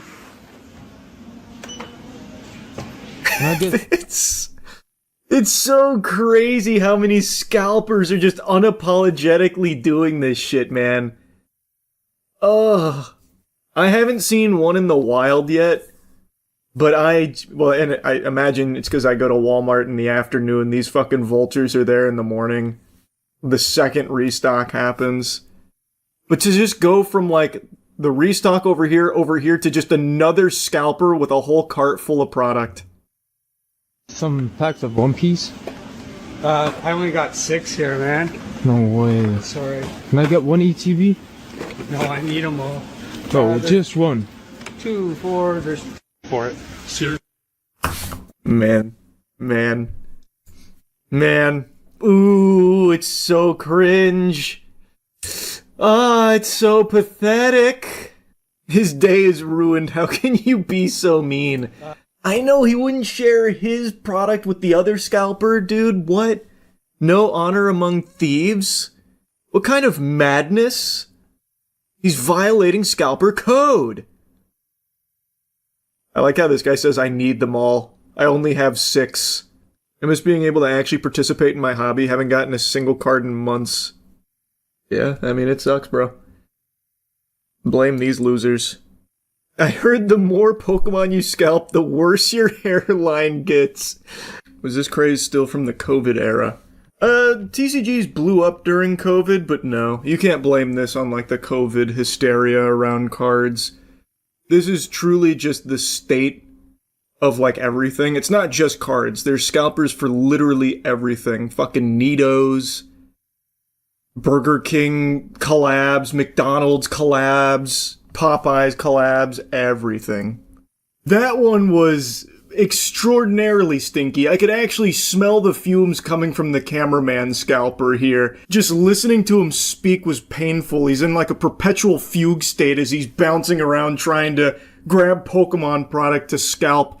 And then he runs into a bigger scalper. As Qui-Gon Jinn said, there's always a bigger fish. And then he starts groveling, begging for some One Piece cards. And then that fucking twerp is like, I only got 6. I can't part with any of these. I only got a measly 6. And then the rest of his card is littered with Pokemon. So you know no normal family is actually going to be able to get their hands on it because it's been cleaned out already first thing in the morning from these assholes. And of course, it's not slowing down. Some places are enforcing limits, others aren't. There needs to be limits in place. They need to stand by them. I promise you, the inventory will still move. You will still have Pokemon products flying off the shelves, even with a limit in place. You can just see the mile-long lines that are building every place that does have limits, so you can at least do the bare minimum of ensuring these scumbags can't just make off with the entirety of the inventory themselves. At least you can spread it out, and maybe there's a slim chance that an actual collector or family gets their hands on some. limits should be normal when it comes to these products because it's just completely fucking out of control from all these scalpers that are sweeping like a plague. Anyway, just needed to clown on them again. That's really about it. So yeah. What are some of the most dangerous combinations on the planet? Dynamite and a lighter, opioids and alcohol, Charles White and a basketball. But what about obsession and a weirdo? That is a recipe for disaster. A deranged individual becoming obsessed with someone or something, that is boogeyman shit. And I'm not talking obsessed about like, oh, I'm obsessed with working out or something like that. I'm talking about the obsession where it becomes like a full-blown fixation and genuinely a full-blown red alert mental disorder that spirals out of control and has oftentimes in the past led to some fatal outcomes, like with stalkers. Most notably, the one everyone always goes to is the Bjork stalker, Ricardo Lopez. He was the one that filmed himself blowing his brains out after forming this obsession with Bjork and trying to assassinate her with a letter bomb, trying to murder her. It's frightening. It is genuinely scary. And last night on stream, I learned about a new, potentially dangerous, obsessed weirdo where someone became fixated on a child from Fairly Odd Parents, a character named Hazel. And this obsession has become so strong that now they are sending threatening emails to the voice actress that plays this character on the show. And I've seen a handful of people saying that it's not that big of a deal, just point and laugh at this weirdo and move on. He's probably harmless. Just pop some popcorn and clown on him. And I just think that that's not exactly the way of handling someone like this. This is someone that needs to be reported, like genuinely to authorities. This is someone that is like actually unhinged. This is a potential maniac, and I don't think it gets taken seriously enough when it comes to this kind of shit. So anyway, I'll show you what we went over on stream, and then we also went over some other big examples of people just like this guy that have in the past gone on killing sprees as a result of their obsession with cartoon children. You saw the super creepy email the voice actor for Hazel in the new Fairly Odd Parents cartoon received? Fairly Odd Parents voice actress Ashley Crystal Hairston shares disturbing obsessive email from fan fixated on character Hazel. Ashley, the last time I sent you a message you ignored me. I really did not appreciate being discarded like that, so I'll try to reach out to you again. You do not have to respond, but I implore you to at least listen to what I have to say. But if she doesn't respond, you feel discarded and get upset and then send another email. It's a lose-lose. You're not even really giving her permission. It's the illusion of choice. I'm going to assume you did not read the DM I sent you, but on the off chance you did, I apologize for using racial slurs. So I'd just like to reiterate that I am completely in love with Hazel. She is perfect in every way. To say I'm in love with her is honestly an understatement. She is the love of my life. The universe itself has told me that Hazel is my soulmate, and who are you to go against God? This immediately has the DNA of that guy who killed his sister over his love of Clementine from The Walking Dead. Anyone remember that guy? It was this Nicholas Prosper. It was his sister that he murdered, right? I'm pretty sure it was. This is some very, very, very disturbing shit. We talked about this on stream a while ago. But he became obsessed with Clementine from the game. A child, by the way. And I think it was he let his sister play the game, and he was watching and then didn't like a decision that she had made. Why did you kill Larry in front of Clementine? That kind of thing. And then killed her. It was actually his whole family. He killed all of them. What? Oh my god, what? It's been a while since we went over it, but I thought it was only one person that he killed. It was his whole family? Yeah, you're right. The Prosper family murders. 18-year-old Nicholas Prosper murdered his mother, Juliana, his sister, and brother. And yep, all three had been killed by a double-barrel shotgun. He also intended to commit a school shooting. And so his father survived. On September 16, 2024, his father, Ray Prosper, shouted, "I still love you, son. It's not your fault, okay?" That's just heartbreaking to hear, man. I couldn't even imagine being a parent and having something like that, where your son is a fucking evil monster. It must be the most difficult thing in the world to come to terms with. And now your whole life, everyone that you've loved, your wife, your kids are dead because of your son. That's just an entire brain breaker. Prosper shared a pre-recorded video where he referred to The Walking Dead online at 6:22 a.m. and disposed of 2 mobile phones, believing this would protect a group of pedophiles he talked to on Twitter. At one point, Prosper abandoned the bag containing the shotgun and ammunition in a bush at a playing field. At 7:55, Prosper left his hiding spot, walked down Birmingham Road toward a passing police car, which he flagged down with a raised hand. Prosper believed that all schools in the area would be locked down, so his plan was foiled and decided to surrender. That's how they caught him. He was charged with 3 counts of murder. This video, like, he had a YouTube channel dedicated to his love of Clementine. Like, it was all documented. It's on Living. It's completely fucking crazy. Like, it's unbelievable. It's beyond disturbing.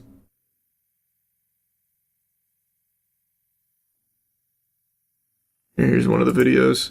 He went home with it, and there he set up a webcam, put on his best bucket hat, and began to film a video. Right away in the video, he clearly states that, due to the decisions Giselle made in the game, he was planning on mutilating her face beyond recognition. On June 30th, my sister decided to make the only correct choices in episode 1 of season 1 of The Walking Dead games, and for that her face will be mutilated further than necessary. After mentioning his sister, he turns his attention to a video he saw on YouTube. This was gameplay footage of the Walking Dead game recorded by a channel called Living Echoes. It's just fucking horrifying, man. Sick, twisted, evil people out there. The point is, this is giving me that exact same energy. This feels like the exact same guy. This is dangerous. Genuinely is dangerous. Like, it is wacky to point and laugh at the freak, but this is a genuinely dangerous, unhinged person. What I'm trying to say is that to see you, Hazel's voice actress and co-creator, ship Devzel broke my heart. She's my wife and I love her more than anything. God hates you for getting in the way of Hazel's and my love. Soon you will feel the universe's wrath.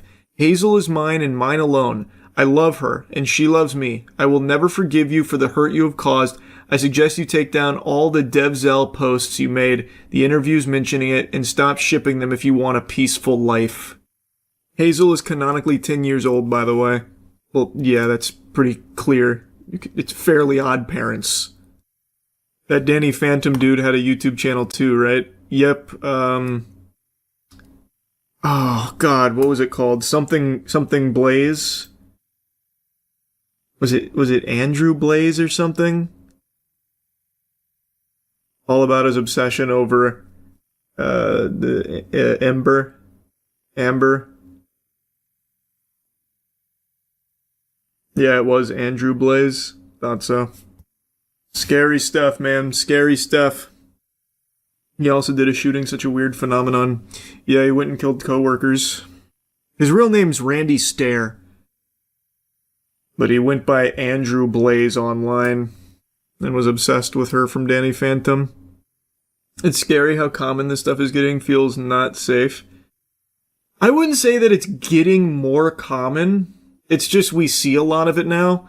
But this kind of obsession has been around for as long as, as long as I can remember. Think about the Bjork stalker, for instance.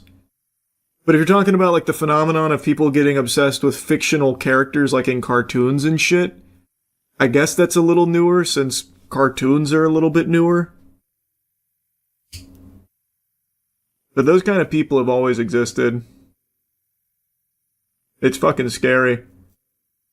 And they seem to always get obsessed with children characters in the cartoon. Clementine, Hazel. Get your protractor out, nerd, because I'm ranting Wumbo style right now. I am so tired of the Epstein files being treated like it's Half-Life 3, where there's all these like leaks being teased all the time and then nothing. Nothing ever happens. Just release the files. It's been years, and it feels like every 6 months there's like this big push, like, they're finally coming! It's on the way! Batten down the hatches because you're not ready for this bombshell, and then poof! What? Nothing. Nothing new. The reason I'm ranting about this is because yesterday I kept reading and kept being told, like, tomorrow's the big day.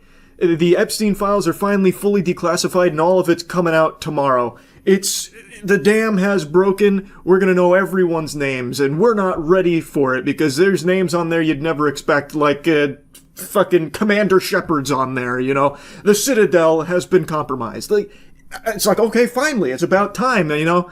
All this red tape, we finally got around it. Good, let's release it. Well, now it's tomorrow, and all I have seen, some people have this binder that they're all holding that says Epstein Files Phase 1, and they're doing this. They're taking prom photos with it. They're just cheesing on top of the binder and still not releasing it. If what you have there are the Epstein files, why don't you make like a fart trapped in my butt and release it? Instead, they're just taking, like, these photo ops, like they're just looking for Instagram updates. Like, what the fuck? It's starting to just feel completely performative. It's feeling like it's just banished to the shadow realm forever. Because I have seen this as a talking point for a while now when people are looking for, like approval on things or trying to get into a position of power. I've seen this as a big talking point, like, hey, if you choose me, when I get in there, come hell or high water, I don't care whose feelings get hurt, I'm releasing the Epstein files. I'm gonna go in there, I'm gonna take a power stance, lat spread, and teabag this shit, going right into the department, marching in there, slapping the files out of their hand, and I'm putting it in the American public's hands. Take my word for it.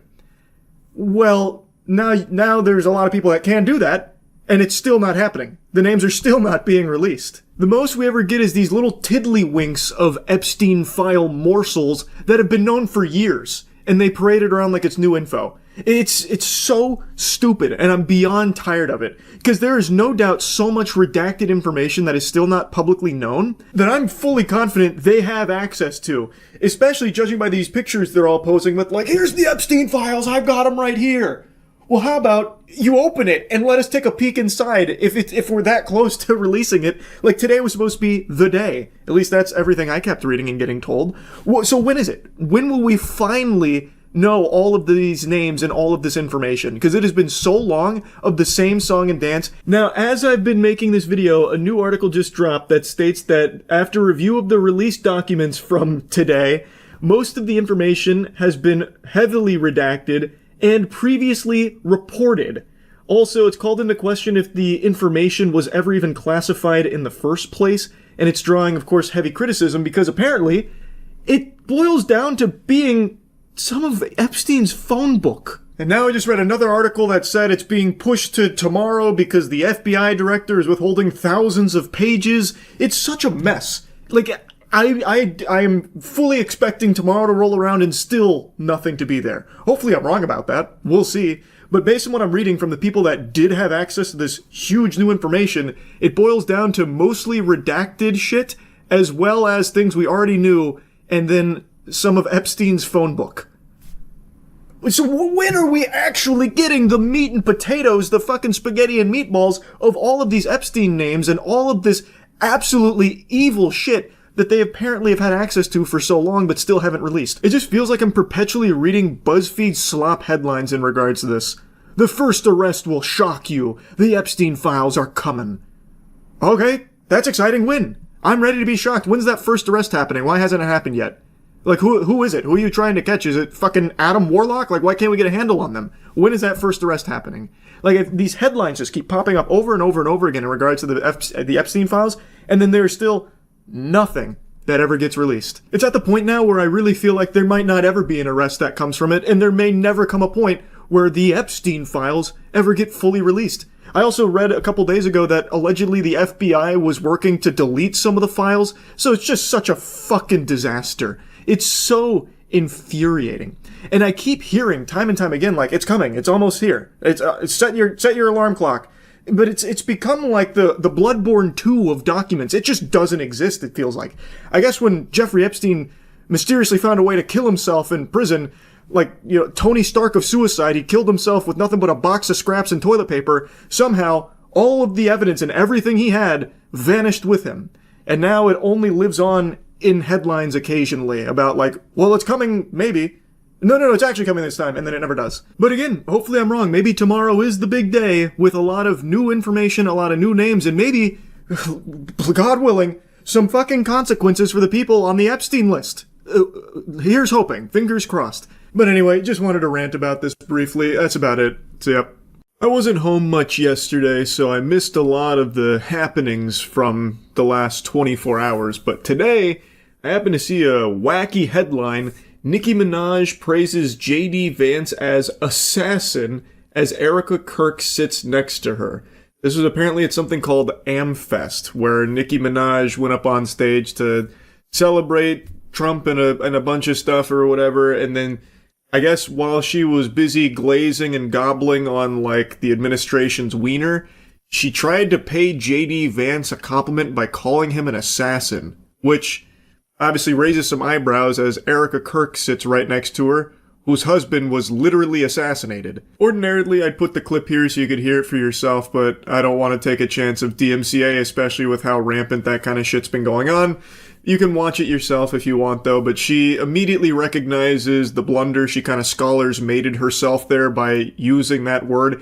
To me, it probably sounds like an Austin Powers type moment where, don't say mole, don't say mole, don't say mole, mole.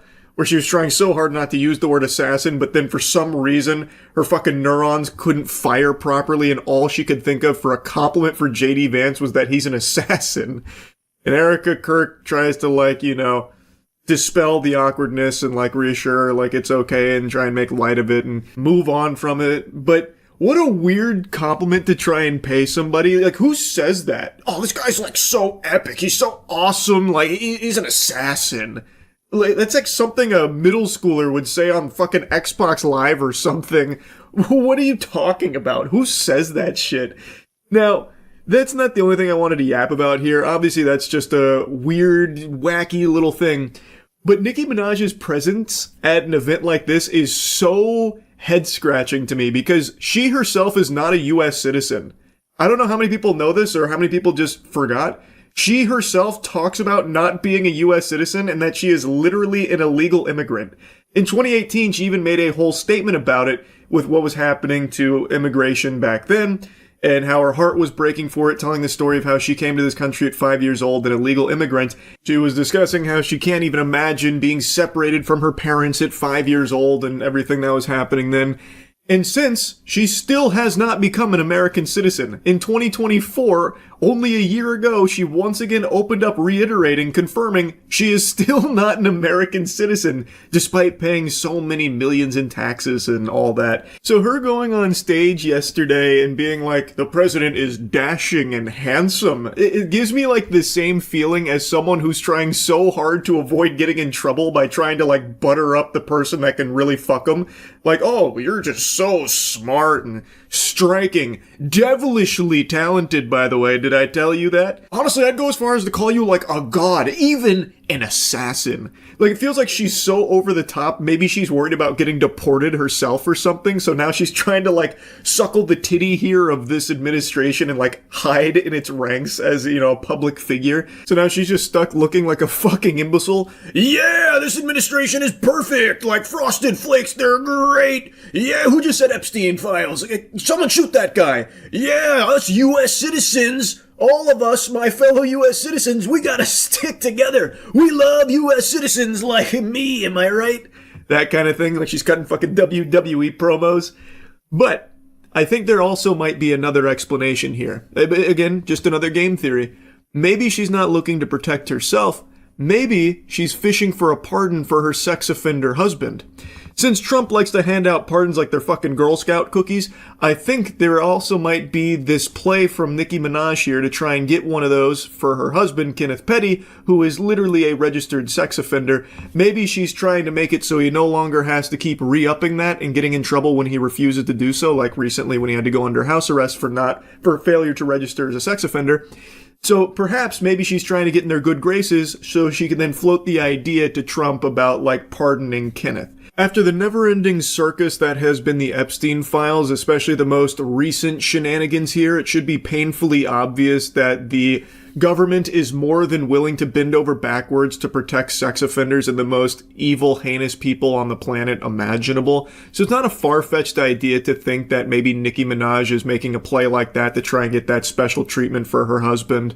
But yeah, anyway, I mean, I just found it to be a really interesting fit here. This is one of those situations, you know, the call's coming from inside the house. This shit feels a little odd because she herself is fundamentally the exact opposite of everything Amfest was presenting based on all the other clips I've seen.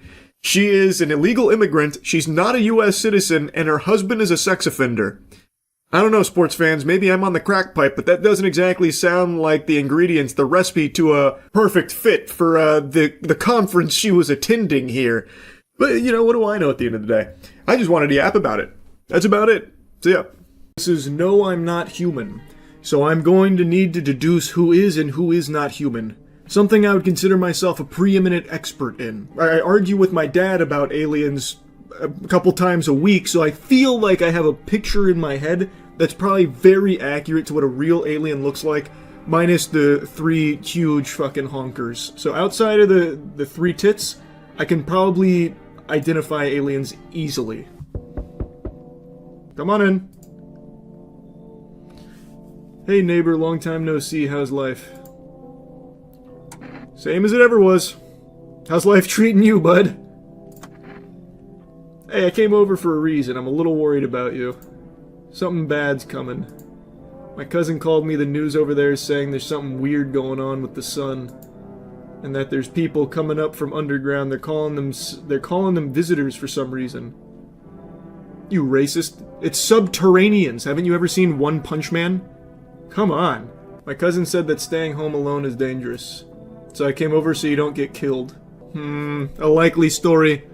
You came over because you love me, huh?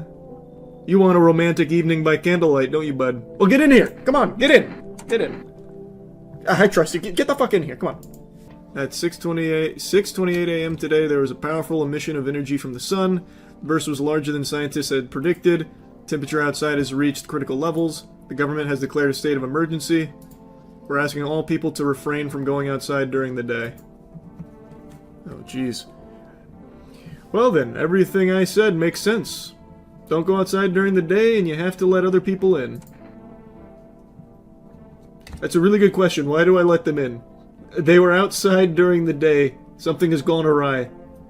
They made a boo-boo, and it is not my responsibility to fix it for them.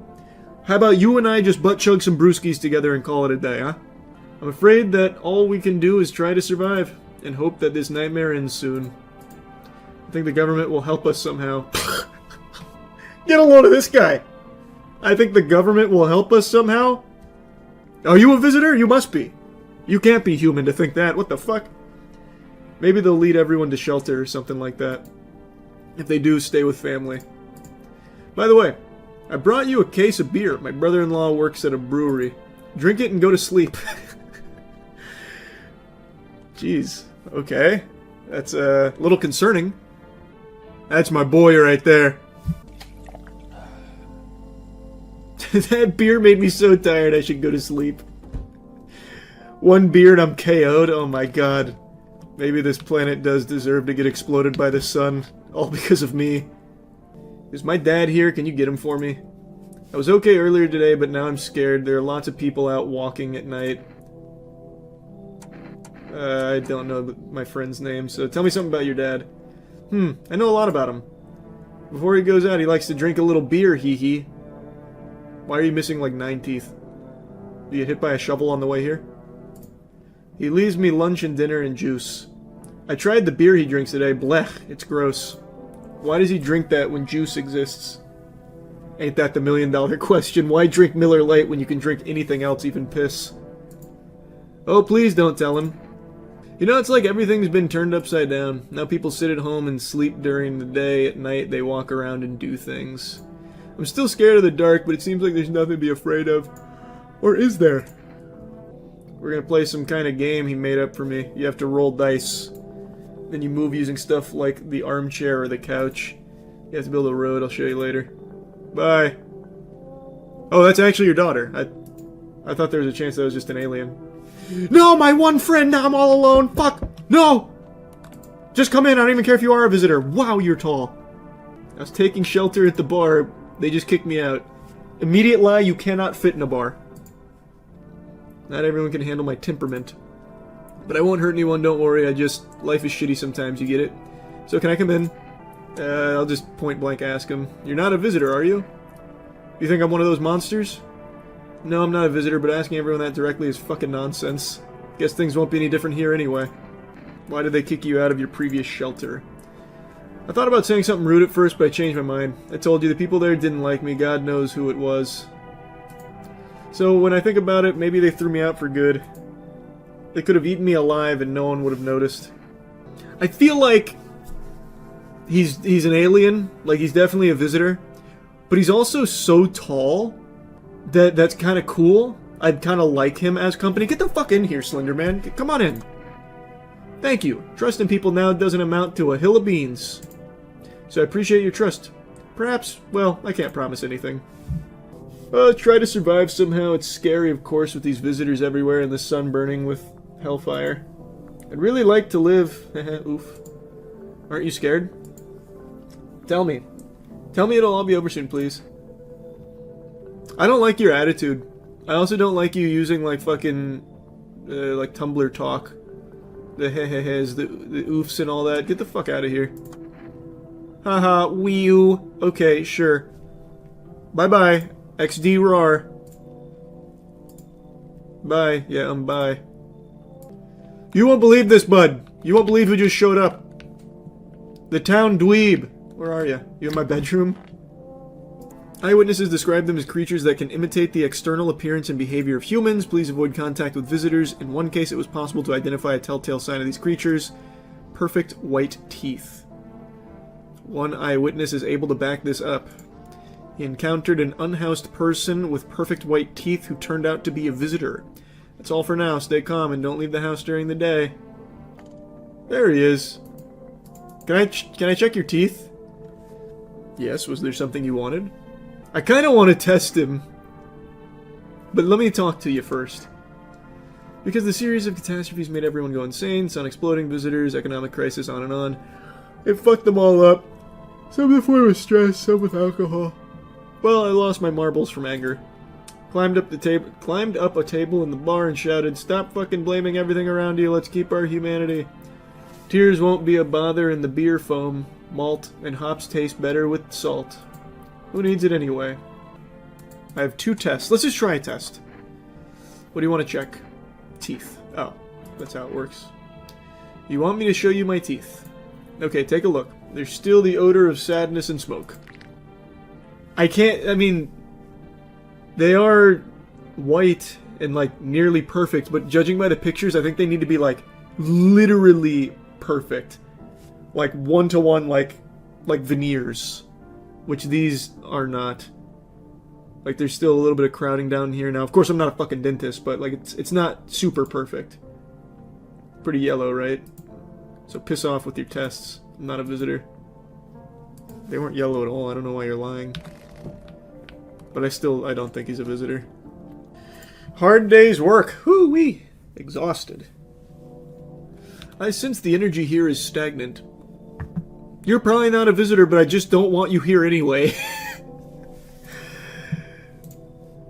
The sun, the Leo, the 5th house, I understand. You're a pretty assertive person, aren't you? I'm not buying what you're selling. I can help you understand the cause and effect relationship. Karma 6-9, like fish circling one another. More like Austin 6-19, am I fucking right? Or Austin 3-16, am I right?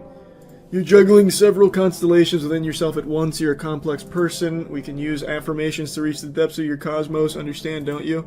Then everything will fall into place.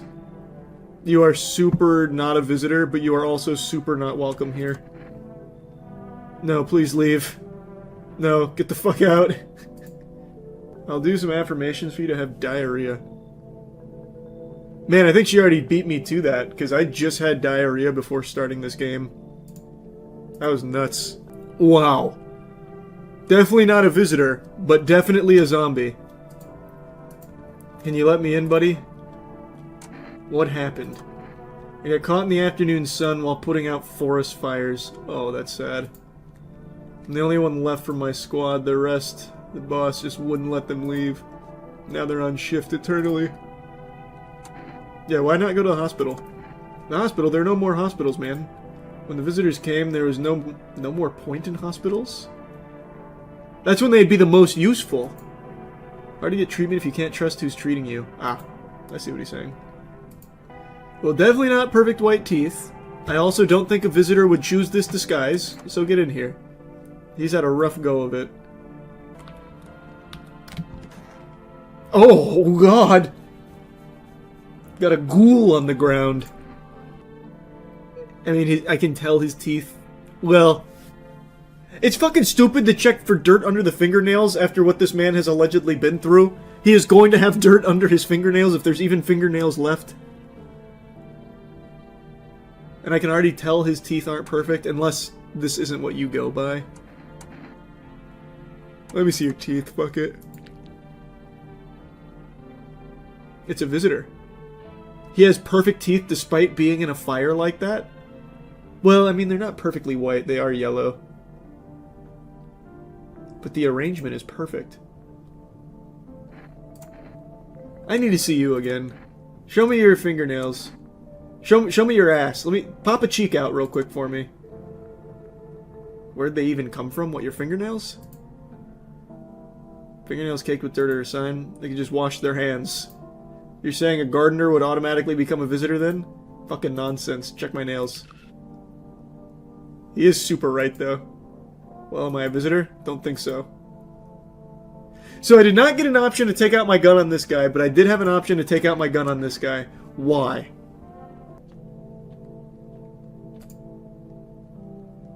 You're the murderer. I recognize you from the television set. I kind of want to tell him I'm home alone to lure him in here and then shoot him. He's got no nipples. Oh my god, what a fucking mutant. It's your lucky day.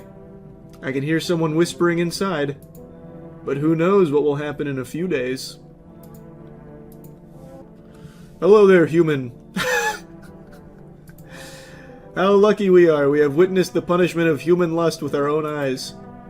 The earth is being cleansed, the sun is doing its work, and we are on the path to a pure new world. Behold this fucking blessing. I feel like this guy's definitely human. But I don't need him here, do I? I really just need like a certain amount of company, not like a ton. Like, I don't need to bring in every single person off the street. I could just have my fucking boys here with me. Just my two bros, and not even need to worry about it. This guy's got grease stains on his shirt, pit stains, bad attitude. Keeps talking about humans like he's not a human, even though I'm pretty sure he is. Just get the fuck out of here, man. Go out there and burn with the sun or whatever. You're so excited about it. For letting me in, you shall receive a generous reward from the Holy Sun himself. Reconsider, my good man. The Holy Sun himself will give me a reward. Get the fuck in here. Get in here. Come on. Come on. What a nice smile. Here's a generous reward from the Holy Sun himself. You deserve this, man. Take this.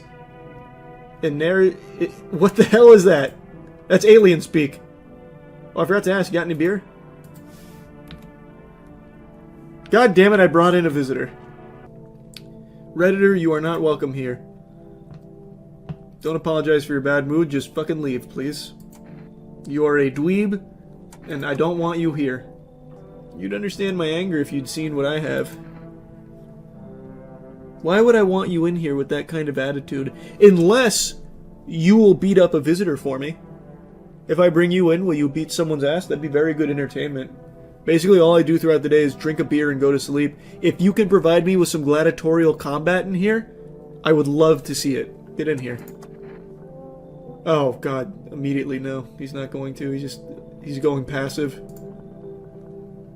The exact opposite of what I wanted. Actually, the exact opposite. He turns his anger on himself, huh?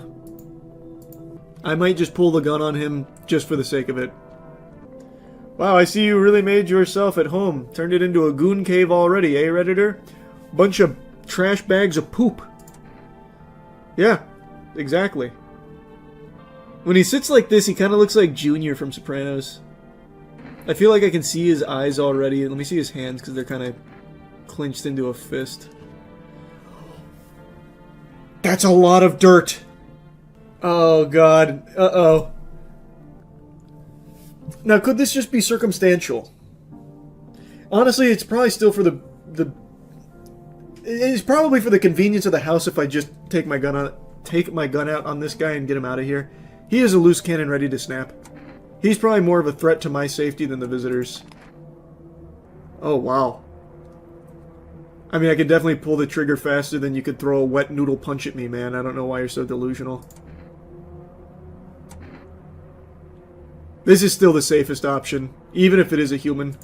He's a dangerous human. You brought this on yourself, man. You should have just calmed down. He's handling this very well. Like, this would be a traumatic thing to sit in front of. Also, I think with the flashes I just got on my screen, those were visitors, and it's telling me I was right.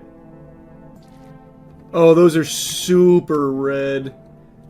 But it also makes sense. Really think that guy's fine. I don't think I've made a mistake there. Where's my other friend? No, wait, where's my tall friend? Now I'm forgetting what the first sign was. Was it just perfectly white teeth? Or like perfect teeth that happen to be white? Keep my teeth nice with a beer solution. Protects the calcium. Thought I would have lost my teeth a long time ago. Use them to absorb all the benefits of light, transforming them into energy. Get all my energy through my eyes. Oh, they're red! So he's got red eyes and perfectly white teeth. Have you seen the righteous power of the sun in my eyes? If not, you're blind. Try looking at the sun for longer like me. Fuck! Him having red eyes makes sense, and I cannot remember the first clue. If it was like perfectly like straight and white teeth or just perfectly white. Son of a bitch, I cannot remember. I feel like such a moron because this guy just keeps saying human over and over again. It should be like the most obvious sign, but I think it's just a red herring. You know, let's just not overthink it. Just fucking blast you. You've gone mad, unenlightened ones. They don't just talk behind your back, but shoot you too. Let me hear you out. Sit. There's no merit in looking, they say. So what am I supposed to do? Look away forever? Oh, wait, hold on. Or was it standing? One sec, hold on. Don't give a shit. Good evening! I'm from FEMA. We're going around your neighborhood. We'll just take one person and go, and he took my angriest guy. Well, not angriest. He took my most fanatical guy. Have a good night. Wow. Man, my only residents are going to be a guy who is nearly burnt to a crisp and dead, a dead guy, and then her. He looks almost as fucked up as my like super burnt man. Whatever, he'll feel really right at home. Just come in. My dad, they killed my dad. Who? Visitors came to my house. They were sitting with us. Dad was talking to them about something and they killed him. Now our house is on fire. Yeah, I'll help you get in. No reason to be scared. I think that's probably a visitor, though. I feel very confident in my deduction on the burnt guy. And now for new information, eyewitness reported a new sign of visitors. Hairless armpits. So this is hair, this is hairless? Hey! That's what I was given as a gift. It's an energy drink. Wow. Quenches my thirst, huh? I see you found a nice home for your husband's corpse. Teeth is worthless to me now because I legit do not remember what the parameters were, what I'm looking for. Her eyes are very red. But, as she's mentioning here, that just has to do with emotion, crying over her husband's death. Let me see. I don't know why I'm doing teeth, but I'm just curious.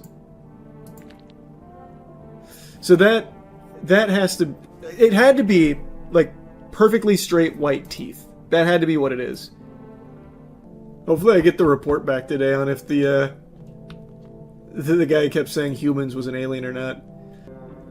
I think probably an alien, but I have a lot of tests and I'm confident on my other ones, I might as well. Only one visitor tonight. Well, hopefully no visitors. Only one arrival tonight.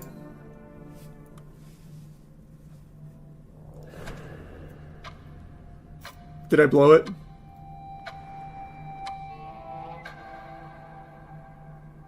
Oh, that was the whole thing? Wait, but I never even got word back if my friend at FEMA was human or not. Shit! This is the full release for No, I'm Not a Human. This time I will be looking out the windows. Last time I was too scared to peek out. Yes, I know how important teeth are in this. When I first played through this, I missed a lot. But this time around, I'm a fucking expert. Now my buddy's in here drinking all my brewskis, if I remember right. Yes, he is! That's my fucking boy right there. Be sure to look out your windows. That message right there fell on deaf ears last time I played this. I'm heading back home tomorrow night. Write down my number. They just set up a line over there. 767-771. We'll keep in touch on the phone. I'm gonna call him right now, just to see who answers.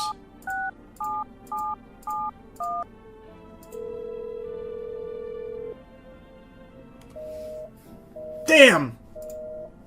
Imagine I caught his wife cheating on him. I can't remember. Did I say no? Did I kick her out? I think I did last time. Probably gonna do the same. Hit the road. What's your dad's name? You forgot his name? Oh wait, you're just testing me to see if I'm a visitor or not. You're smart. I'll start asking questions to test people too. Ah, it's the super tall guy.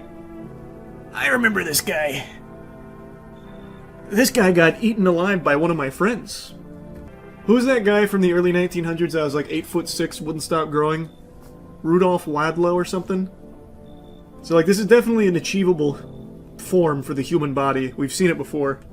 As long as I'm alive, I'll look for someone to talk to. If that isn't here, maybe I'll get lucky somewhere else. And if I have an ounce of luck left in this life, it might just be someone who's not a complete asshole. I don't remember you being such a Debbie Downer loser, man. Why are you speaking like this? I'm pretty confident if this is the same as the demo, this guy is a human. But I also I don't want to set the precedent that people can just walk all over me. Tough decision. Tough decision. I'll let him in for now, but I'm not going to let him keep talking to me that way. He's also got the face of one of the Bogdanov twins. Green Lantern ass haircut. True. You, I'm pretty sure I didn't let in. I'm pretty confident I told you to take a fucking hike. So, let's not make this like a 1-to-1 of my of my demo playthrough. Get the fuck in here, goofball. Come on in, Coconut Head.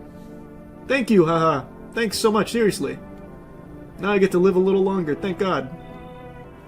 I sense the energy here is stagnant. Just get the fuck out instantly. You take your astrology woohoo and get the fuck out. Man, fuck it, I'm gonna take everyone in here. I'm gonna turn my house into a goddamn clown car. Get in here. Ah, delightful. You're in quite an excellent location here, to be honest. There's a powerful current of positive energy flowing through your house. The hell? You just said there was misery in these walls. What happened to my friends? Where'd they all go? Ah, there you are. Alright, you're still alive. Where's my psychic friend? What happened to her? Ah, there you are. Tarot readings. Want a reading? You're gonna make a decision based on my teeth? Okay. I just had my teeth fixed. Though, if I'm honest, can't really remember being at the dentist. Was I ever even there? God, I'm so nervous I can't even remember if I ate yesterday. That looks like some perfect pearly whites to me. I'm pretty confident this is a visitor. It's veneers. It's so true. But I feel like they would have definitely told me if they had gotten veneers. I think I might blast. I'm pretty confident this is a visitor. If I leave her alone for another day, I'll get another clue, which I'll be able to use for the testing. I just don't know if she's going to kill someone in the meantime. I really feel like if I don't kill her now, next time this rolls around, it'll probably be my tall friend getting murdered again. which is actually kind of cool. He was talking mad shit to me this time around. I'm totally remorseless if he dies here. But I'm pretty sure this is a visitor. I'm gonna leave her alone for now. Again, if it costs me the life of my favorite basketball player, I won't lose any sleep over it. This guy was being a real douchebag to me. You I don't know enough about. Let me test you. Oh, darling, I knew your energy would resist, but let us do your test. I shall see right through you anyway. Well, take a look. Oh, those look pretty good. She's also got 400 teeth. Holy shit. She got teeth like piano keys. My god.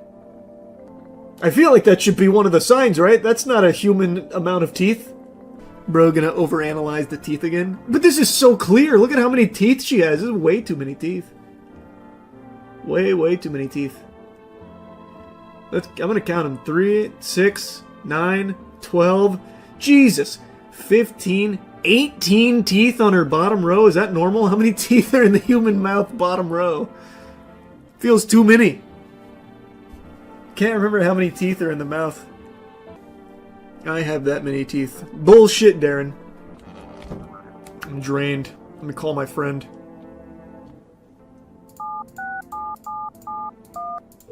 Maybe he's a dentist, I'll ask him. How many signs does it take to tell if someone's a visitor? If only I knew. Nobody really knows how many signs it takes to be sure. I'd say it's probably best to not jump to conclusions, though. Maybe they just went to the dentist before everything went to hell. He bugged my house. He's listening to me. He's stream sniping. Got any questions? Nah. Someone in here will be dead by morning, and I hope it's the tall guy again. Hey! A man as pale as death itself is standing on the footpath. This guy, I'm pretty sure I let in last time. Just because he was a real fucking weirdo. I'm gonna kick him out, and he will probably let himself die to the sun. Assuming he's not a visitor. I can't remember if he was or not.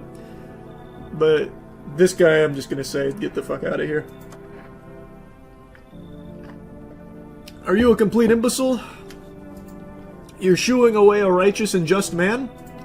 Behold, FEMA notice, let me in, and I shall bestow upon you this generous reward straight from the holy sun itself.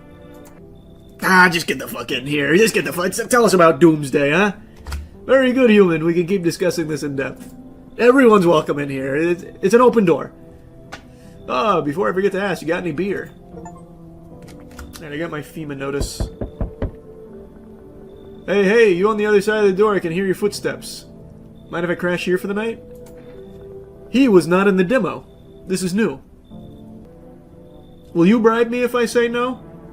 I want to take more bribes. Just get in here. I like your cheerful attitude. We need a little bit of that around here.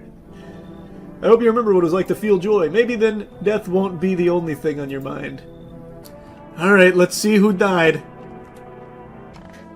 Damn it! Ah, you're still alive. God, I can't even look at you. Fuck.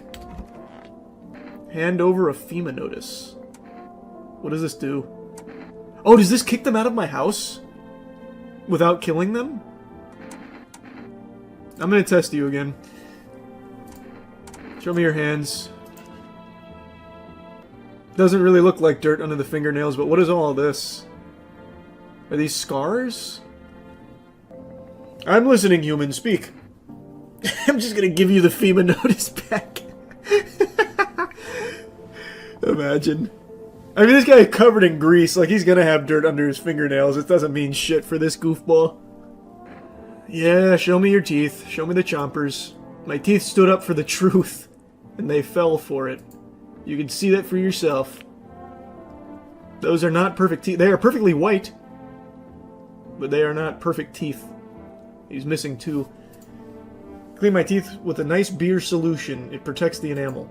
Without it, I would have lost my teeth a long time ago. I know you're human. I remember you from the demo. You're definitely human. You even died for it. You died for being human in my household. I'm gonna just give you the FEMA notice. Get out of here. I just don't like you. What's that? Fine, I'll take it. That didn't work how I thought that would work at all. Thanks for holding on to my FEMA notice. Ooh, a new number. 777460.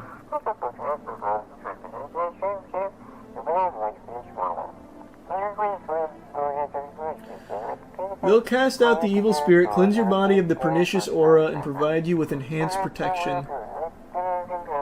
777460, I think? I'm pretty sure it's 777460. Please hold while we connect you with an available visitor removal specialist. Hello, who are you? I see, you avoided my question. It seems the visitor spirit has already begun to take root inside of you. Now listen carefully, you don't have much time. Tell me, do you ever leave a slice of bread out in the kitchen? No, why would I? That explains a lot. You're not on good terms with your house spirit. That's why the visitor spirit came, but no worries, we can work with this. Do you have a personal computer at home? No. Okay, so Alt F4 is off the table. Tell me, do you consume mushrooms? Only kombucha. Oh no. You must stop immediately. Kombucha is a known and ancient evil. It allows strands of mycelium to grow inside you, letting the spirits control you like a puppet. You can't imagine what it'll do if it gets to your memories. They might be erased completely or replayed over and over, changing your choices each time. Very meta. Worst part, you won't even realize you're being controlled. Alright then, one last question. Has there been any blood spilled in your home? No. What a shame. I'm afraid I can't identify the type of this spirit, so there's nothing more I can do. Unfortunately, I have to end our session here. May the stars fall in your favor. Your visitor removal session is now complete. Consultation fee will be charged to your connected account. If you watch the ad carefully, the fine print did state the initial call as a small consultation charge. How would you rate your experience today? Yeah, I'll hit him with the go fuck yourself.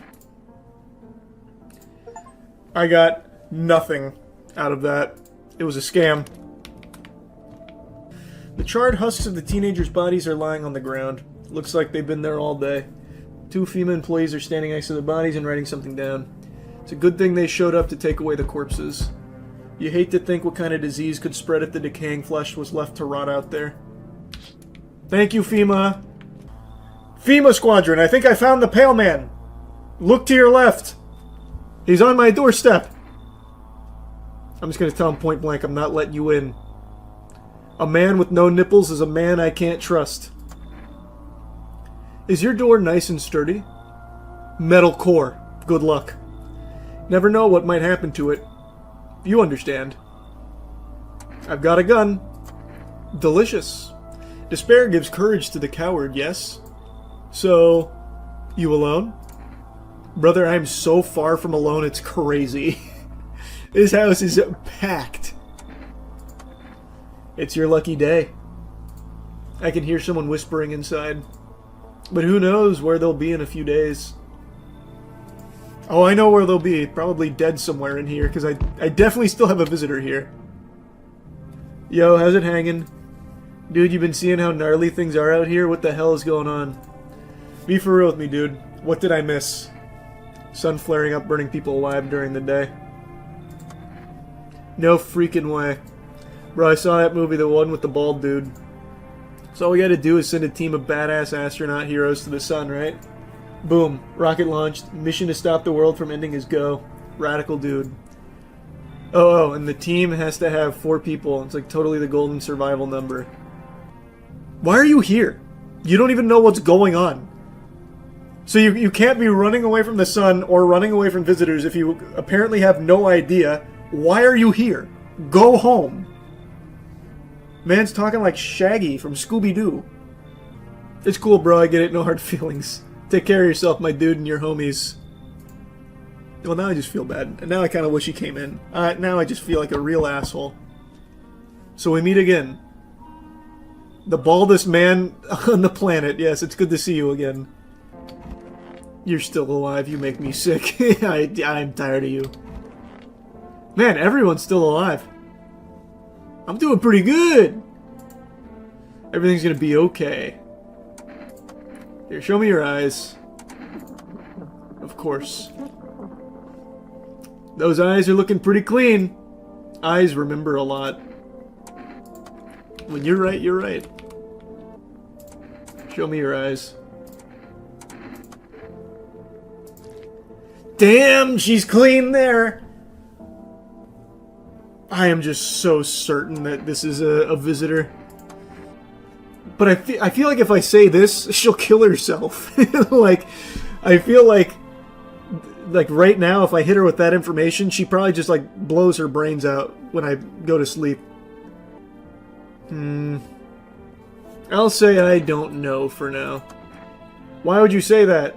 Oh my god, oh my god, oh my god. Oh, I chose the nicer option! I need to lie down, my stomach is churning again. You want to check my eyes? I can already guess what you'll see. What happens if I have one of the signs?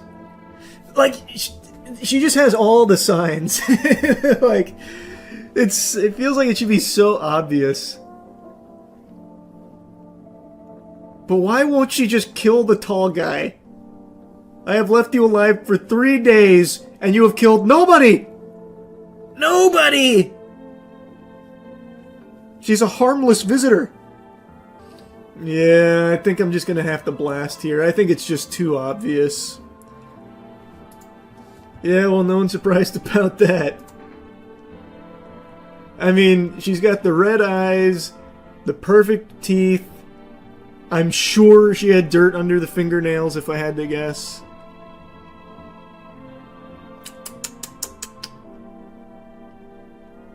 But she just won't kill somebody.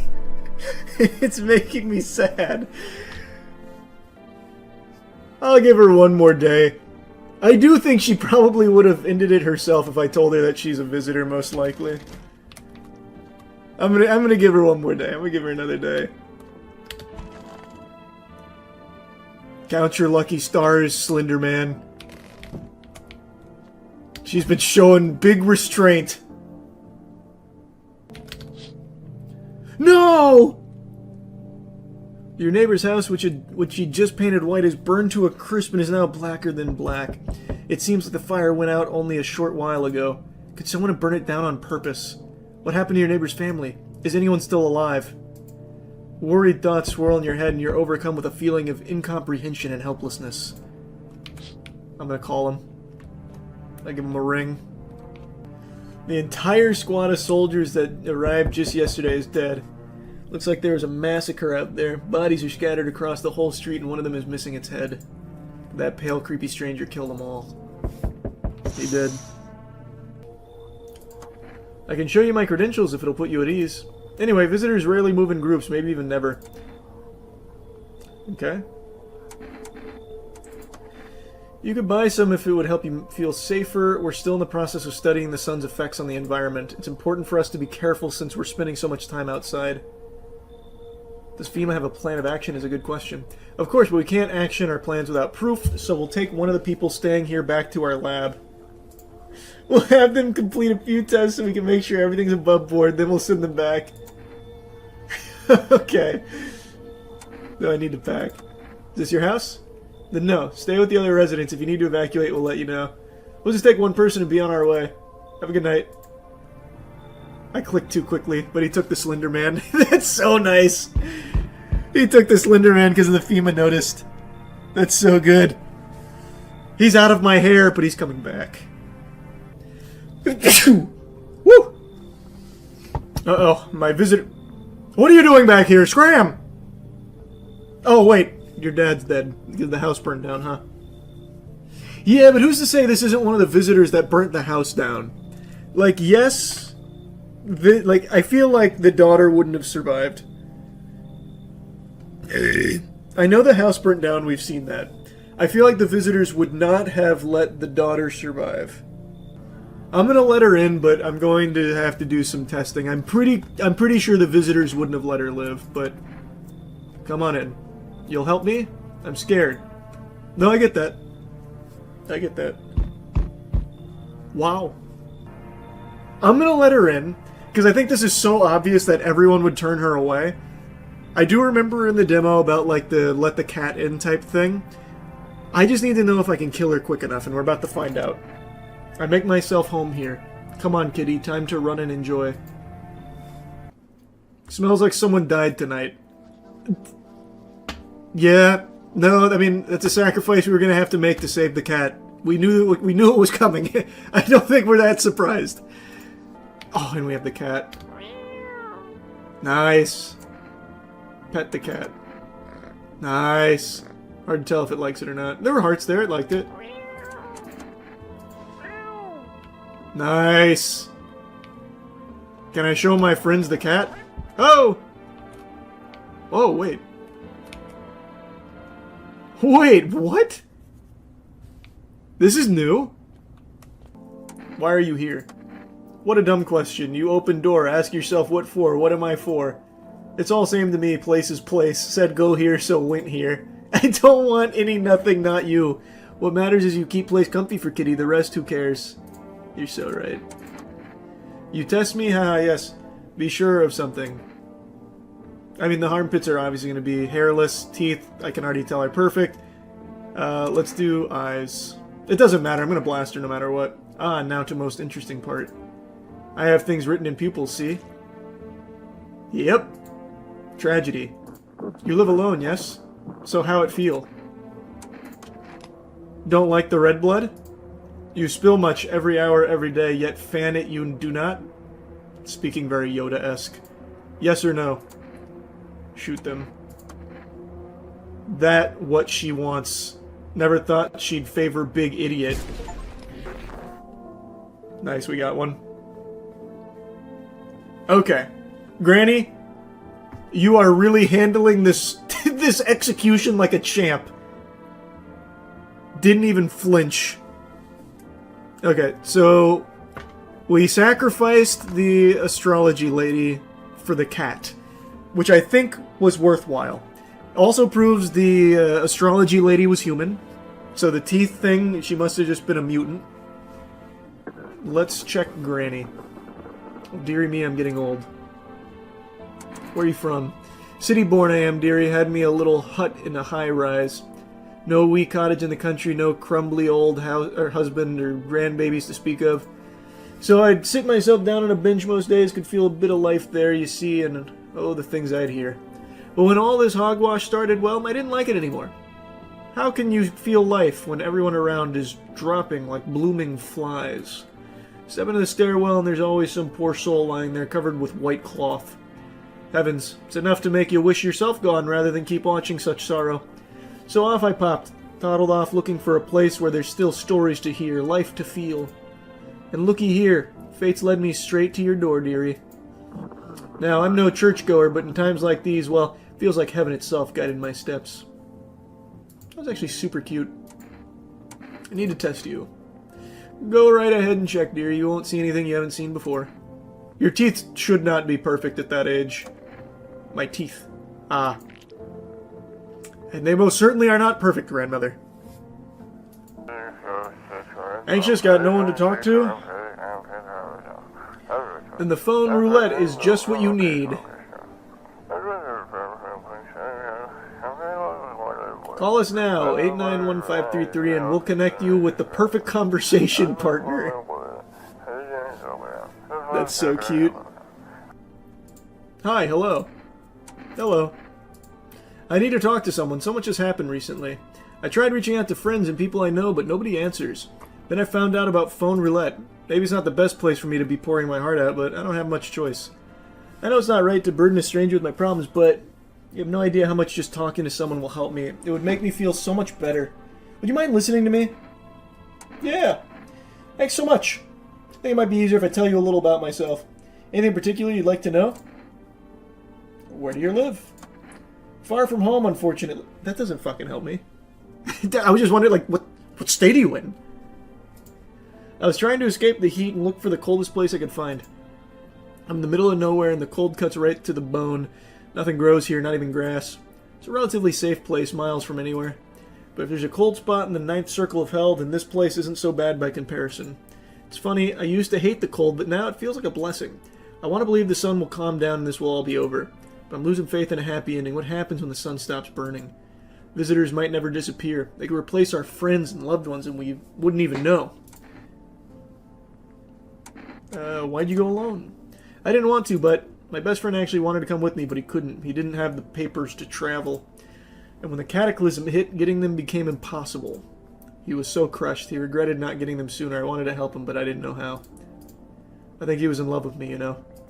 He cared about me so much, always supportive, always ready to listen. Eventually, I realized we liked each other. I wanted him to confess his feelings first, but I guess he just couldn't find the right moment. And then the cataclysm started, and there wasn't any time for that anymore. I regret not telling him first. Well, you know a little about me, now it's your turn. Yeah, I was gonna say, this isn't really like a conversation partner. This is a guy fucking trauma dumping on me through the phone. This is not what I was calling phone roulette for. Don't worry, there's nothing wrong with talking about yourself. I'm lonely. Oh, maybe I fall in love over the phone. I'm lonely. I had a tough relationship with my father. No longer part of... and then one day I stopped being his son. Now all I have is this damn house. Sorry, it sounds like you're not too thrilled about the house you're ending up with you. Jesus! You're not too thrilled about the house ending up with you. Pretty much. Can't even imagine what you went through. Thanks again for talking to me. Goodbye, stay strong. I see. The second I start talking about myself, he's like, alright, get the fuck out of here. I'm done with that. What a friend. What a good friend. Don't worry, the procedures are demanding, yes, but we allow them time to rest. Once the tests are done, we'll tell you what to do next. I thought he was about to get, like, fucking ganked by her. She teleported behind him. I thought for sure he was about to be killed. Thought I was going to witness the murder. So, you're still holed up here, I see. What did you think of that guy? The one in the suit. He's just doing his job. Times are rough lately. Just one thing after another, am I right? Maybe the suits will restore order. Or should we take matters into our own hands? Doing what I can. And what exactly can you do? Can you ward off death? Stop the floods, the fires, the decay? The only thing you can stop is a heartbeat. Listen. You alone? I'm not alone. Still scrambling to survive in this new world, are we? Why? Dogs rule the world now, and only dogs survive here. You understand what I mean, yes? Things will never go back to the way they were. Life changed. You're falling out of rhythm. Next time you meet, things will be interesting. Damn. Hey, bald guy! How's your new life treating you, baby? Great, honey. It's treating me great. People keep remarking on my looks lately, even more than they used to. You're not much of a talker, are you? Tell me about yourself. I used to pray my father would drop dead. Is that enough? What a crazy thing to drop on a stranger. I could help you, if you want, baby. You could practice on me. Maybe we could try connecting together?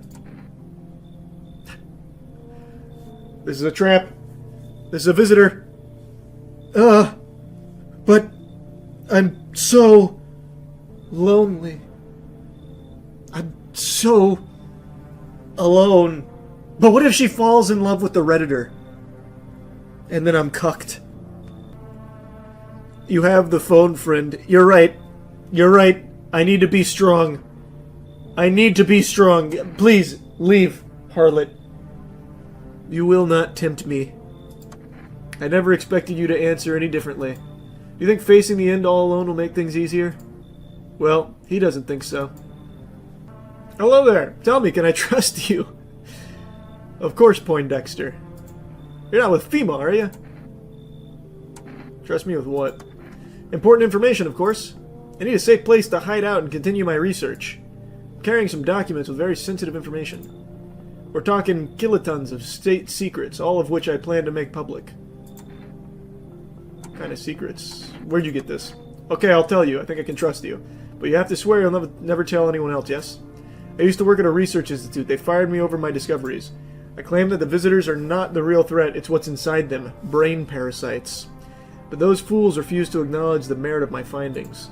Earplugs. That's all it would have taken to stop the parasites crawling into their heads. Thousands could have been saved. So I left the institute with my head held high, and a few valuable archives in hand.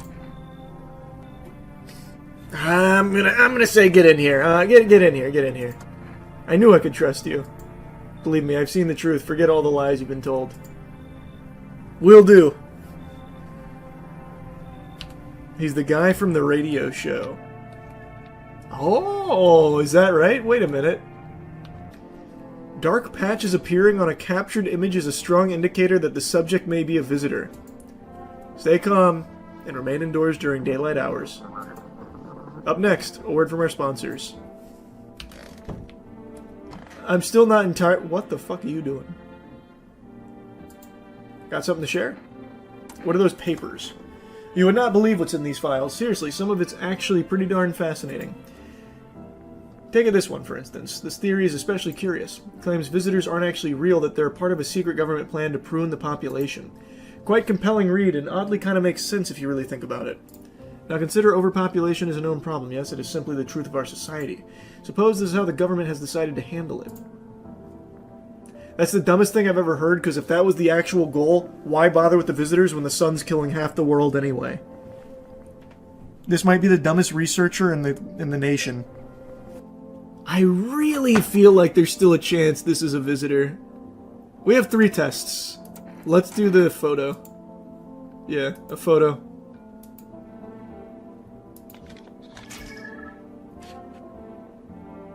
I already forgot what...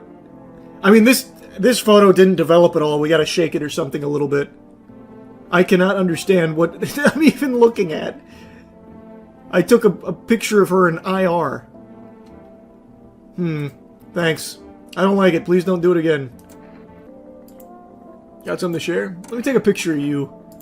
Let me take a picture of all of my friends. By all means, just be aware. Testing me could lead you to learn things you wished you hadn't. That was an interesting threat to make. A photo. Oh, those are not black spots. Those are white spots. This guy... This looks like when you collect a star in Mario Party, almost. This is very interesting. He's got incredible aura. He's an angel. Exactly. He's glowing from stealing Cheeky's soap. True. Yeah. The Cheeky's making him glow. He's so clean. When can I go home? Not anytime soon. Your house burned down. But Dad's okay, right? What about my room? Did that also burn down? Mommy's not coming? Is there anyone else left? Let me give her Pops a call.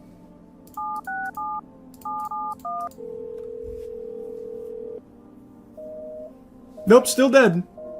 I wonder if my friend's still around. We'll have phone sex, I guess. Nobody wants to talk to me today? Let's check your aura. Nice. That looks like Pay Money Wubby's green morph suit. Very nice. One more thing that'll remain after I'm gone. Okay, I think I have nothing but humans in here. Yeah, we're not doing so hot out here, huh? No one's coming tonight? Come bang on my door. I let pretty much everybody in. No! You can check yourself too in the bathroom to see if you're a visitor. Oh, like take a photo of myself in the bathroom? See if I'm a visitor? That's big brain. I need to check myself. Wait, I can't take a photo. Screw this. Am I out of photos? Did I use my last one? I want to see my aura. I guess I'll just look at my armpits. Nah. I look clean. Fuck, what the hell is that? Looks like a rash, or worse, a fungus. Gotta clean myself up, maybe it'll help.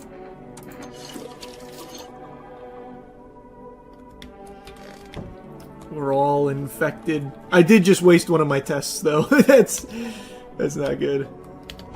Well, actually, it doesn't matter, because like I said, I'm pretty confident everyone here is a human. Like, it seems like I've done pretty well in that regard. This is the only new entry. You seem like a hairy guy. You should have hair under your pits, right? You do, yeah. No rash, either. Cleanest pits I've seen so far with the hair.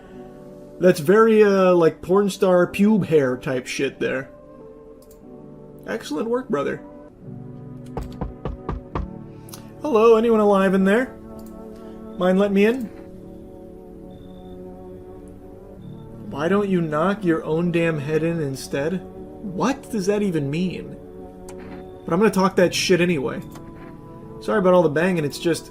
You wouldn't believe what I saw digging that hole. Folks are dropping like flies lately, but no one's around to bury them. They just leave them there. Or they just leave them where they fall. Sun will basically cremate them all anyway. You see something out there? Sure did, damn it. I was digging a grave. One some fella ordered. He's standing there, watching me work. I was digging, and then bam! The shovel hit something. Thought it was a rock, but nope. A hand reaches up out of the soil. It was a visitor crawling up out of the ground, and that guy, he just laughed. I ran like hell and didn't look back. Didn't dare go home. Figure it's safer in the crowd. Yeah, but I'm starting to doubt visitors actually crawl up. Like, we're getting plenty of information to confirm that it's a parasite that interacts with a human. Like, this is just a bunch of baloney at this point with the visitors crawling up. So I'm pretty sure he's just lying. I'm almost positive this is a visitor. I think he's just telling a tall tale. He hasn't read the newest reports, and he doesn't have, you know, the genius sitting in my kitchen drinking all my beer. Get the fuck out of here. Oh, for crying out loud. Maybe I can give you something? What'll it take to get me in? Coffee? How's that? No, coffee? Get the fuck out of here. Hooey! You break your back digging all day, every day, your whole damn life, and for what? You come home and it's empty. Then the visitors come knocking, or worse, they're already inside just waiting for you. I've heard stories, someone steps out, comes back home, and boom, show's over. I'm gonna dig a deep hole and I ain't leaving it ever again. I don't care, man. Listen, I'm kinda knee-deep in shit right now. Mind if I sort of lay low here for a bit? Wow. He is like handsome Squidwarding right now. A little bit, I guess. Striking features. What happened? Where do I even start? I'm a cabbie, right? So I was driving this passenger and then, well, you know how it goes. Turns out he wasn't who he said he was. Now he's not here and neither is my car. I ain't exactly paranoid or nothing, but he was a visitor. Kinda caught a glimpse in the rear view and saw those billboard white teeth, you know? Didn't think twice, just drove him to FEMA. Big mistake. They sort of wanted to haul me in along with whatever I'd brought them. So I bolted. Can't even go home, you know? Bet those sneaky jerks are already waiting for me. That seems super believable, but why would I let anybody else in? I've got like a really good group here. I know everyone here is human. I am protected from the visitors because I'm not alone. Why would I even risk bringing a new person into my family? Is there a reason? Like, I feel like it's not even worth taking the chance here, especially because we now know more about the visitors, so if he was in close proximity to one, there's a good chance he is infected. You need more people you don't like in the house. True. You're so right. I just don't think it's worth the risk here. He was too close to a visitor. I'm gonna say no to this guy, but I will be willing to let others in. Come on, pal, don't do me like this. Yeah, I panicked, sure, but that ain't no reason to shut me out, you know? Damn it. You're no better than those FEMA fuckers. Hope you rot. Plus, there's just too many people with guns now shooting and shitting. You, I remember from the demo, you got fucked up. This guy got burned real bad. I'm pretty sure he's human, though. Okay. Everyone's still alive, which tells me I was right. This guy is definitely human. He looks like a zombie, but I'm pretty sure he's human. I don't know when FEMA's coming. I kind of want to just give you the FEMA... Wait, I still have my conspiracy theorist guy. We're fine, we're fine. That does have a black spot. So the thing I remember about him in the demo is he had all the telltale signs of a visitor, but I just don't think he was. I think he's just so fucking burnt to a crisp. His eyes are red because of all the fire and flames and shit. I can't remember about his teeth, though. I feel like I should rip ears. I think teeth is the most obvious one. I can't remember what his teeth were in the demo. Okay, his teeth are yellow. Yeah, so he's super clean. Good news, your father called. I'm kidding, no, he's super dead. You need to accept what happened. What do you mean? I saw a TV in your room. Can I watch cartoons? Also, maybe you could invite my friend over, please? I think this is her phone number. What? When the grown-ups invite her, they let her come, but if it's me, they just tell me off. Are you saying he's not coming? Why would you say that? Why hasn't he come for you yet? Now I'm just debating this kid. Maybe he had something to do first? I bet he went to beat up those bad people. He should be here soon. The girl seems to stare through you. You're afraid to move, so you just wait for something to happen. After some time, she starts wailing again. It doesn't look like there's anything you can do for her. It'd be worse to let her believe a lie. She has to learn to accept reality as soon as possible. I have a feeling this is a visitor.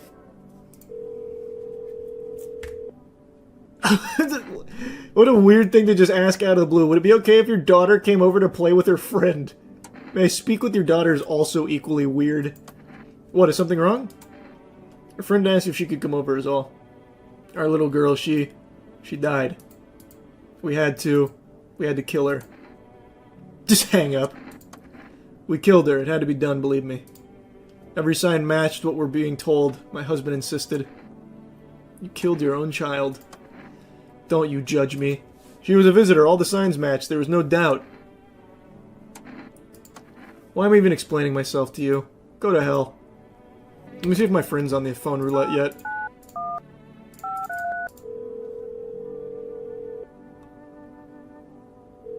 Damn it!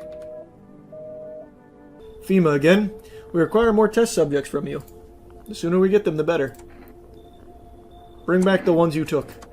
You're in no position to make demands. You've all done nothing but try to get in our way. Oh, fuck, he's letting the mask slip. They're visitors. And look where that's got us. We recently had to wipe out a visitor colony. A place that used to be my hometown. We need people. 2, to be precise. Oh, fuck, no! I didn't hand out my other FEMA notice. I thought it was just going to be 1 every time. Shit! It'll speed things up. This is all for the best. No, I'm done. I'm going to protect my people! For fuck's sake, have it your way. You enjoying the view behind me? That's what happens when stubborn assholes like you get in our way. Resist and it'll happen again. We care about this city. Just give us people. Fuck! I was fine parting with the Redditor, but he took my most cheerful resident. I really like this guy. I didn't know it was going to be 2. I was going to save the FEMA notice. That's really unlucky. Damn. Yes, your house is perfect. I can feel it. What do you feel? Death. Death hath taken a liking to your house. She's quite fond of it. I don't know how many have died here, but her presence is strong. Only 1? And it was an astrology enthusiast who... we're not even sure if it was like actually a visitor or not. I'm just saying. We don't know for sure. Could have been visitor violence in my house. I kind of want to let Rambo in here and just fucking run wild on them. Who are you? Someone who's been here to clean up the filth. My neighborhood's dealt with. You don't need to know nothing else about me. What's with the gear? Is that supposed to make you visitor-proof? Visitor-proof? Oh, you mean this necklace? That's a good term. I'll have to start using that. It's a reminder so don't forget how many houses and how many towns I've purged. I pull a single tooth from each visitor. They're the easiest trophies to take. And if one really leaves an impression on me, I might take something else. So why are you here? Hold it. You already asked your questions, now I'll ask mine. Anything going on in this neighborhood? Any threats I should keep an eye out for? Ooh, I kind of want to tell him about FEMA. Can I get my friends back? Well, my friends, save for the tall guy, I don't care if they killed him. I wonder, can I sick him on FEMA? I feel like it's better spent on the Pale Man because I doubt he's going to rescue my friends. Ooh, this is a tough choice. Oh man, I really cannot decide. Yeah, I feel like FEMA might be running too deep. I think he can definitely kill the pale guy. Fuck, plus, even, okay, let's say he does go in there and Leon Kennedy FEMA, right? Like, he goes in there and he's just like, one-man army, takes out FEMA. I probably still wouldn't get my people back. He probably wouldn't bring them to me. I'm going to tell him about the Pale Man. Just one half naked? So I wasn't wearing any protective armor? Interesting. You actually saw him? Yeah, I believe you did. You don't talk like someone who's in the habit of spreading rumors. You've got my attention. I'll be back again. Hey, buddy, got any room in there for a stand-up guy like me? I don't know you're a stand-up guy. Believe me, I got the biggest heart of any man you'll ever meet. Sure, I might punch out folks with perfect teeth and pretty eyes, but only because I envy them. Come on now, I'm messing with you. Don't go getting all stiff on me. 1 or 2 weird traits doesn't make you a visitor. I would never hurt anyone over their teeth or their eyes or whatever they're saying on TV. I couldn't even... Never mind. Sound kind of tipsy. You been drinking? Had myself a king's breakfast this morning, sticking to my buddy's meal plan. Beer for breakfast, wine for dinner. Tasty, healthy, even counts as dieting if you do it right. I mean, feast your eyes on this body. Relax, I'm just pulling your leg again. Don't hold it against me. These days, a good laugh is all we got. And why not drown our misery a little? Dealing with everything going on sober is just too much. But all jokes aside, you let me in, buddy? Now that I know FEMA might take multiple people, and now that I have a cult in here, I don't know, I feel like it might be worth... Just come in, just come in. I'd be all alone otherwise. Damn. Hank from Breaking Bad seems chill. Yeah. God, I hope I don't regret that. Regardless, I don't think anyone's going to die tonight. Visitors aren't just hiding among us, they may be infiltrating our very thoughts. Multiple cities are now reporting outbreaks of organized cult activities. Charges against them include ritual sacrifice, worship of an unknown deity, and possible ties to visitors themselves. According to the new reports, the cult has taken a public stand against FEMA. What began as harmless evangelizing has now escalated into direct action. Some experts believe that the cult may even be responsible for the recent violent incidents in the city. Viewers are urged to avoid contact with these so-called new believers. Aiding or sympathizing with any cultists may result in arrest or criminal charges. That's the latest for now. Okay. I'm assuming the cult is in my basement. Yep, still just them there. Nope, the cult is here, and this guy is chilling with them. Cool. Hey, buddy, what's on your mind? Just kind of like death. Really. Feeling just fine, buddy. Took a peek inside your fridge, by the way, man. If I knew you had that much beer. How'd you score it anyway? Your uncle work at a brewery or something? Whatever, you can keep your secrets. What a mess, huh? In a different world, we could be drinking cold ones and watching the big game. You didn't even meet... You okay? What? Oh, forget it, it's fine. He killed his wife. Because what I don't want to happen is them to kill one of my friends. The people I actually care about here. I feel like the cult might not kill anyone like that. And I can't hand over the FEMA letter to Hank in time. The officers won't get him. So let's test him.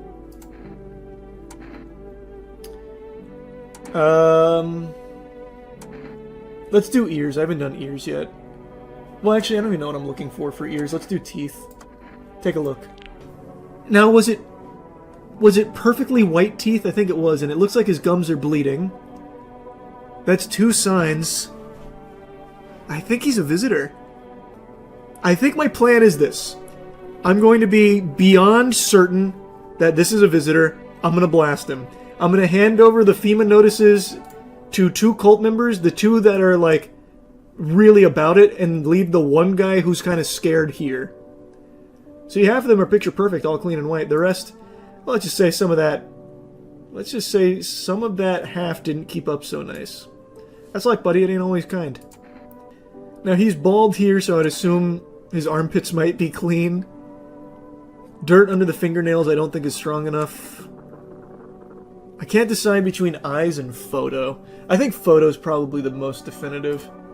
Alright, snap a pic if you gotta. Ah, damn, he even struck a big pose for me. No black spots. Unless these little ones count. No, those aren't even black spots, they're purple. Unless this counts, maybe. I might triple tap. I'm going again. I think this is a visitor. And I need to blast him and give my FEMA notices to the cult.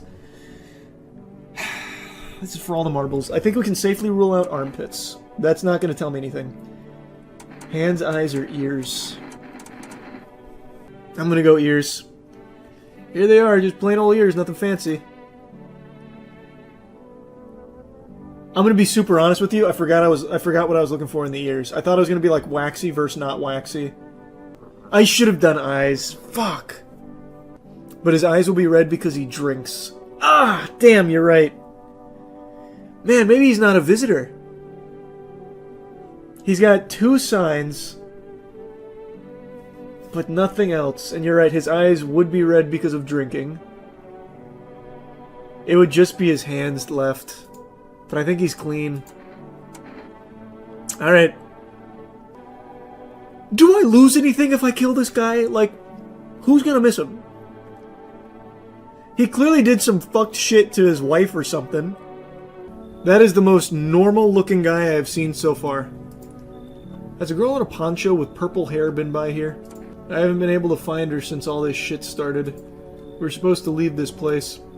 Then that abnormal heat wave hit. I passed out, and when I woke up, no one was home. No note, no trace. My daughter just vanished. Just let me crash here for a couple days until FEMA leaves the area. And then I'll move on and keep looking for my daughter.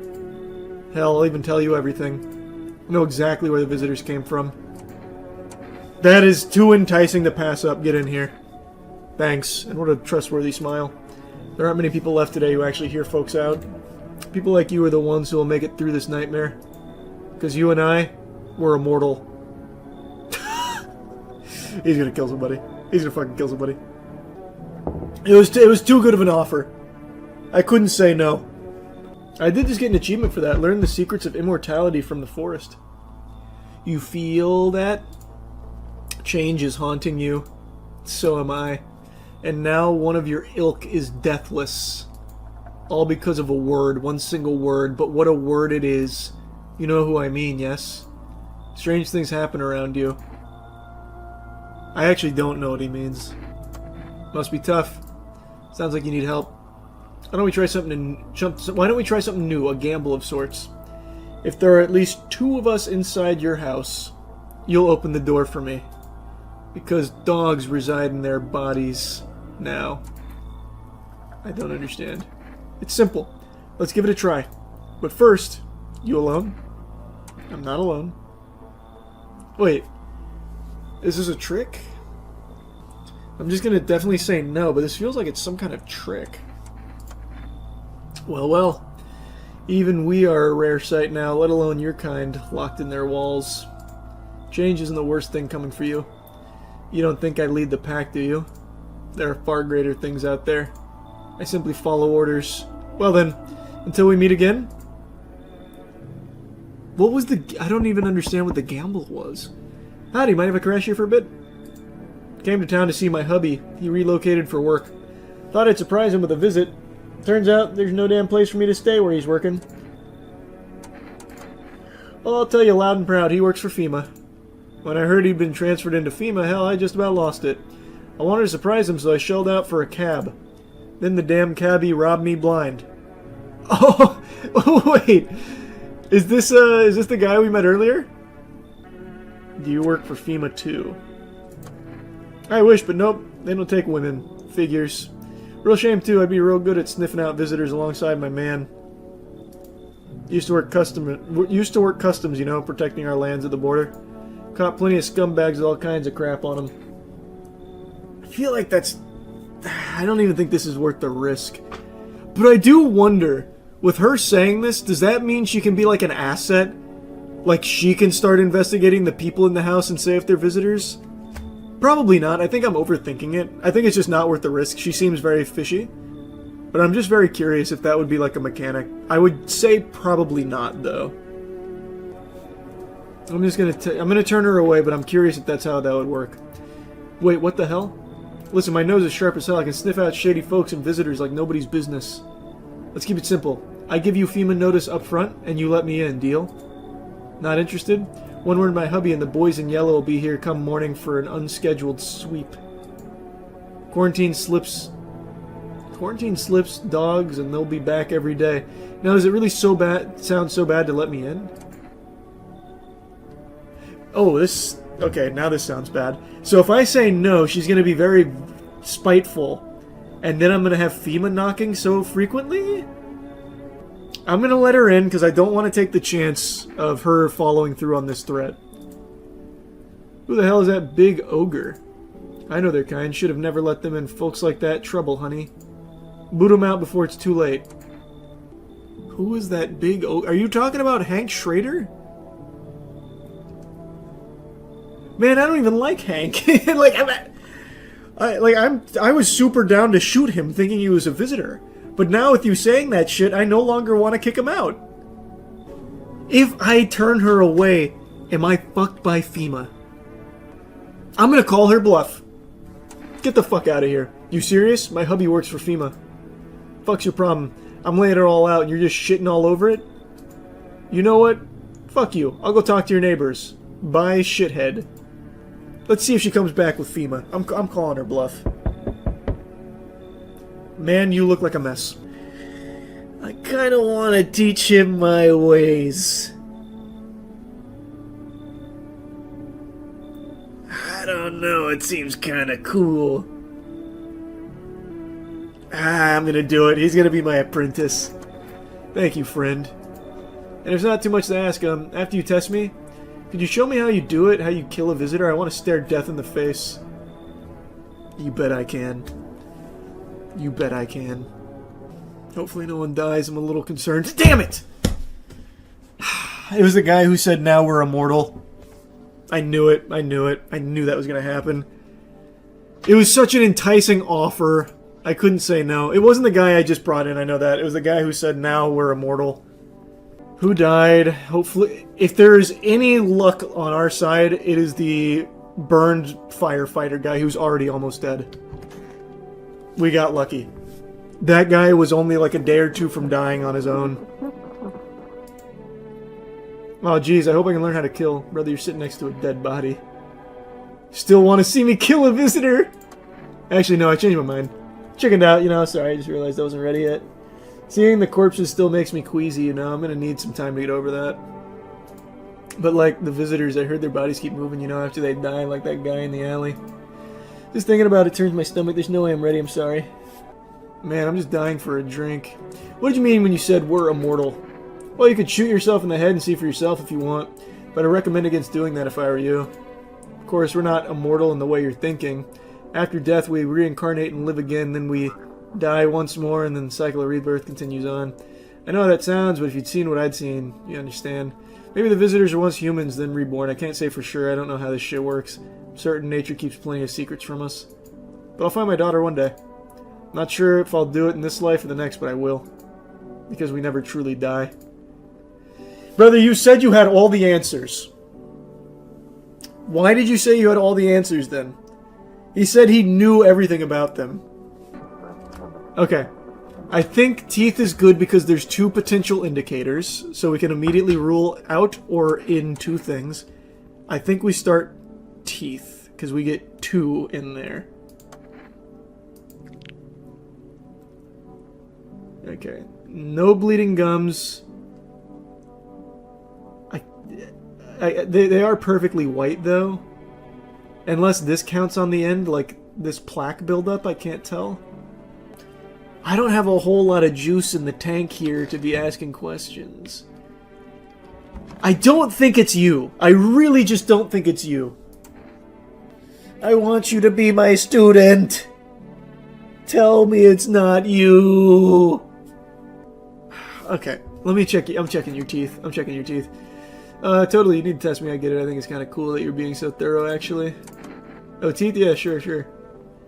Bleeding gums, but not perfectly white. So he's got 1 out of 2.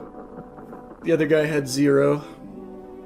I think armpits is probably the next one because irritation plus hairless. I have 1 left. I don't know who I test. I am more suspicious of the guy who blatantly lied to me than I am that guy who wanted to be my student. I think armpits is best because I can get 2 for the price of 1. Like, photo is very definitive, which is good. But, man, I don't know. I don't know. Fuck. Or is it hands with irritation? I can't tell if it's hands or armpits, because armpits have a rash and stuff, too. Ears. I just don't think ears tell me a lot. I imagine it's going to be very hard to find ears with worms in it. Because that's checkmate right there. Like, I don't think we'd see that many. Whereas hands or armpits, I'm not sure which one has irritation. It sounds like it's hands. Has irritation plus dirt. Man! But you can't hide from the photo. They can't get rid of their aura. It might just be... I actually think it might just be photo. Because there'd be no excuse for the black spots on the photo. I'm checking his aura. I'm checking his aura. God forbid you show this to anyone in FEMA.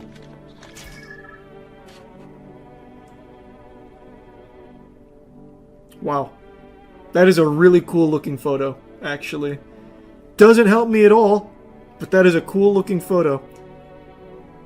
That is an evil ass aura, but these aren't black spots, it's just black and red around his aura. I don't know, I don't think it counts. I'm pretty sure it just has to be the black blotches. I have to kill somebody. I can't just let the visitors stay. And now, the only person I can kill is this guy. I'm really thinking... It could still just be fucking Hank! No, actually I don't think it can be Hank. Hank would have already killed, I think. This is a tough call. This is a tough call. He could have just died of normal causes. I don't know. I don't know if that's how that works. We're in uncharted territory. In the demo, he made it like the whole run, basically, from what I remember. He never just died. Okay, you know what? How about this? Ever hear of vampires? They don't show up in photos, only move at night, and they're immortal. This guy, I don't like him. He's a liar. He keeps going on and on about being immortal. Let's put him to the test. Are you immortal? Hope you loaded some silver in that thing. He's still being a weirdo, even when I pull the stick out on him. Otherwise, you're just wasting bullets. Along with the last of my patience. I'm just kind of curious now. I thought you were smarter than that. Screw it. It was a visitor! Nice! Okay, we got it. We got it. That was huge. That was huge, actually. What a soul read right there. That was clutch as fuck. Can't wait to call my neighbor and tell him about it. Can someone at this house just answer? There's people there. Does it say if it's a visitor? If it was a human, they would be in bags after I shoot them. Plus all the shit that like sparkled on the screen there, it was a visitor. I'm pretty sure humans will always end up like that when they're dead. We need more people. I only had one notice to give. It's the only way to avoid catastrophe. What catastrophe? Fucking major one. The authorities can't contain the outbreak. They're ready to blow up the entire city. The orders they expect us to adhere... The orders they expect us to adhere us... Oh, what? The order they expect us to adhere us are impossible. If we don't figure out a way to survive, someone else will decide for us. 2 more people. We're not taking everyone you have in there, just 2. Then we either find a way to eradicate the visitors or we never meet again. I'm not handing over anyone else. It's like talking to a fucking wall. Here's what's going to happen if you don't cooperate. We break down your door, take everyone. We leave you behind to die alone. Look at the fucking cultist face! Oh my god, that is... Wait, my face cam's blocking a little bit. Oh. His face is like horrifying looking. Holy. Out of all the people they could have taken, that RNG on the granny was probably the best case. Let us not waste time. How fare my flock? Yeah, they're alive. Wait, they're all dead? What? You took our only chance from us. Goodbye. What? Did I not just say they're alive? Or did I read that wrong? What just happened? Because of the FEMA one? Yeah, but they're still alive. I thought that was the only thing that mattered. Tried to find that someone I mentioned, no luck, but I went through a few houses. This place is crawling with visitors. Did FEMA give up on this town or just this block?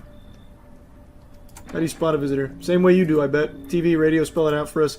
One sign's enough to put them down. I don't hesitate for a second. Since I'm here, tell me, do you know a stocky guy who wears a blue denim jacket? He's got a kid, little girl, not sure how old. His wife, well, fuck the wife. His house burned down. I haven't seen him since. Show me you're not one of them. Any part of you will do. You got a gun? Fuck if I care. We'll both go down shooting then. I did just wash my hands and clean my armpits. So I should be good to show him my armpits, right? These should be good. Yeah, there we go. You son of a bitch. Fuck-ass visitor. Thought you could trick me. So, I told you the rash in the armpits was another thing. I told you that. I'm dead. Now I'm dead. Now I'm dead. I knew it. I knew it. Time to die, bastard. You hear a madman behind the door spitting furious words with raw aggression.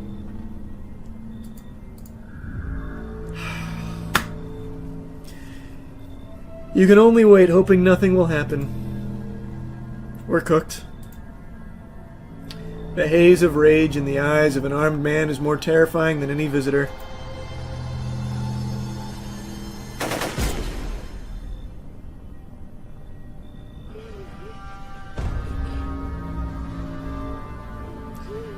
You hear his shallow wheezing. Bastard. He got me. And how many more has he slaughtered? How many has he burned? Thought he'd drag it out since I didn't go down easy, but what about the others? He's gone quiet. Should probably check he's actually... Because of scum like you, so many are dead. People like you killed my friend. And people like you will never let anybody live in peace. What, you think no one will fight back? I'll crush you. I've already lost everything, but you still have something left to lose. Mine's damned by insanity.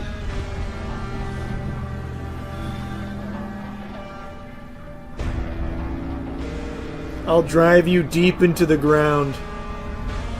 What is happening right now? I'll drown everything in your blood. Every bastard with a weapon in their hands dies today. Every last one. Bro turned into the Doomslayer. Yeah.